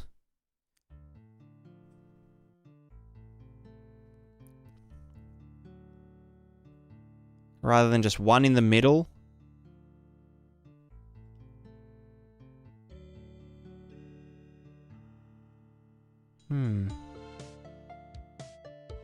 I'm also thinking, like, if you had left and right lips, you could, like, if a character gets punched in the face, you could, like, make their lip fat. Fatty AF.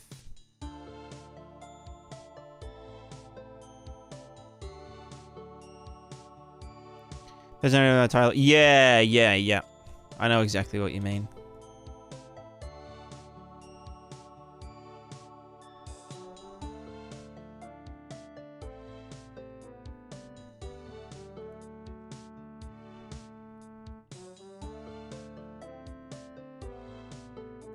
Yeah, it's pretty hard losing, like, old cats. Especially, like, when you're younger and grow up with them. I feel like when you're older and you get cats, you're a lot more, like, I guess, adjusted.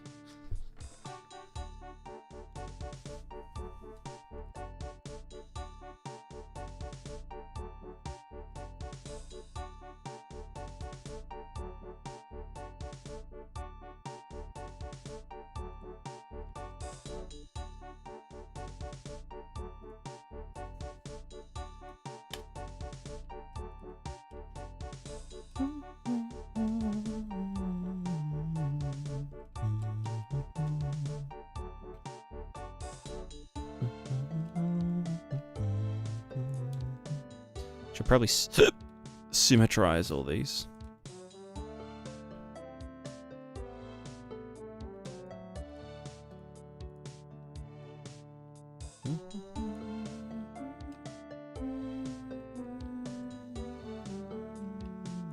Alright, now the best part. The best part is white painting. Alright. I.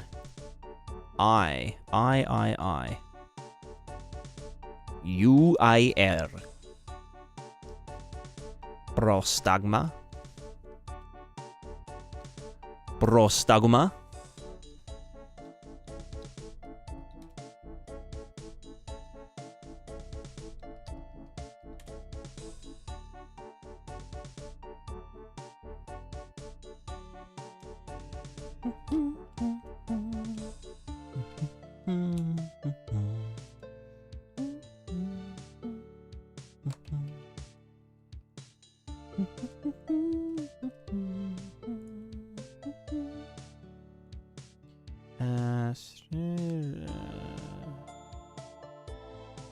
How do I... Oh, set weight 1.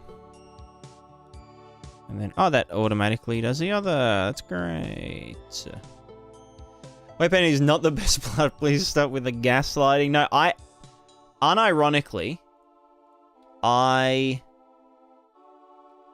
like, genuinely love weight painting. And topologizing. And I will not apologize for that. Get it? Ha ha ha ha. I'm so funny. I am literally the funniest person in... I don't know. Somewhere.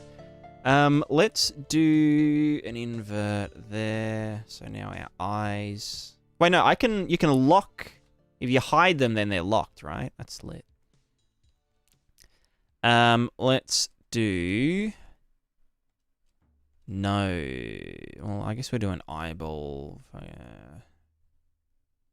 It doesn't matter what order they're in here. They all get hierarchical. Yeah. Let's do nose root. Fuck, I've already got nose root. Right here. Yep. So nose root is going to... Where's head? Head is... Yeah, everything's already weighted to the head. Yes, good. Nose root needs to be just the nose. Do we have auto normalize on? Yes. Alright, let's get our nose nosing. Let me just show all of our dots. There we go. We'll go nose. I don't know, fuck it, up to here maybe. That's the nose, right? Mm-hmm. Mm-hmm.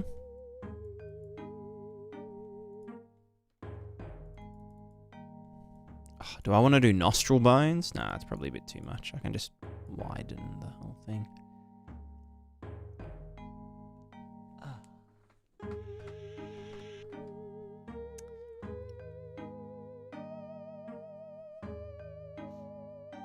Of Drew Buzz like shoulders more. Yeah, I get you. I mean, I'm pretty happy with like all my weight painting.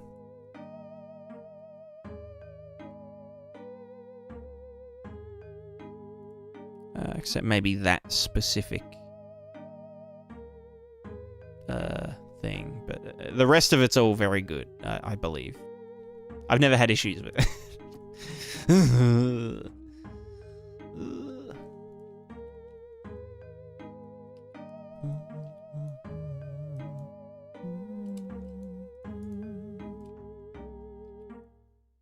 So this is supposed to move the entire nose up and down.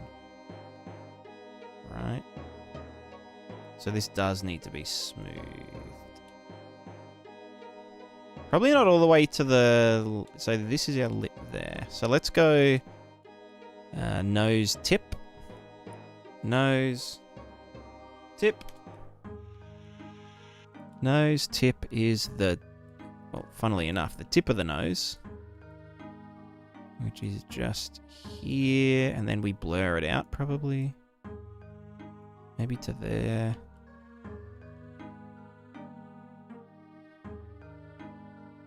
Maybe not even there. We just get that and yeet it.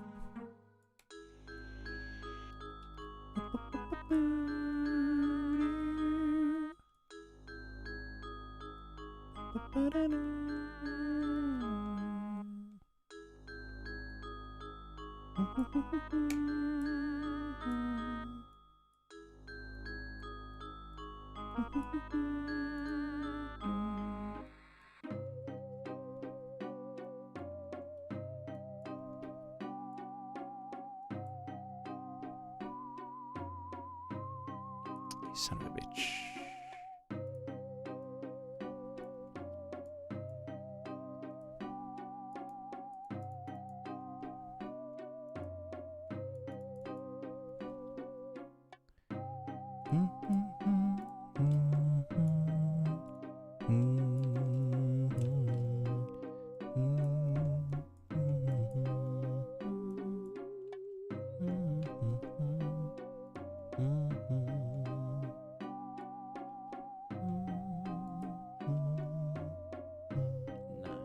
Nice. Hell yes.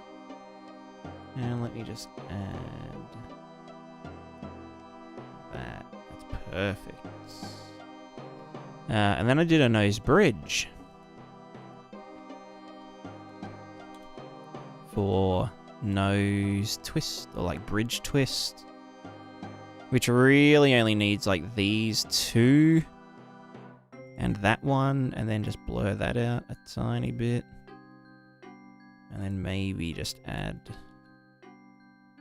a bit more in here. And then blur these two a bit.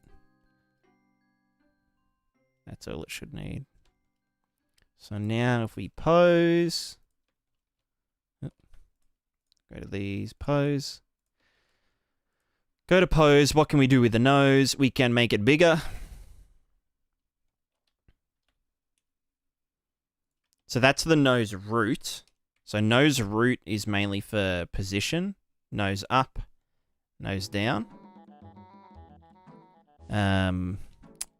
Nose side. Nose twist. And then nose tip is for tip shape. So tiny boy. Well, we could do nose Z. Nose Z up. Just nose scale. Maybe I'll...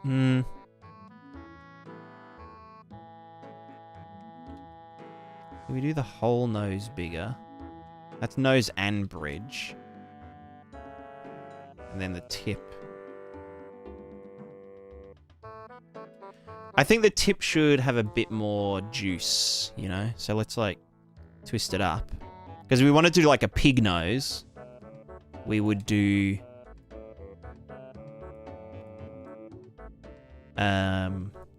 White paint. There we go. We'd want to get nose tip and, yeah, like, do a bit more of it. Nose tip. That's a bit better. Maybe a bit more under.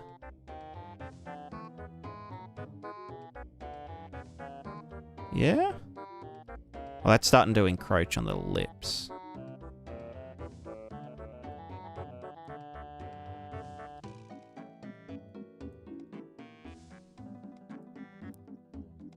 Yeah. Oinkity, oinkity. That's right.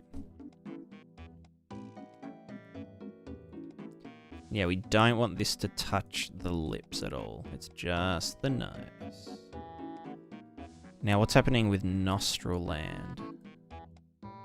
It actually looks all pretty good down there.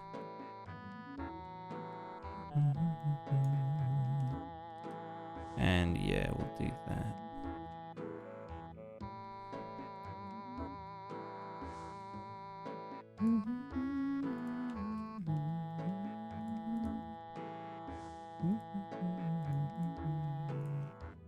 So yeah, that can be turned up. It can also be scaled this way.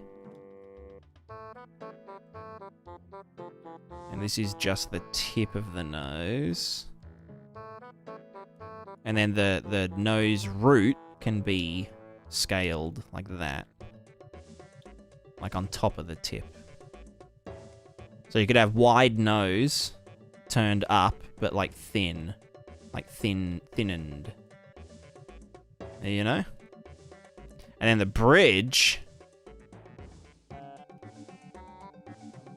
The fuck did I call this bone? Nose underscore bridge. Where is the good? Nose tip. Oh, I didn't. It's called group.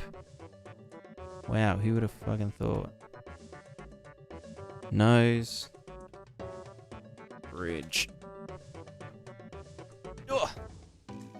Dejo, hello. First YouTuber I've seen perform 2 chats on the screen. I find that pretty cool, as you can pretty much talk to the other viewers from a whole different website. Yeah, it is kind of,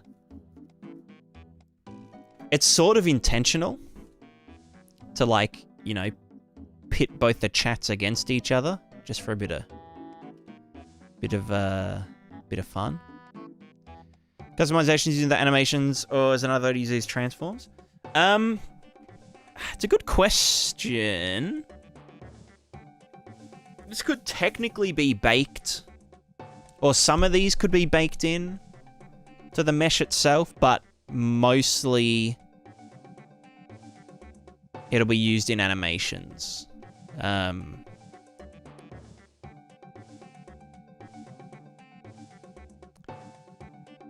Any kind of facial customization or differentiation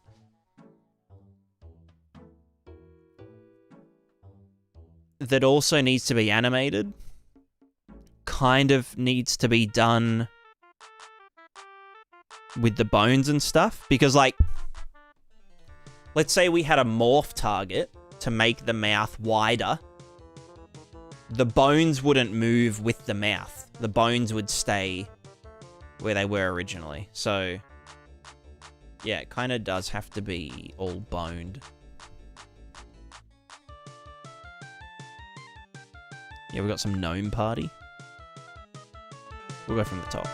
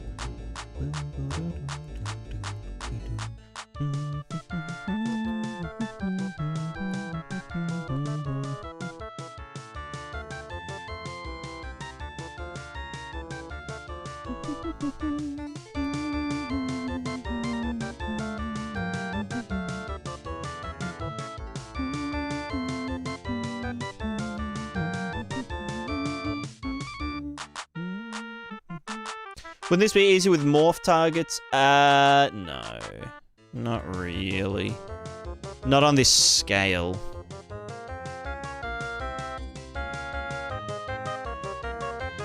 I kind of explained why earlier, but...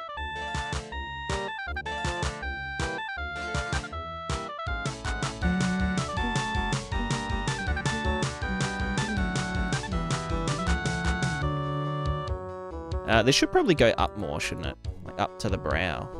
Like the whole...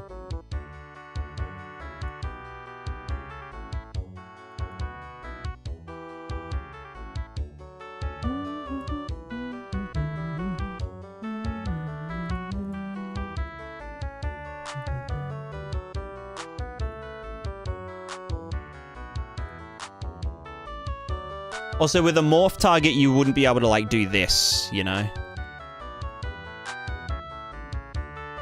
And then also do this. Unless you, like, had a morph target for... Wait, is that not... Oh, yeah.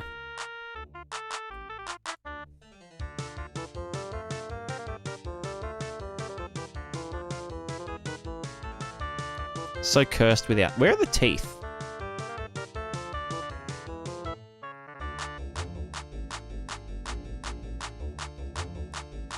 Anyone seen my teeth?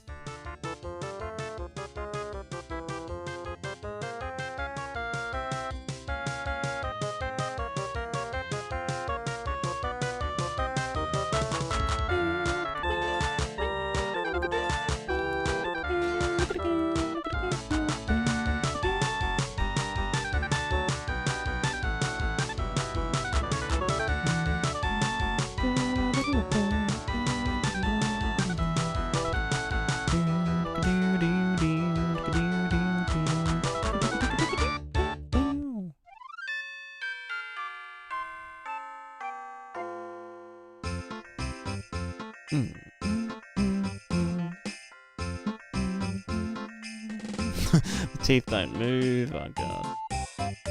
No more teeth. No more teeth.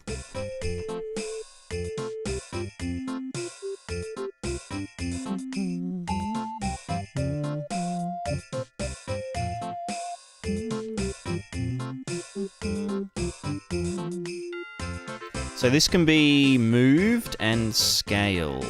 And scaled, and this one.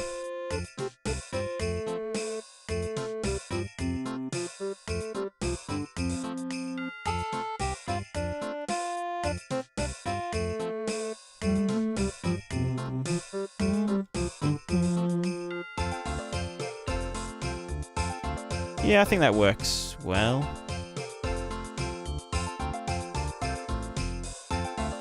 So it can be moved around, it can be twisted, transformed, scaled. Yeah.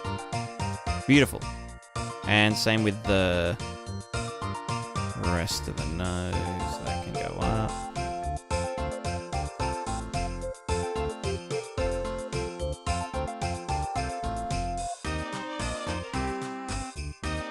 Now that. See, some people just don't appreciate true beauty. You know what I mean? Like Hollywood would tell you that this isn't beautiful. You know what I'm saying? Like the world is just, I don't know, such a terrible place.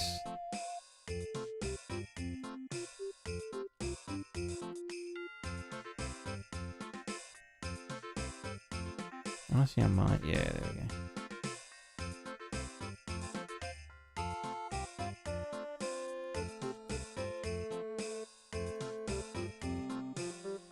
Sir sniffs a lot, that's right.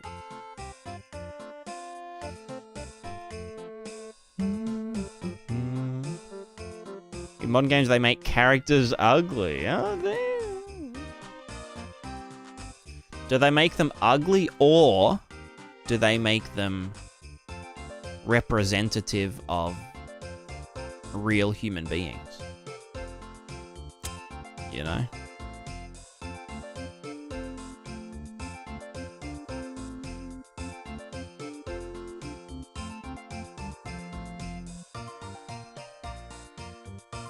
That should probably...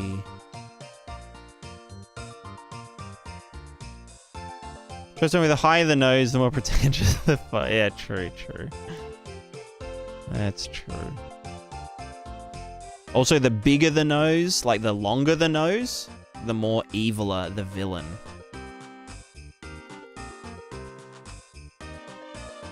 I'm gonna actually do that down a bit. I mean, this is like a ridiculously big transform.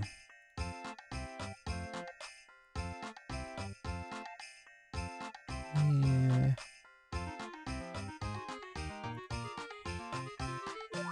Maybe that is just like too far to be a... Oops.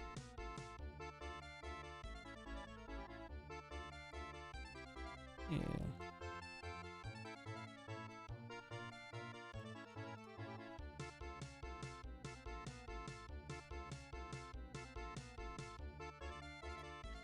Yeah, because now... Oh, no, but then we can do this.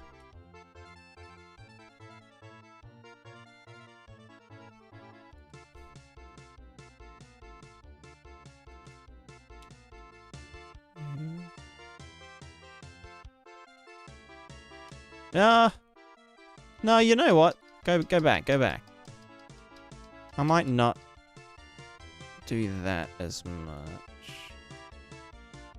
Take a tiny bit out of the nose bottom / tip. Oh, yeah. And this.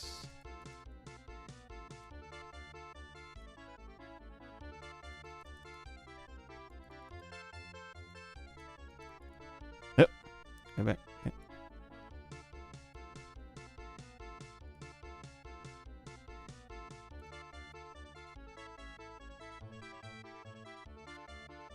Because, yeah, I really do just want this to be the bridge. So even if this looks shit, because, again, this is like a really dumb transform.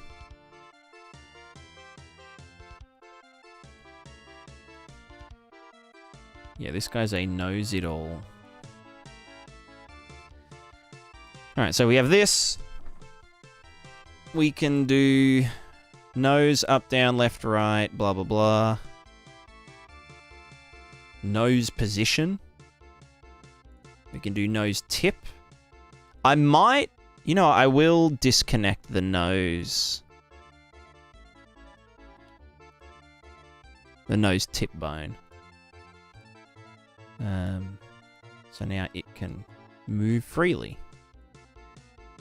So we can move the nose tip up, down, forward, back. We can scale the nose in all directions and shit. And we can rotate the tip of the nose. And then the bridge. Oops. Bridge can go out.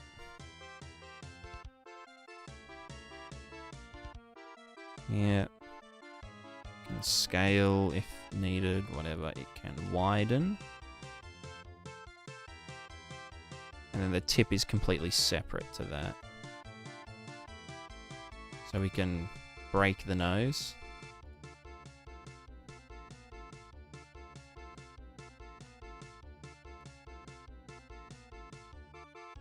And then the whole nose, bridge and all, moves up and down. Separately.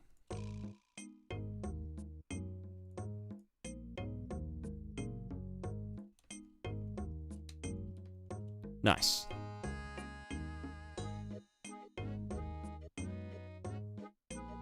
Cool. Not terrible.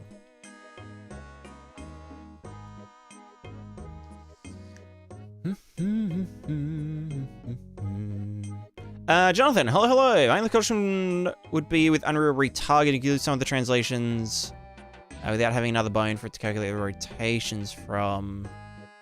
Would reverse IK the face bones and slide some guys around to position bones. Either reverse IK, basically. Triple bone count. Very future-proof. I don't think I'll need to do any retargeting because all of our humanoid characters that are going to be using this rig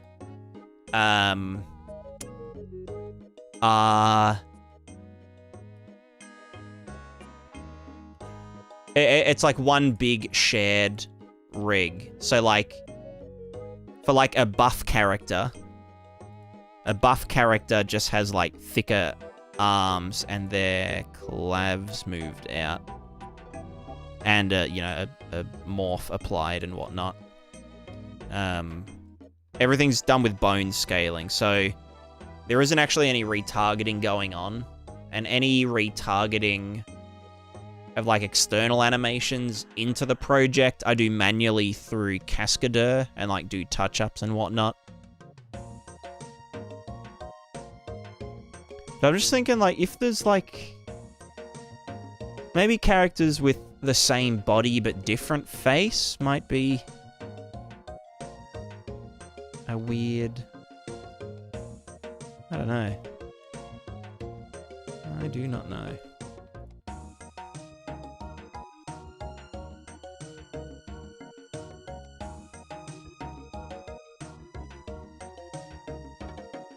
I saw the facial on top of my 50% distance of the behind stuff.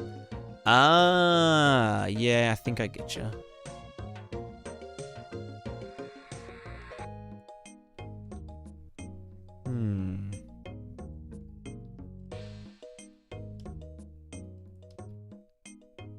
Yeah. I was a bit closer together. Yeah, I get you. I get you.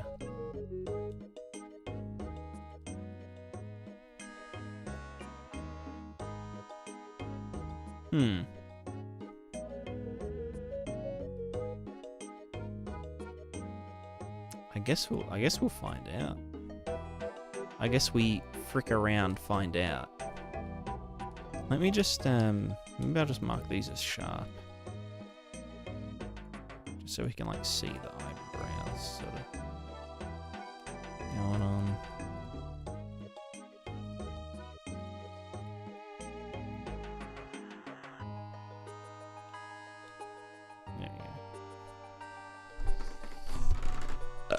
Pardon me.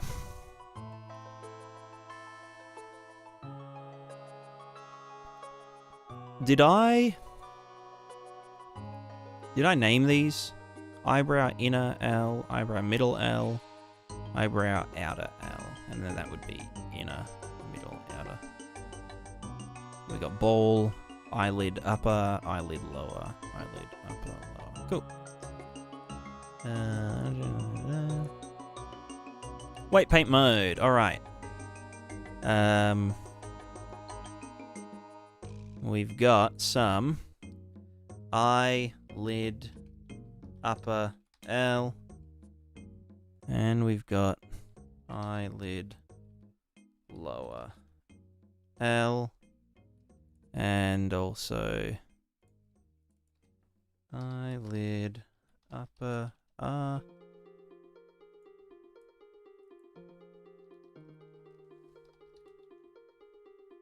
Eyelid lower. There's probably a way to do that manually, but fuck my life. Alright, let's do this.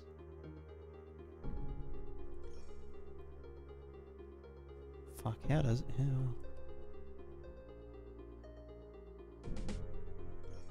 Let's go pose mode first. And just pose these to be closed. How, let me just look at my face real quick.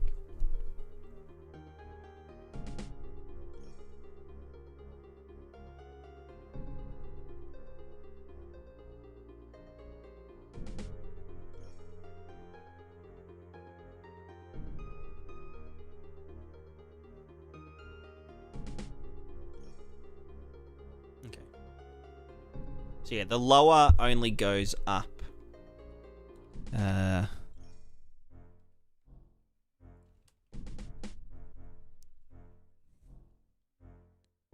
So that's where the pupil is. It's like about that, right?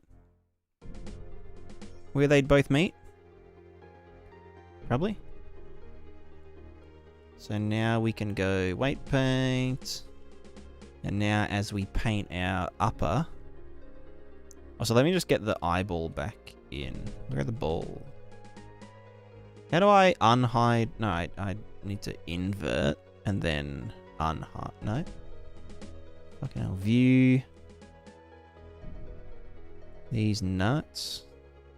Alt H. There we go. And then invert. Bam. Okay. So now I can do...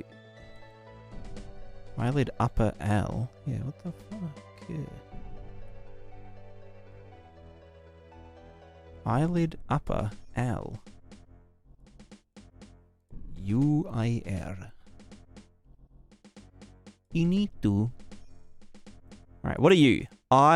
I underscore lid. Who the fuck named that? Well, it's I underscore lid. I underscore ball. You know what? Yeah, I do like, yeah, whatever. Whatever, I get it, fuck. I underscore lid. Oh, I'll underscore ID.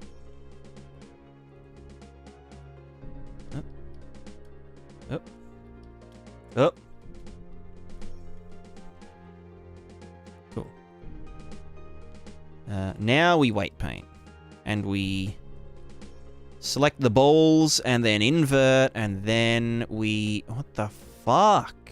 That's the wrong one. Eyelid upper. Hey, there we go. Okay. So... Now, if we do this... No, wrong. Fucking... What the fuck? Do that upper. There we go. Okay.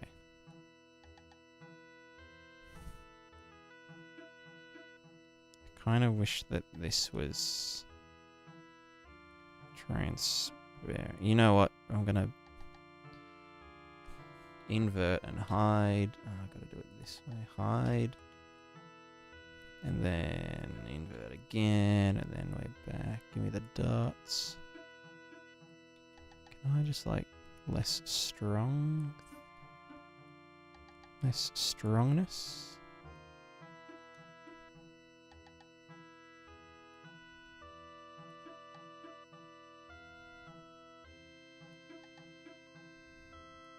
Probably doesn't hurt to... Oh, no, you know what? Maybe I won't do the socket. The eye socket, I mean. Maybe we'll stretch the eyelid over the socket properly.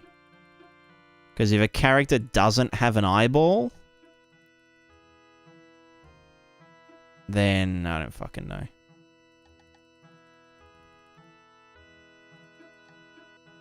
Yeah, good shit. Alright, let's keep adding... So the eyelid should be like, yeah, 100%.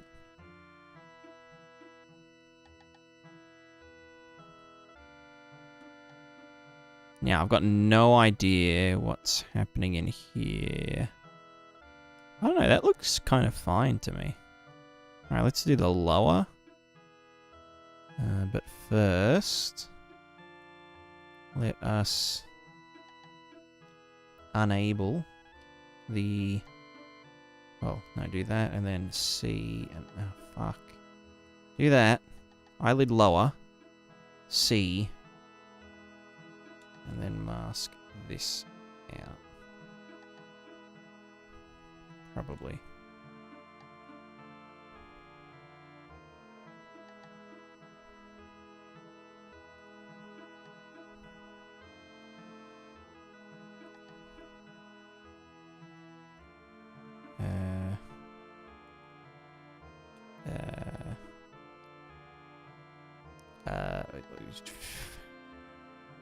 Yeah, whatever. Let's just do this.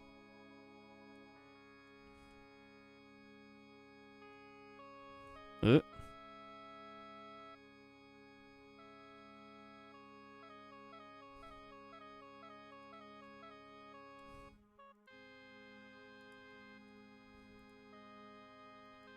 well now they're intersecting, which is kind of cursed.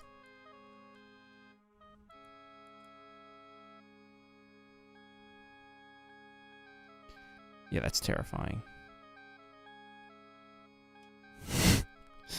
Let's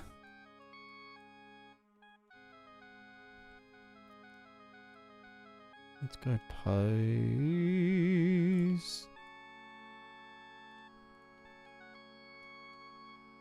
No, let me back to pose, and then, so that's the eyeball, right? Eyeball. Okay, these are the eyelids.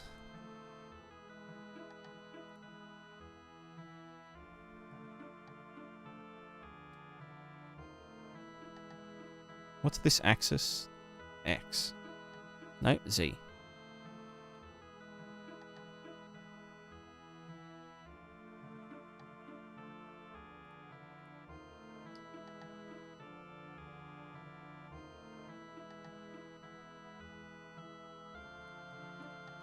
let's just like open them and do it from there.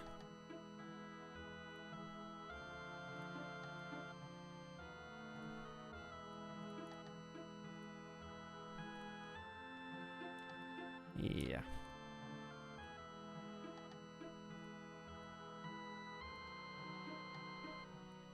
Hey, way bending bones? No, I love it.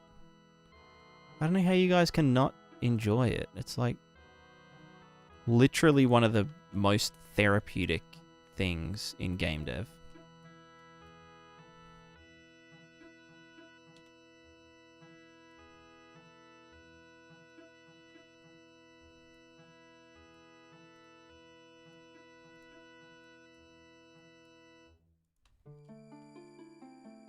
Yo, bang a track? Fossil Island, motherfucker.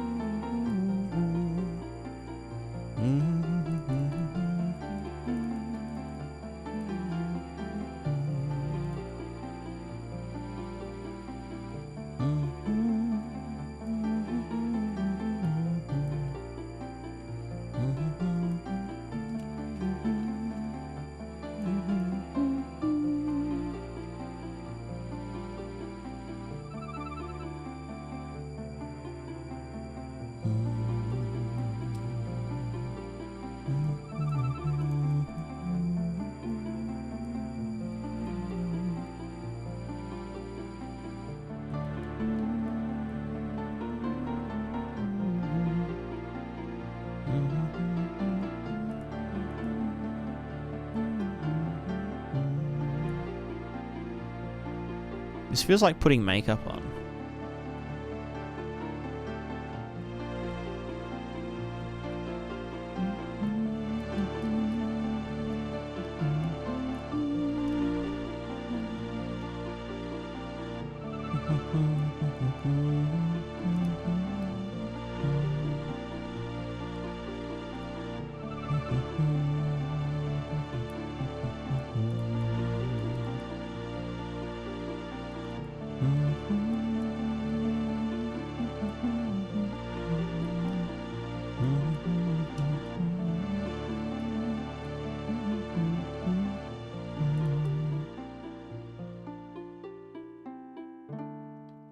Is that an eye socket or the lid? That is the socket. I think that's also a socket. Hard to tell. But I'm guessing, yeah, that should... Yeah.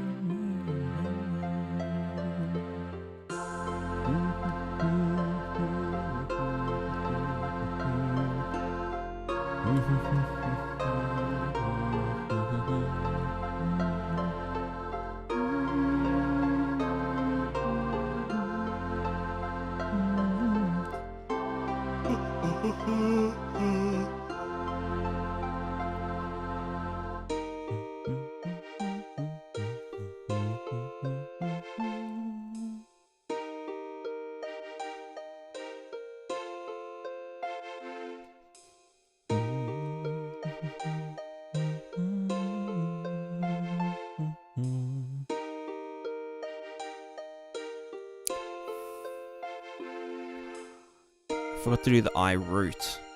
Oh, I can lock groups, can't I? I underscore root underscore L. I underscore root underscore R, and then lock the eyelids. Thank you. And that will normalize around them, won't it? So if I just said I root L, and I said, yeah, then yeah, they get locked. Sweet. Thank fuck. I root L. Bam.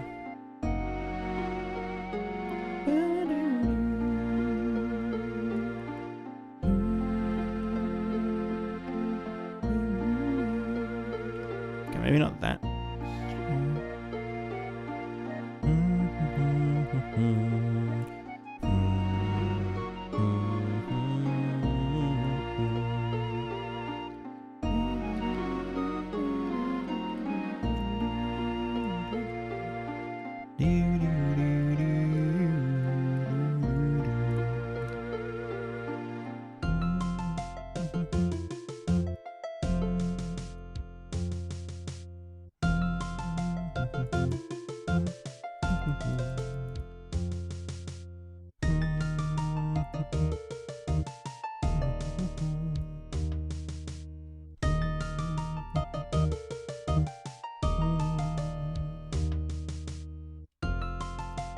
In-game character customization? Yeah, and animation. But yeah, just for like doing NPC faces procedurally and whatnot. You know how it is. We just... yeah. I like to do things complexly so I can be lazy in the future. You know?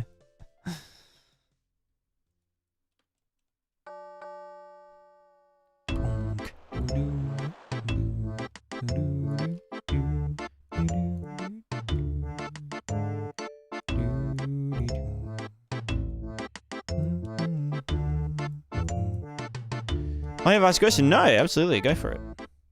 As in, like, no, I don't mind. As in, like, ask the question. Yes. Please.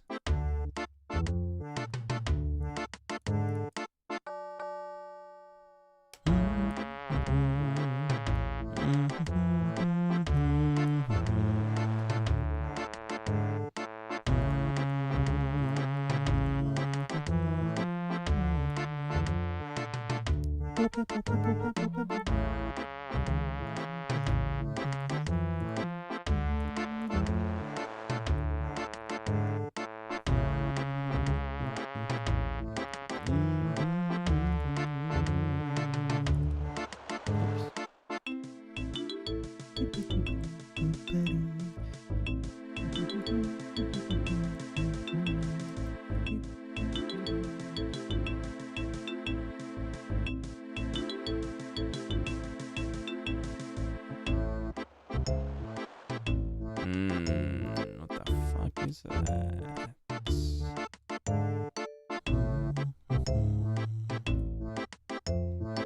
Ew, stop collapsing, bro. That's gross. And then what was the other thing? No, that's the eyeball.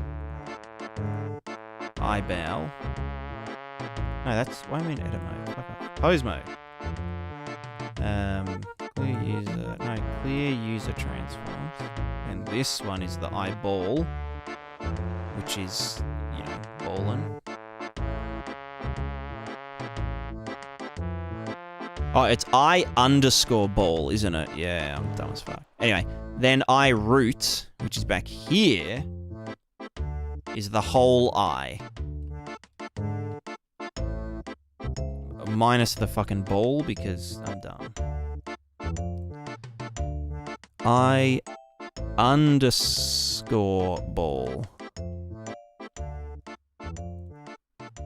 Nope. There we go. Okay, so we get pose mode, this one, and then we move it up. Yeah. Wait, what happened to the ball? Shouldn't that be 100% weighted?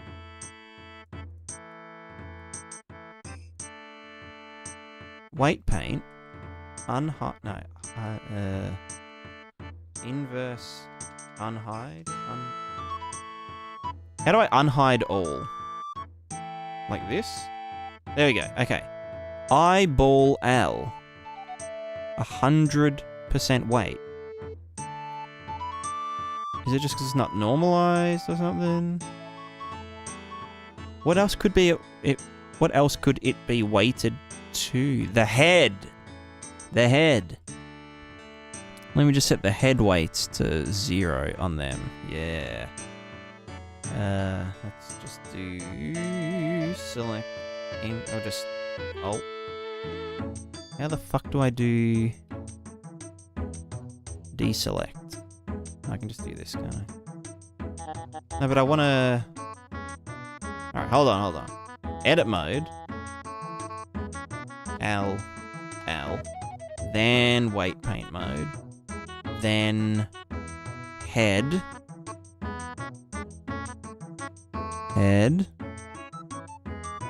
Head here. Weights. Weight 0. Set.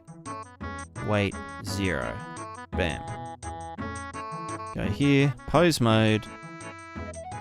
Grab the eye root and now it moves. Yeah.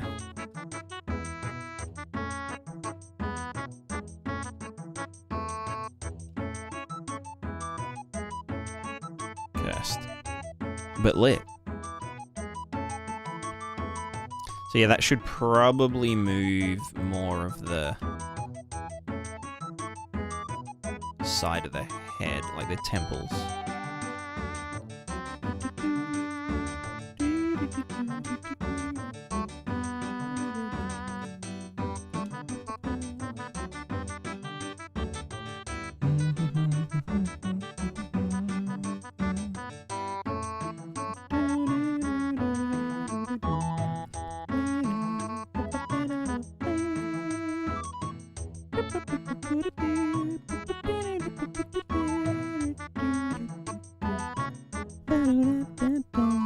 And lock the balls. There we go.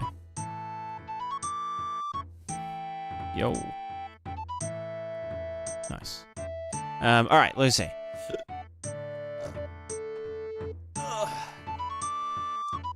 Trying to create islands in UE5 but floating in the air. Should I use meshes or landscape? Ooh, that is a very good question.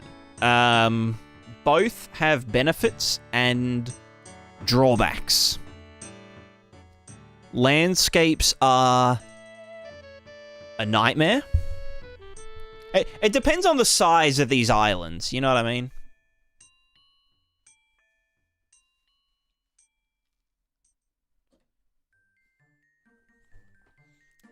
But yeah, landscapes have things like physical material masks, landscape painting, and whatnot. If they're relatively small islands, and you kind of know what biomes are going to be on them, then you could just use vertex paint to do what landscape painting does.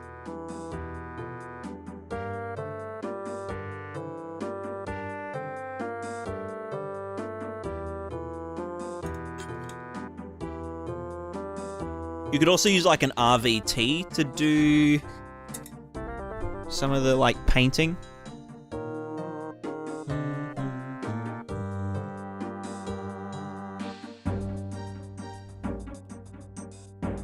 Wait, how is that? Said eyeball lock.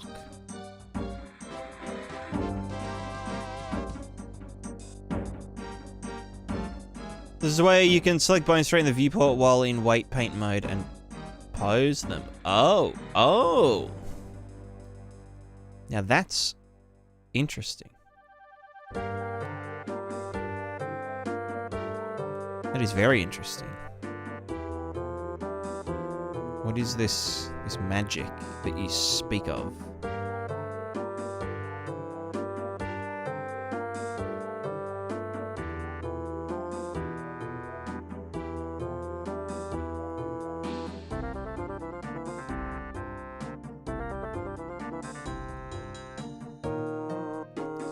So the bones in object mode, then the mesh.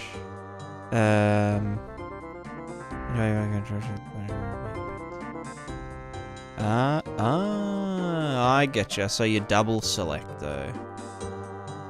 I getcha.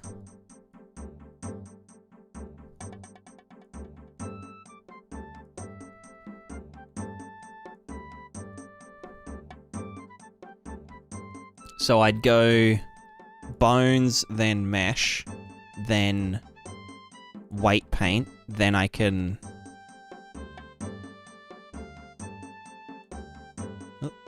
shift click the bone you want to weight paint. Shift control click? No.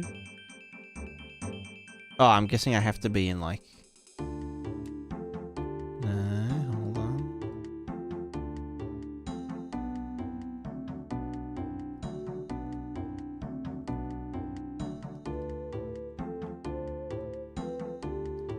This is 3 point something.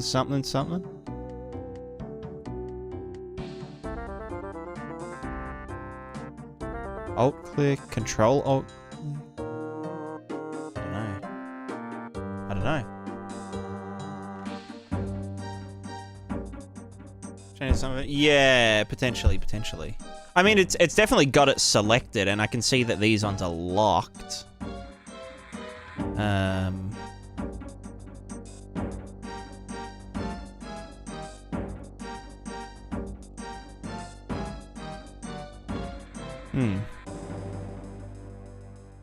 What would be...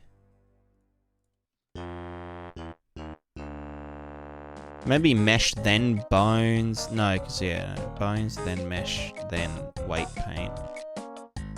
Then... Oh, I think I know what it is. It's because I... Yeah. It's because I was in face select, paint mask select mode. So yeah, I can just like click now. Or is that?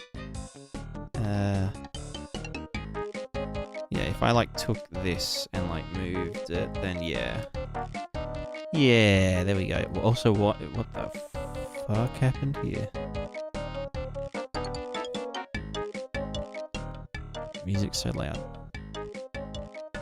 I mean, I know what happened here. Oh, not sculpt mode. Wait, I wanted to subtract to clean this up. I forgot to lock the nose bridge.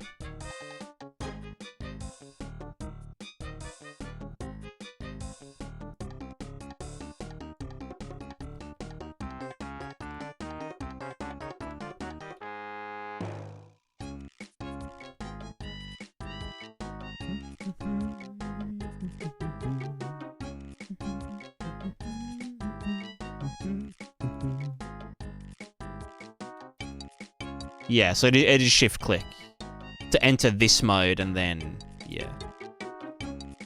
Yep. Oh, but that. Right, I have to double click to deselect. I can't clear transforms though. I'd have to go back to pose. Oh god. Mode to just clear transforms.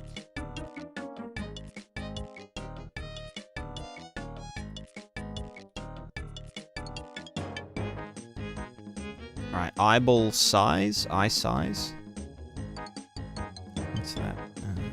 Piece of shit.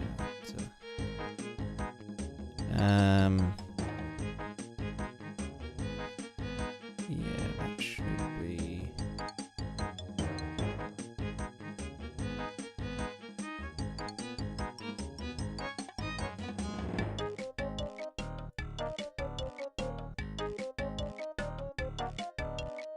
I bow? What? Who the fuck? Why can I not spell? I want the eye root to... That should be 100% in there. Alt G in pose mode, Alt S for scale. Ah, gotcha. Okay. So if I'm... here... No, if I'm this, then that... weight paint mode, and then shift click this, and then Alt G, then that will clear. No? Hold on.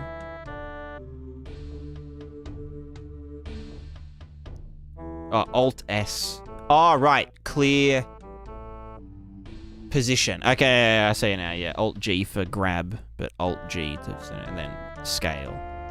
I see. See, we're learning. We learn every day. Crazy shit. I need to paint that eye socket to be. Let me get this eyebrow and hide them. And then back here, and we paint the socket to be 100%. The eyelid upper is doing some dumb shit. Get Jotun. Where the... Oh, it's locked. Fugma. Get... What the fuck? Oi, get out of there. What are you doing?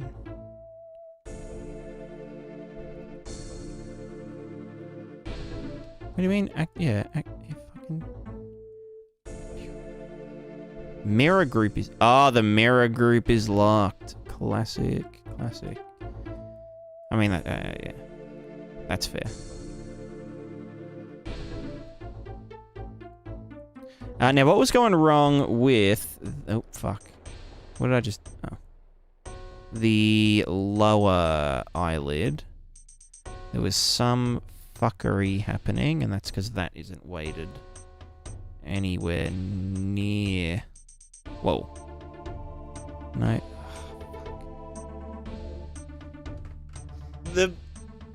When you Control Z, right? So, like... If I did one thing here, like weight paint thing, and then Control Z'd, it would then re-lock these. Like, it goes back multiple clicks. It's fucked up. It's just fucked. Now, what is this? Where is Topology? Where's, like, fucking invert selection? So this is inner. Oh, I see. I see. Less of... Oh, let me do more of you. And then less of you. Well, that's fucking cursed. Let's do a tiny bit. No. Just do that. Wait, what else is that weighted to?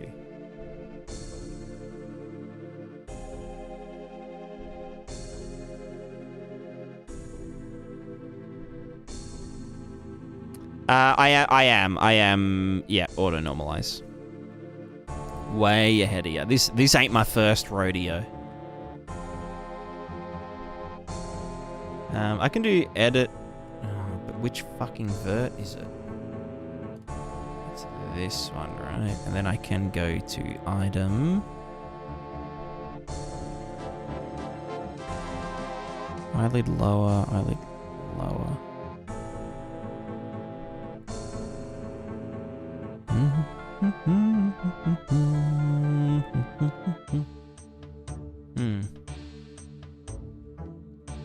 Why is this one just like yeeting all the way out here? Let me just check. Oh, that's it. It is weighted to the... Take it back. It's weighted to the nose bridge. Why the fuck? Stray fucking weights. Let me do a clean... What's the cleanup? Weights.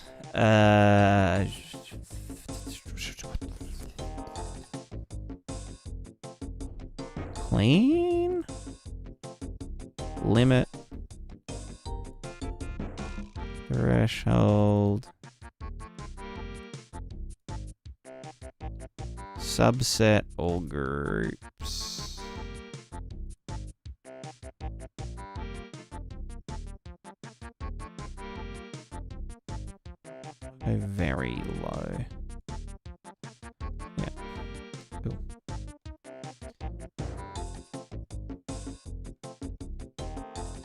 So now this.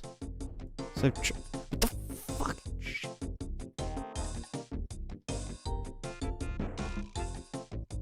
Yeah, I know the eye root isn't.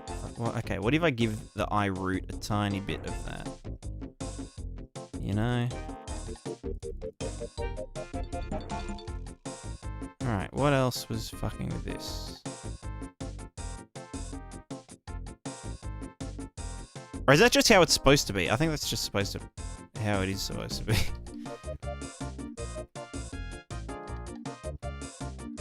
Yeah. So now if we... shift... we get this, and then that, and then... no, this... no, that, and then this.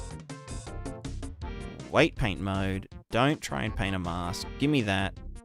And then rotate in Z. Why have I selected everything? Invert selection. Give me that. Rotate Z. Yeah. Not terrible.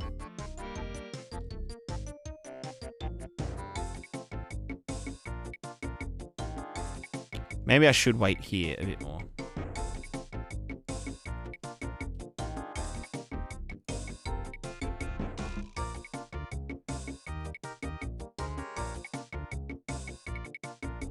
So it's like the whole lid that, you know, closes.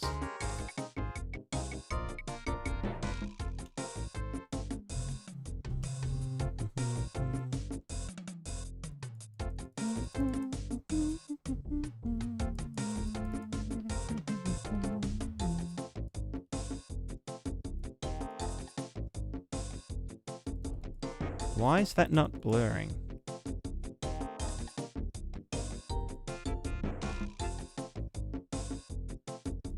No, why will you not... oh, does it not have any other weights? So it can't normalize. So if I then got the eye root, this one, and just said, yeah, let's like give you the tiniest little fella. I'll do that to all of them, actually. And then if I go back to the lid lower, and then said blur, then yeah, it can blur towards the other. Because it didn't have anything to normalize against, you know?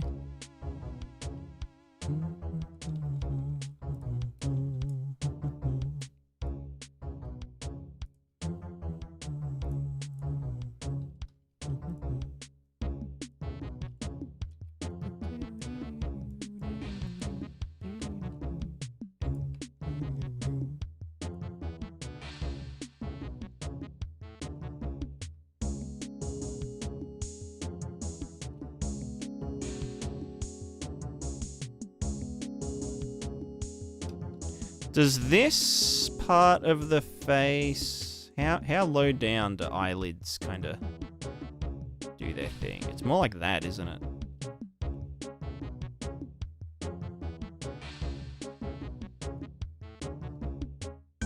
No, actually, I think lower eyelid is more... yeah. Like, even down lower than that, it seems. On the inner.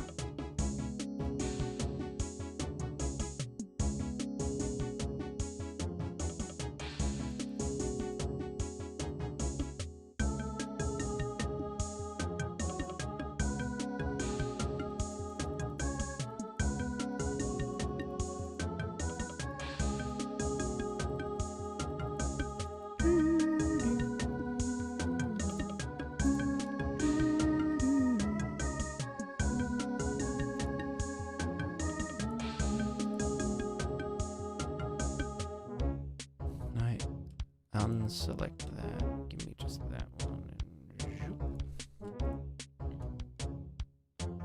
So yeah, this is the same thing I need to do.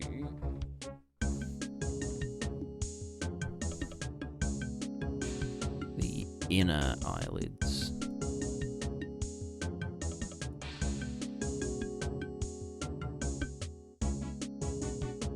Oh, sorry, the outer eyelid. Yeah. So I'll just hit them with a 0.3er. Is there one here? Yeah.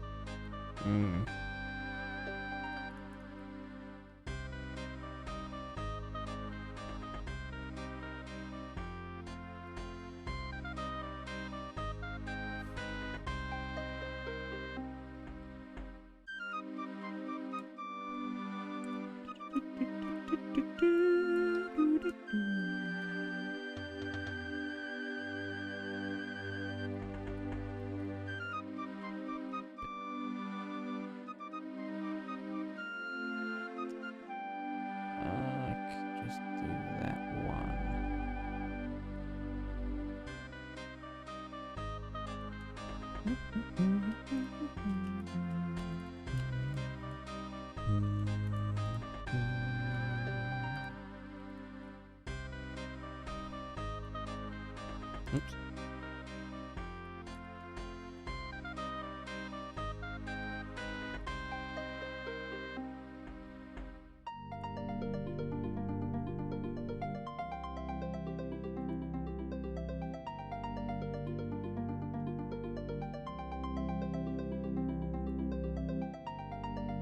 That's about where it closes, right? Oops.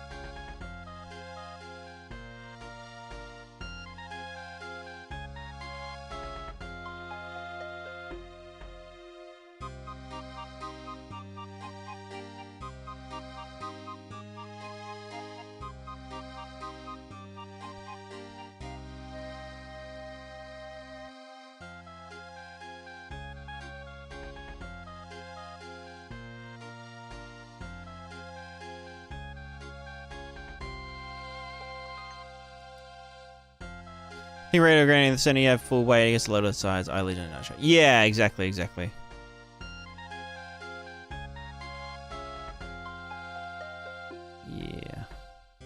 Let's do Alt R. And that. And Alt R. And then. Wait, is that? Are they weights on that bottom one? Cursed as fuck. Do not. Do not. There we go. And then what about the upper? Should have none down here. Cursed.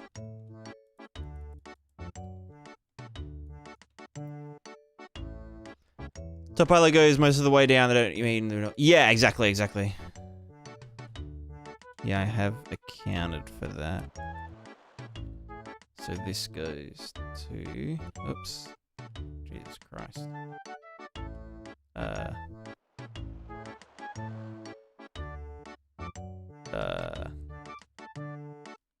Have I selected the I route? I've... That's funny as. Alright. So this one... So this is our forward thing. Oh my god, fuck you. So that would go to about there. Okay, you know what? Fuck my life. Let's get this one. No, this one down. Oh my god. Why? Can I just how do I deselect? Alt A. There we go. Shift click this. Down. Past the halfway point. And then this one. After I deselect that one. This one. Actually, let's do that. And then that. And then this can go up. To like there.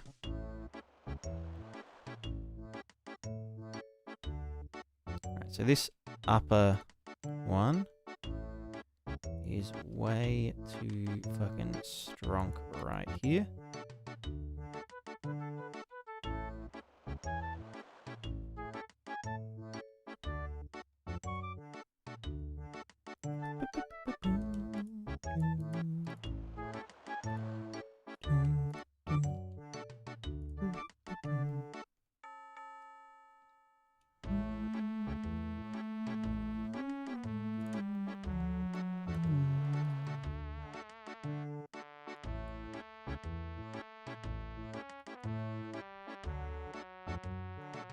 Can you... do fucking matte caps work in white paint mode? Fuck you, dog. Let me just do stupid shit in material, in white paint.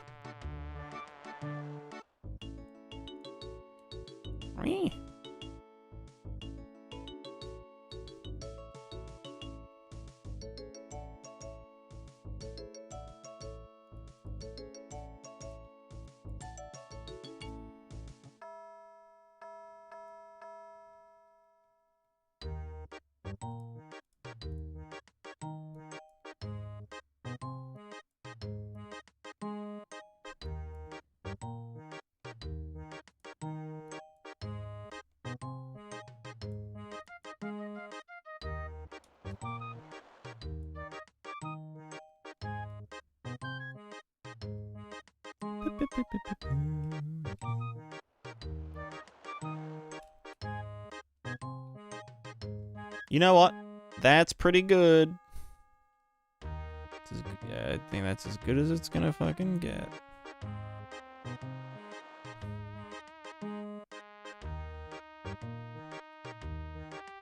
Yep, nice. Alright, cool.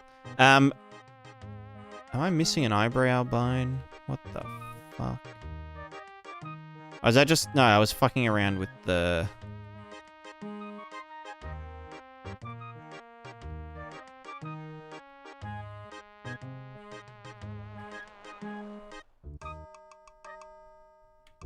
Alt R, Alt G, Alt S. There it is. Alright, I was just fucking around with this one.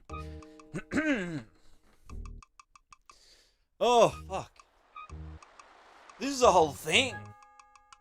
This is the whole damn... It's 5 a.m. Fuck. Gosh, the white paint gradient preferences, editing, white paint custom gradient, set to weight of 0, very close to 0 shows it's clearly different color. Oh, so it isn't dark blue, it's like white, and then 0.01 is like the blue. Yeah, I getcha, I getcha. That's like how, the cloth weight painting in Unreal works. Yeah, it's probably a good idea. It's probably a good idea. I underscore brow outer L I underscore brow outer I underscore brow underscore middle underscore L. I underscore brow underscore middle underscore R. Also, yes, I know there's probably a better way to assign all these groups. But I am a fucking idiot, so... I'm just, like, practicing my typing skills, you know what I'm saying? Alright, so eyebrows. This is a tough one. Should the eyebrow bones be... Let's just, like, do this first. Let's just paint this shit.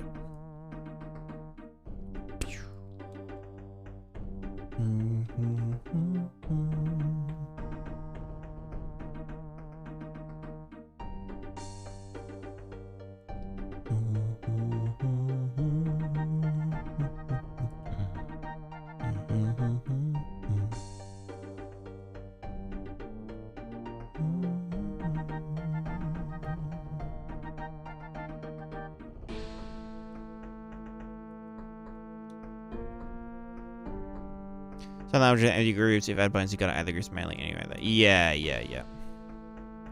Sag.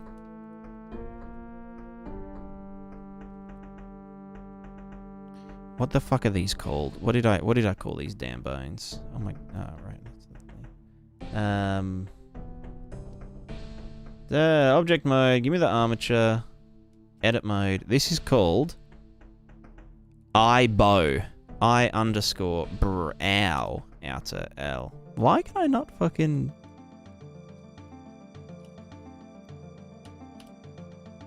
Why am I... Why'd I call them all eyebows? Eyebow.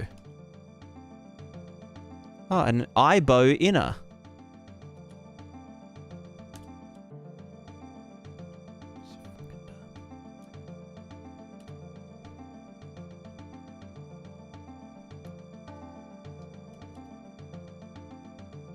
Alright, we're fine now. Pose mode, just fucking do some bullshit, yeah.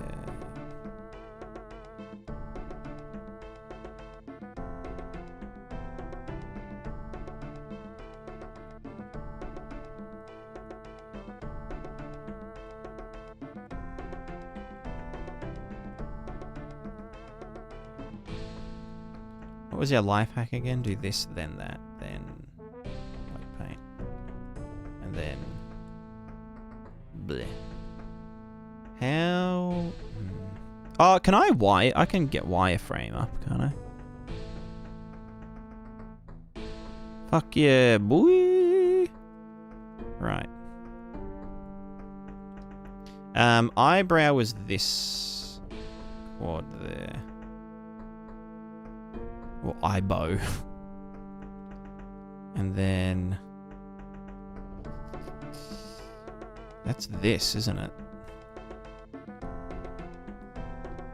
fucking good. Yeah, whatever. And then that inner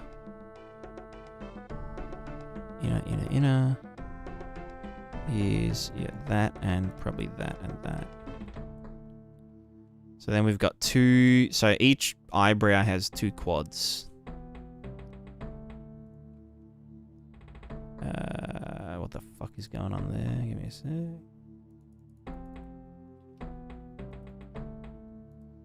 Yeah, maybe I should have just like not completely spasticated everything straight off the bat. Yeah, you know, eyebrow middle.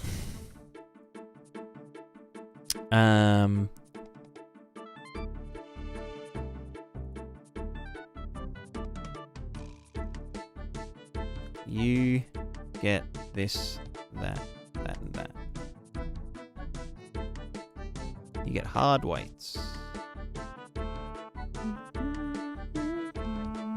No, you get this one too, yeah. And this one gets here. Cool. And then the outer gets whatever the fuck that is. Oh my god.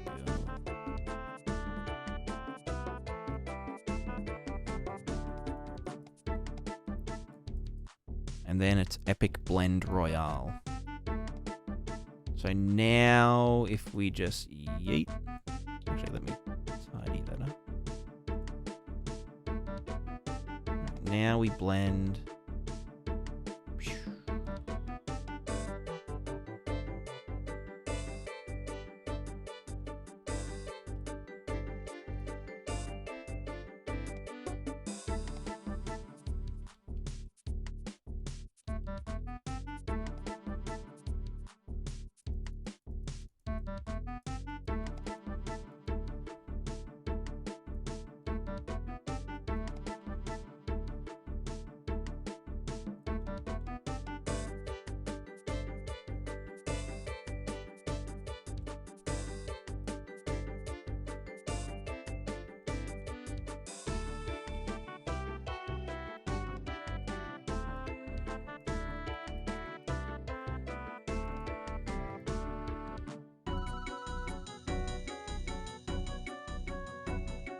Now, eyebrows do go, like, all the way up the head, right? Like the muscle.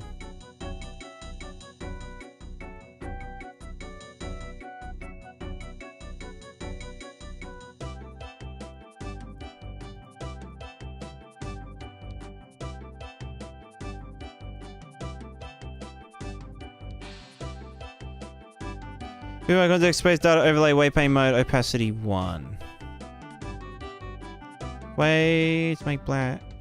See waypoint clearer. Yeah. I mean, I don't mind. I mean, I really just needed to see the topology, honestly.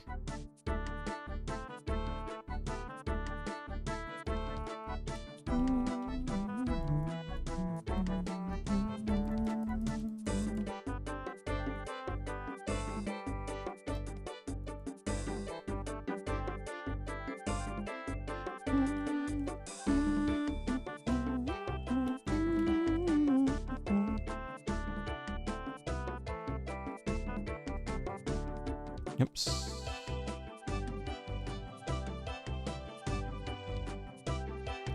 Yeah, it definitely needs more, like, around here. Way more.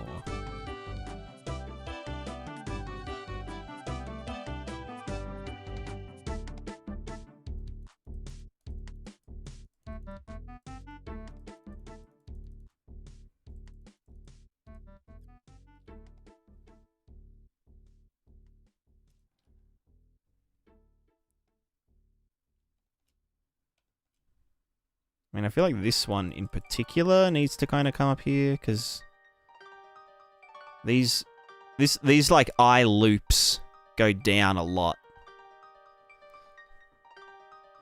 You know what I'm saying? Oh.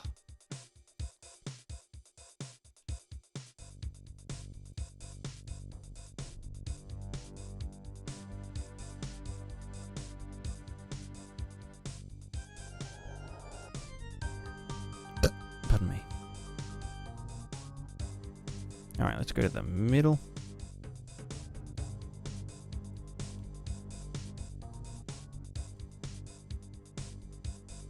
Yeah. Way more.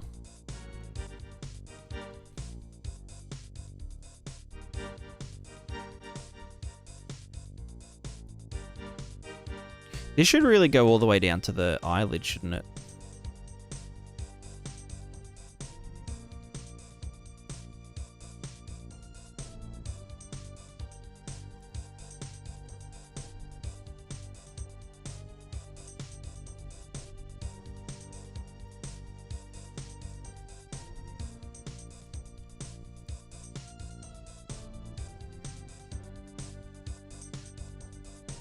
Oh, hello, big girl. Hello, big chicken.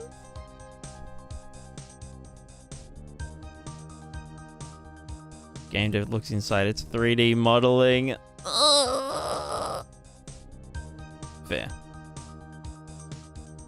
What a shit show.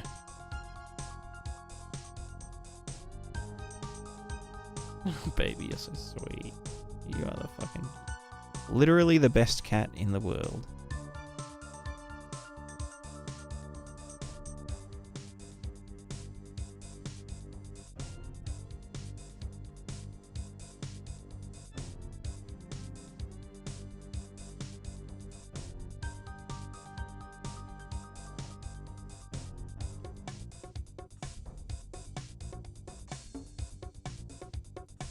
Yeah, it fucking just needs way more going on.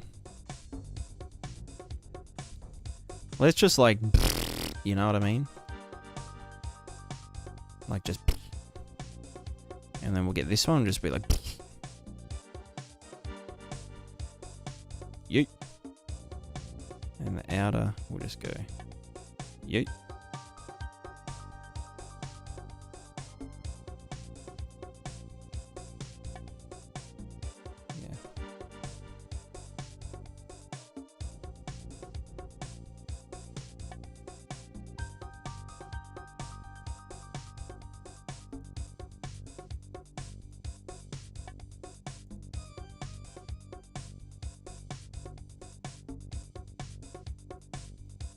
What's our weight limit? It's 4 bones, isn't it? In Unreal. Or in just most shit.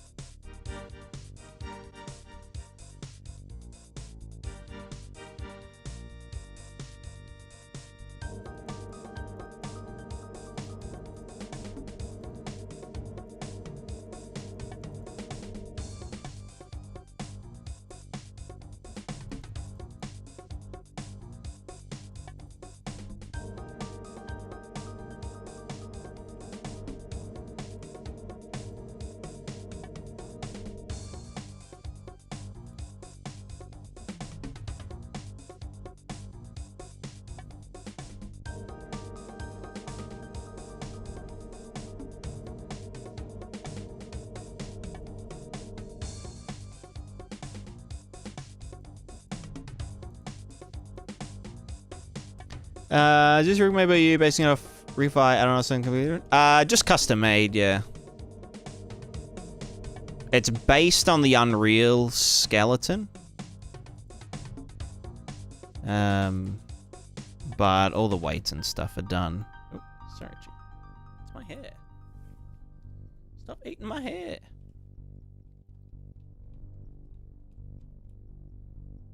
So that one should be like there. And that should be all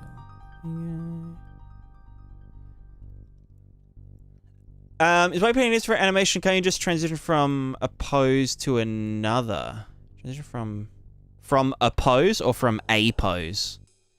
But yeah, weight painting is necessary for animation.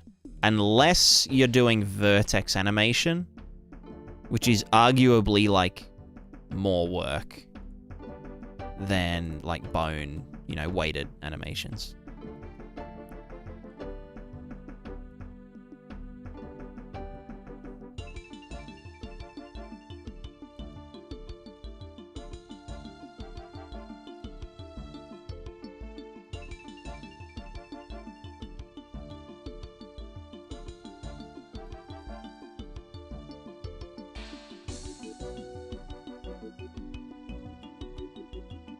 Facial pose. For faces, you can use blend shapes or morph targets. They're called in Unreal. What's going on here? Why is that just... That's that. There you go. Yeah, so in Unreal, you can use blend shapes or morph targets. You can author just different shapes in Unreal. Sorry, I'm fucking zonked. You can author poses in Blender and export them as blend shapes or morph targets to be used in wherever. And then, yeah, you can just...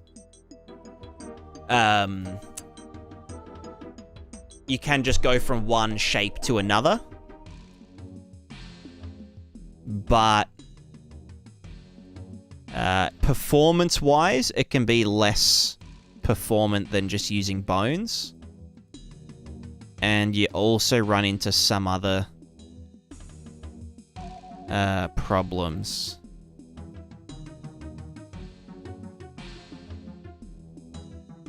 So, like, it's kind of hard to do, like, procedural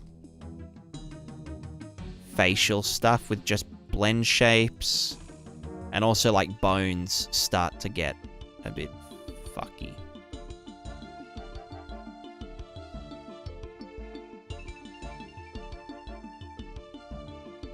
Right, how does this work with the eye root? Yeah.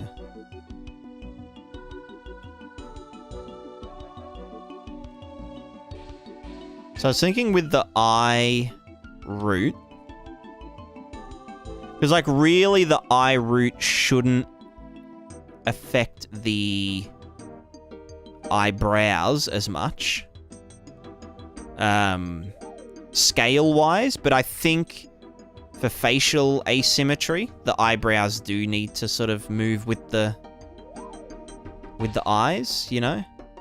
So I think what I might do is, like, as the eyes get bigger, just apply another additive to the eyebrows to counteract it slightly. You know what I mean?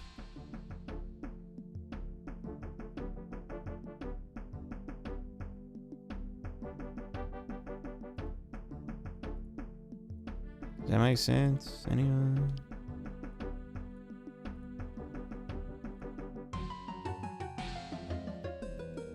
Is it for us to run here? Oh, that looks cursed as fuck. Bones are just more performant because the way that they're, like, skinned and stuff. Like... Oh. So, like, each vertex...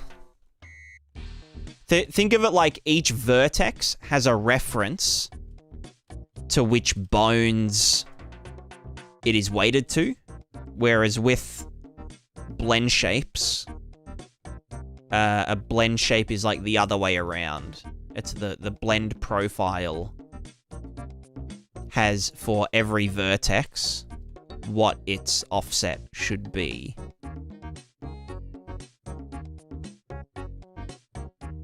And it's also like, what is its offset from... Also, can I can't really do that.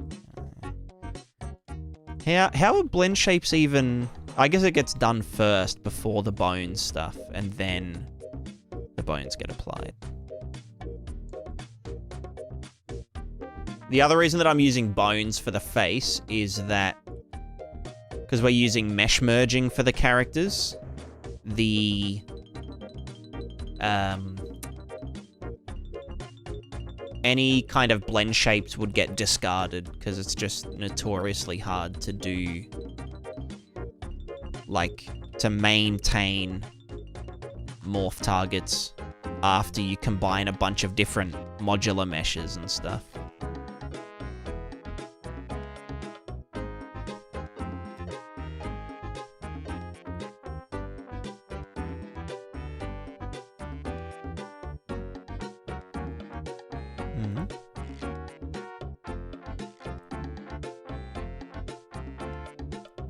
Why are you...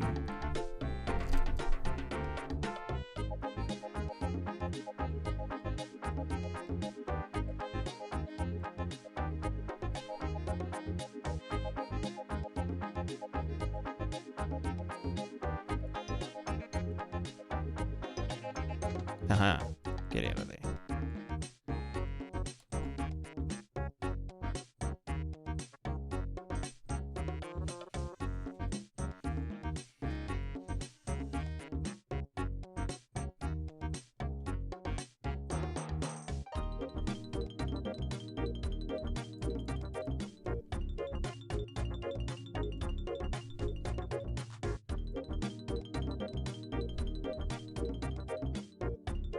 Oh good, oh good.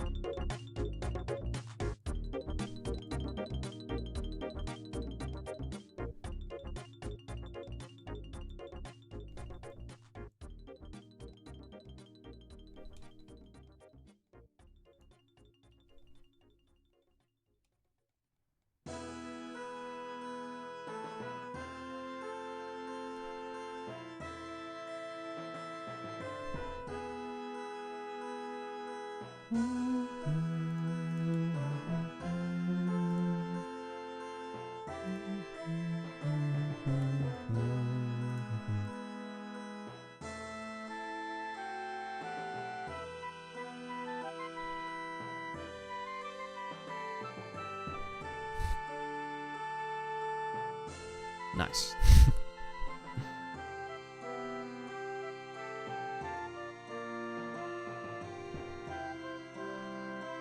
Pogging?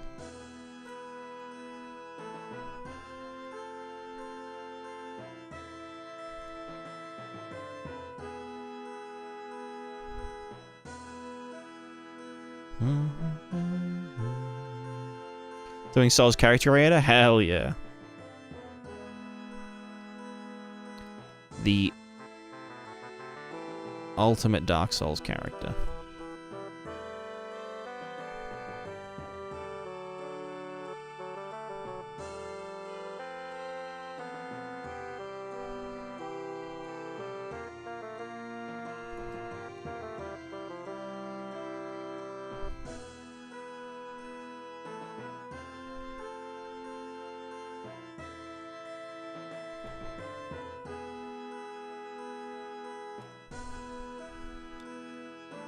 Beautiful. I haven't done the lips yet, have I? No. And I didn't do the chin either.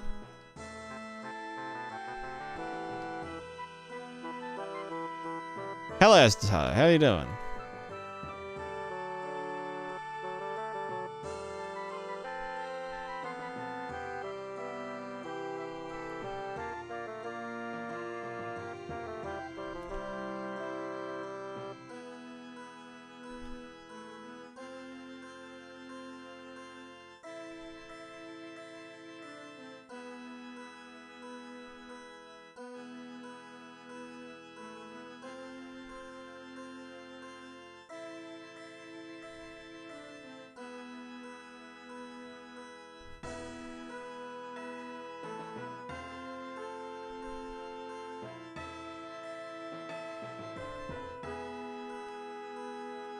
Beautiful. Needs more like of this. More of this going on. Maybe we'll just scale it. Nice. Oh, lovely face. Beautiful. Eh. Eh. Eh. Oh.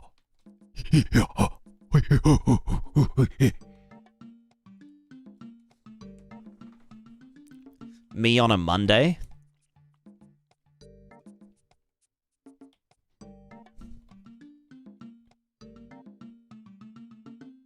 Oh, wait, you know what else it needs? It needs some of this. Oh, the mouth pouch is coming out.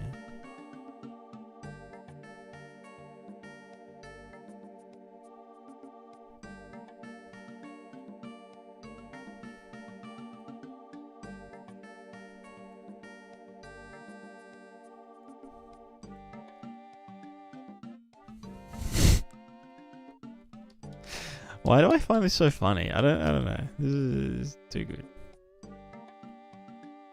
Crazy shit.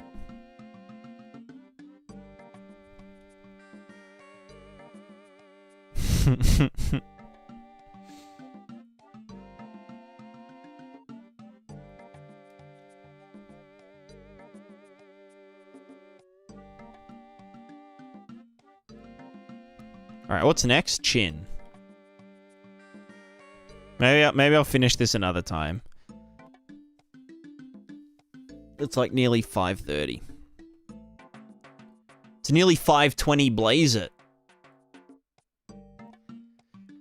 Anyway, so... oh, fuck, pardon me.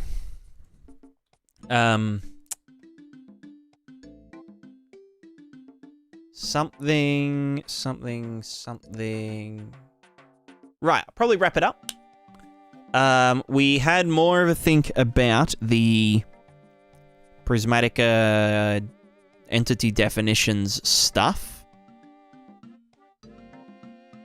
I do want to think about it a little bit more before we commit to programming it. But I think the gist of it is entities have a list of definitions in kind of like containers or like categories. Then we have a condition stack, or like condition stack full of conditions. Potentially just one condition in a condition stack, but you know, has to be set up in a certain way. And then after that, each condition stack goes to one. So it's an array of condition stacks, which correspond to a thinger. Another definition, which can then have a sub-condition stack array, which then go to another definition, and that should pretty much allow us to do anything like, you know, shirt is equipable to you can wear it as a shirt. When it is equipped as a shirt, do these things. But then, when a shirt is equipped as a bandana, use this model, and this is what the armor values would be if it was equipped on your head, and blah, blah, blah, blah, blah. And, like, can a shirt be used as a bandage? Well, when it's used as a bandage, this is the visual shit. These are the properties that would get applied, so, you know, it would reduce bleeding, and blah, blah, blah, blah, blah. So... yeah. That should be doable with just a very simple condition definition loop. Or tree, I guess. So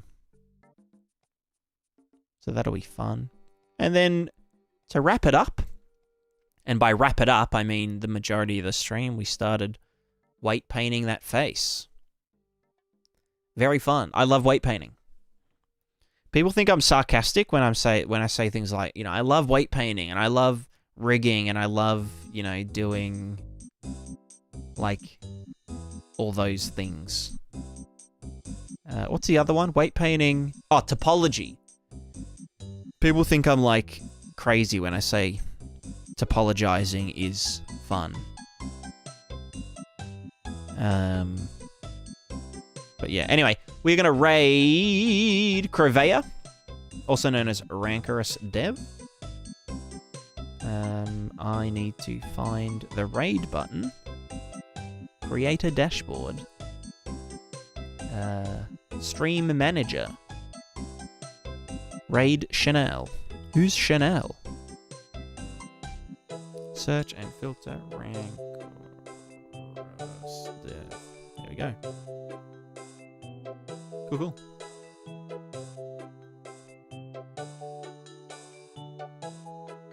All right.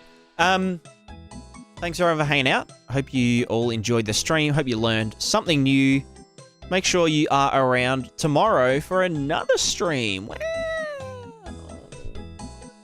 As always, if you've got questions and stuff, you can ask them in the chat, but you'll have to wait till tomorrow, you know.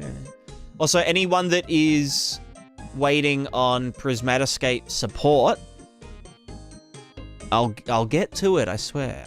Just let me, just give me a second.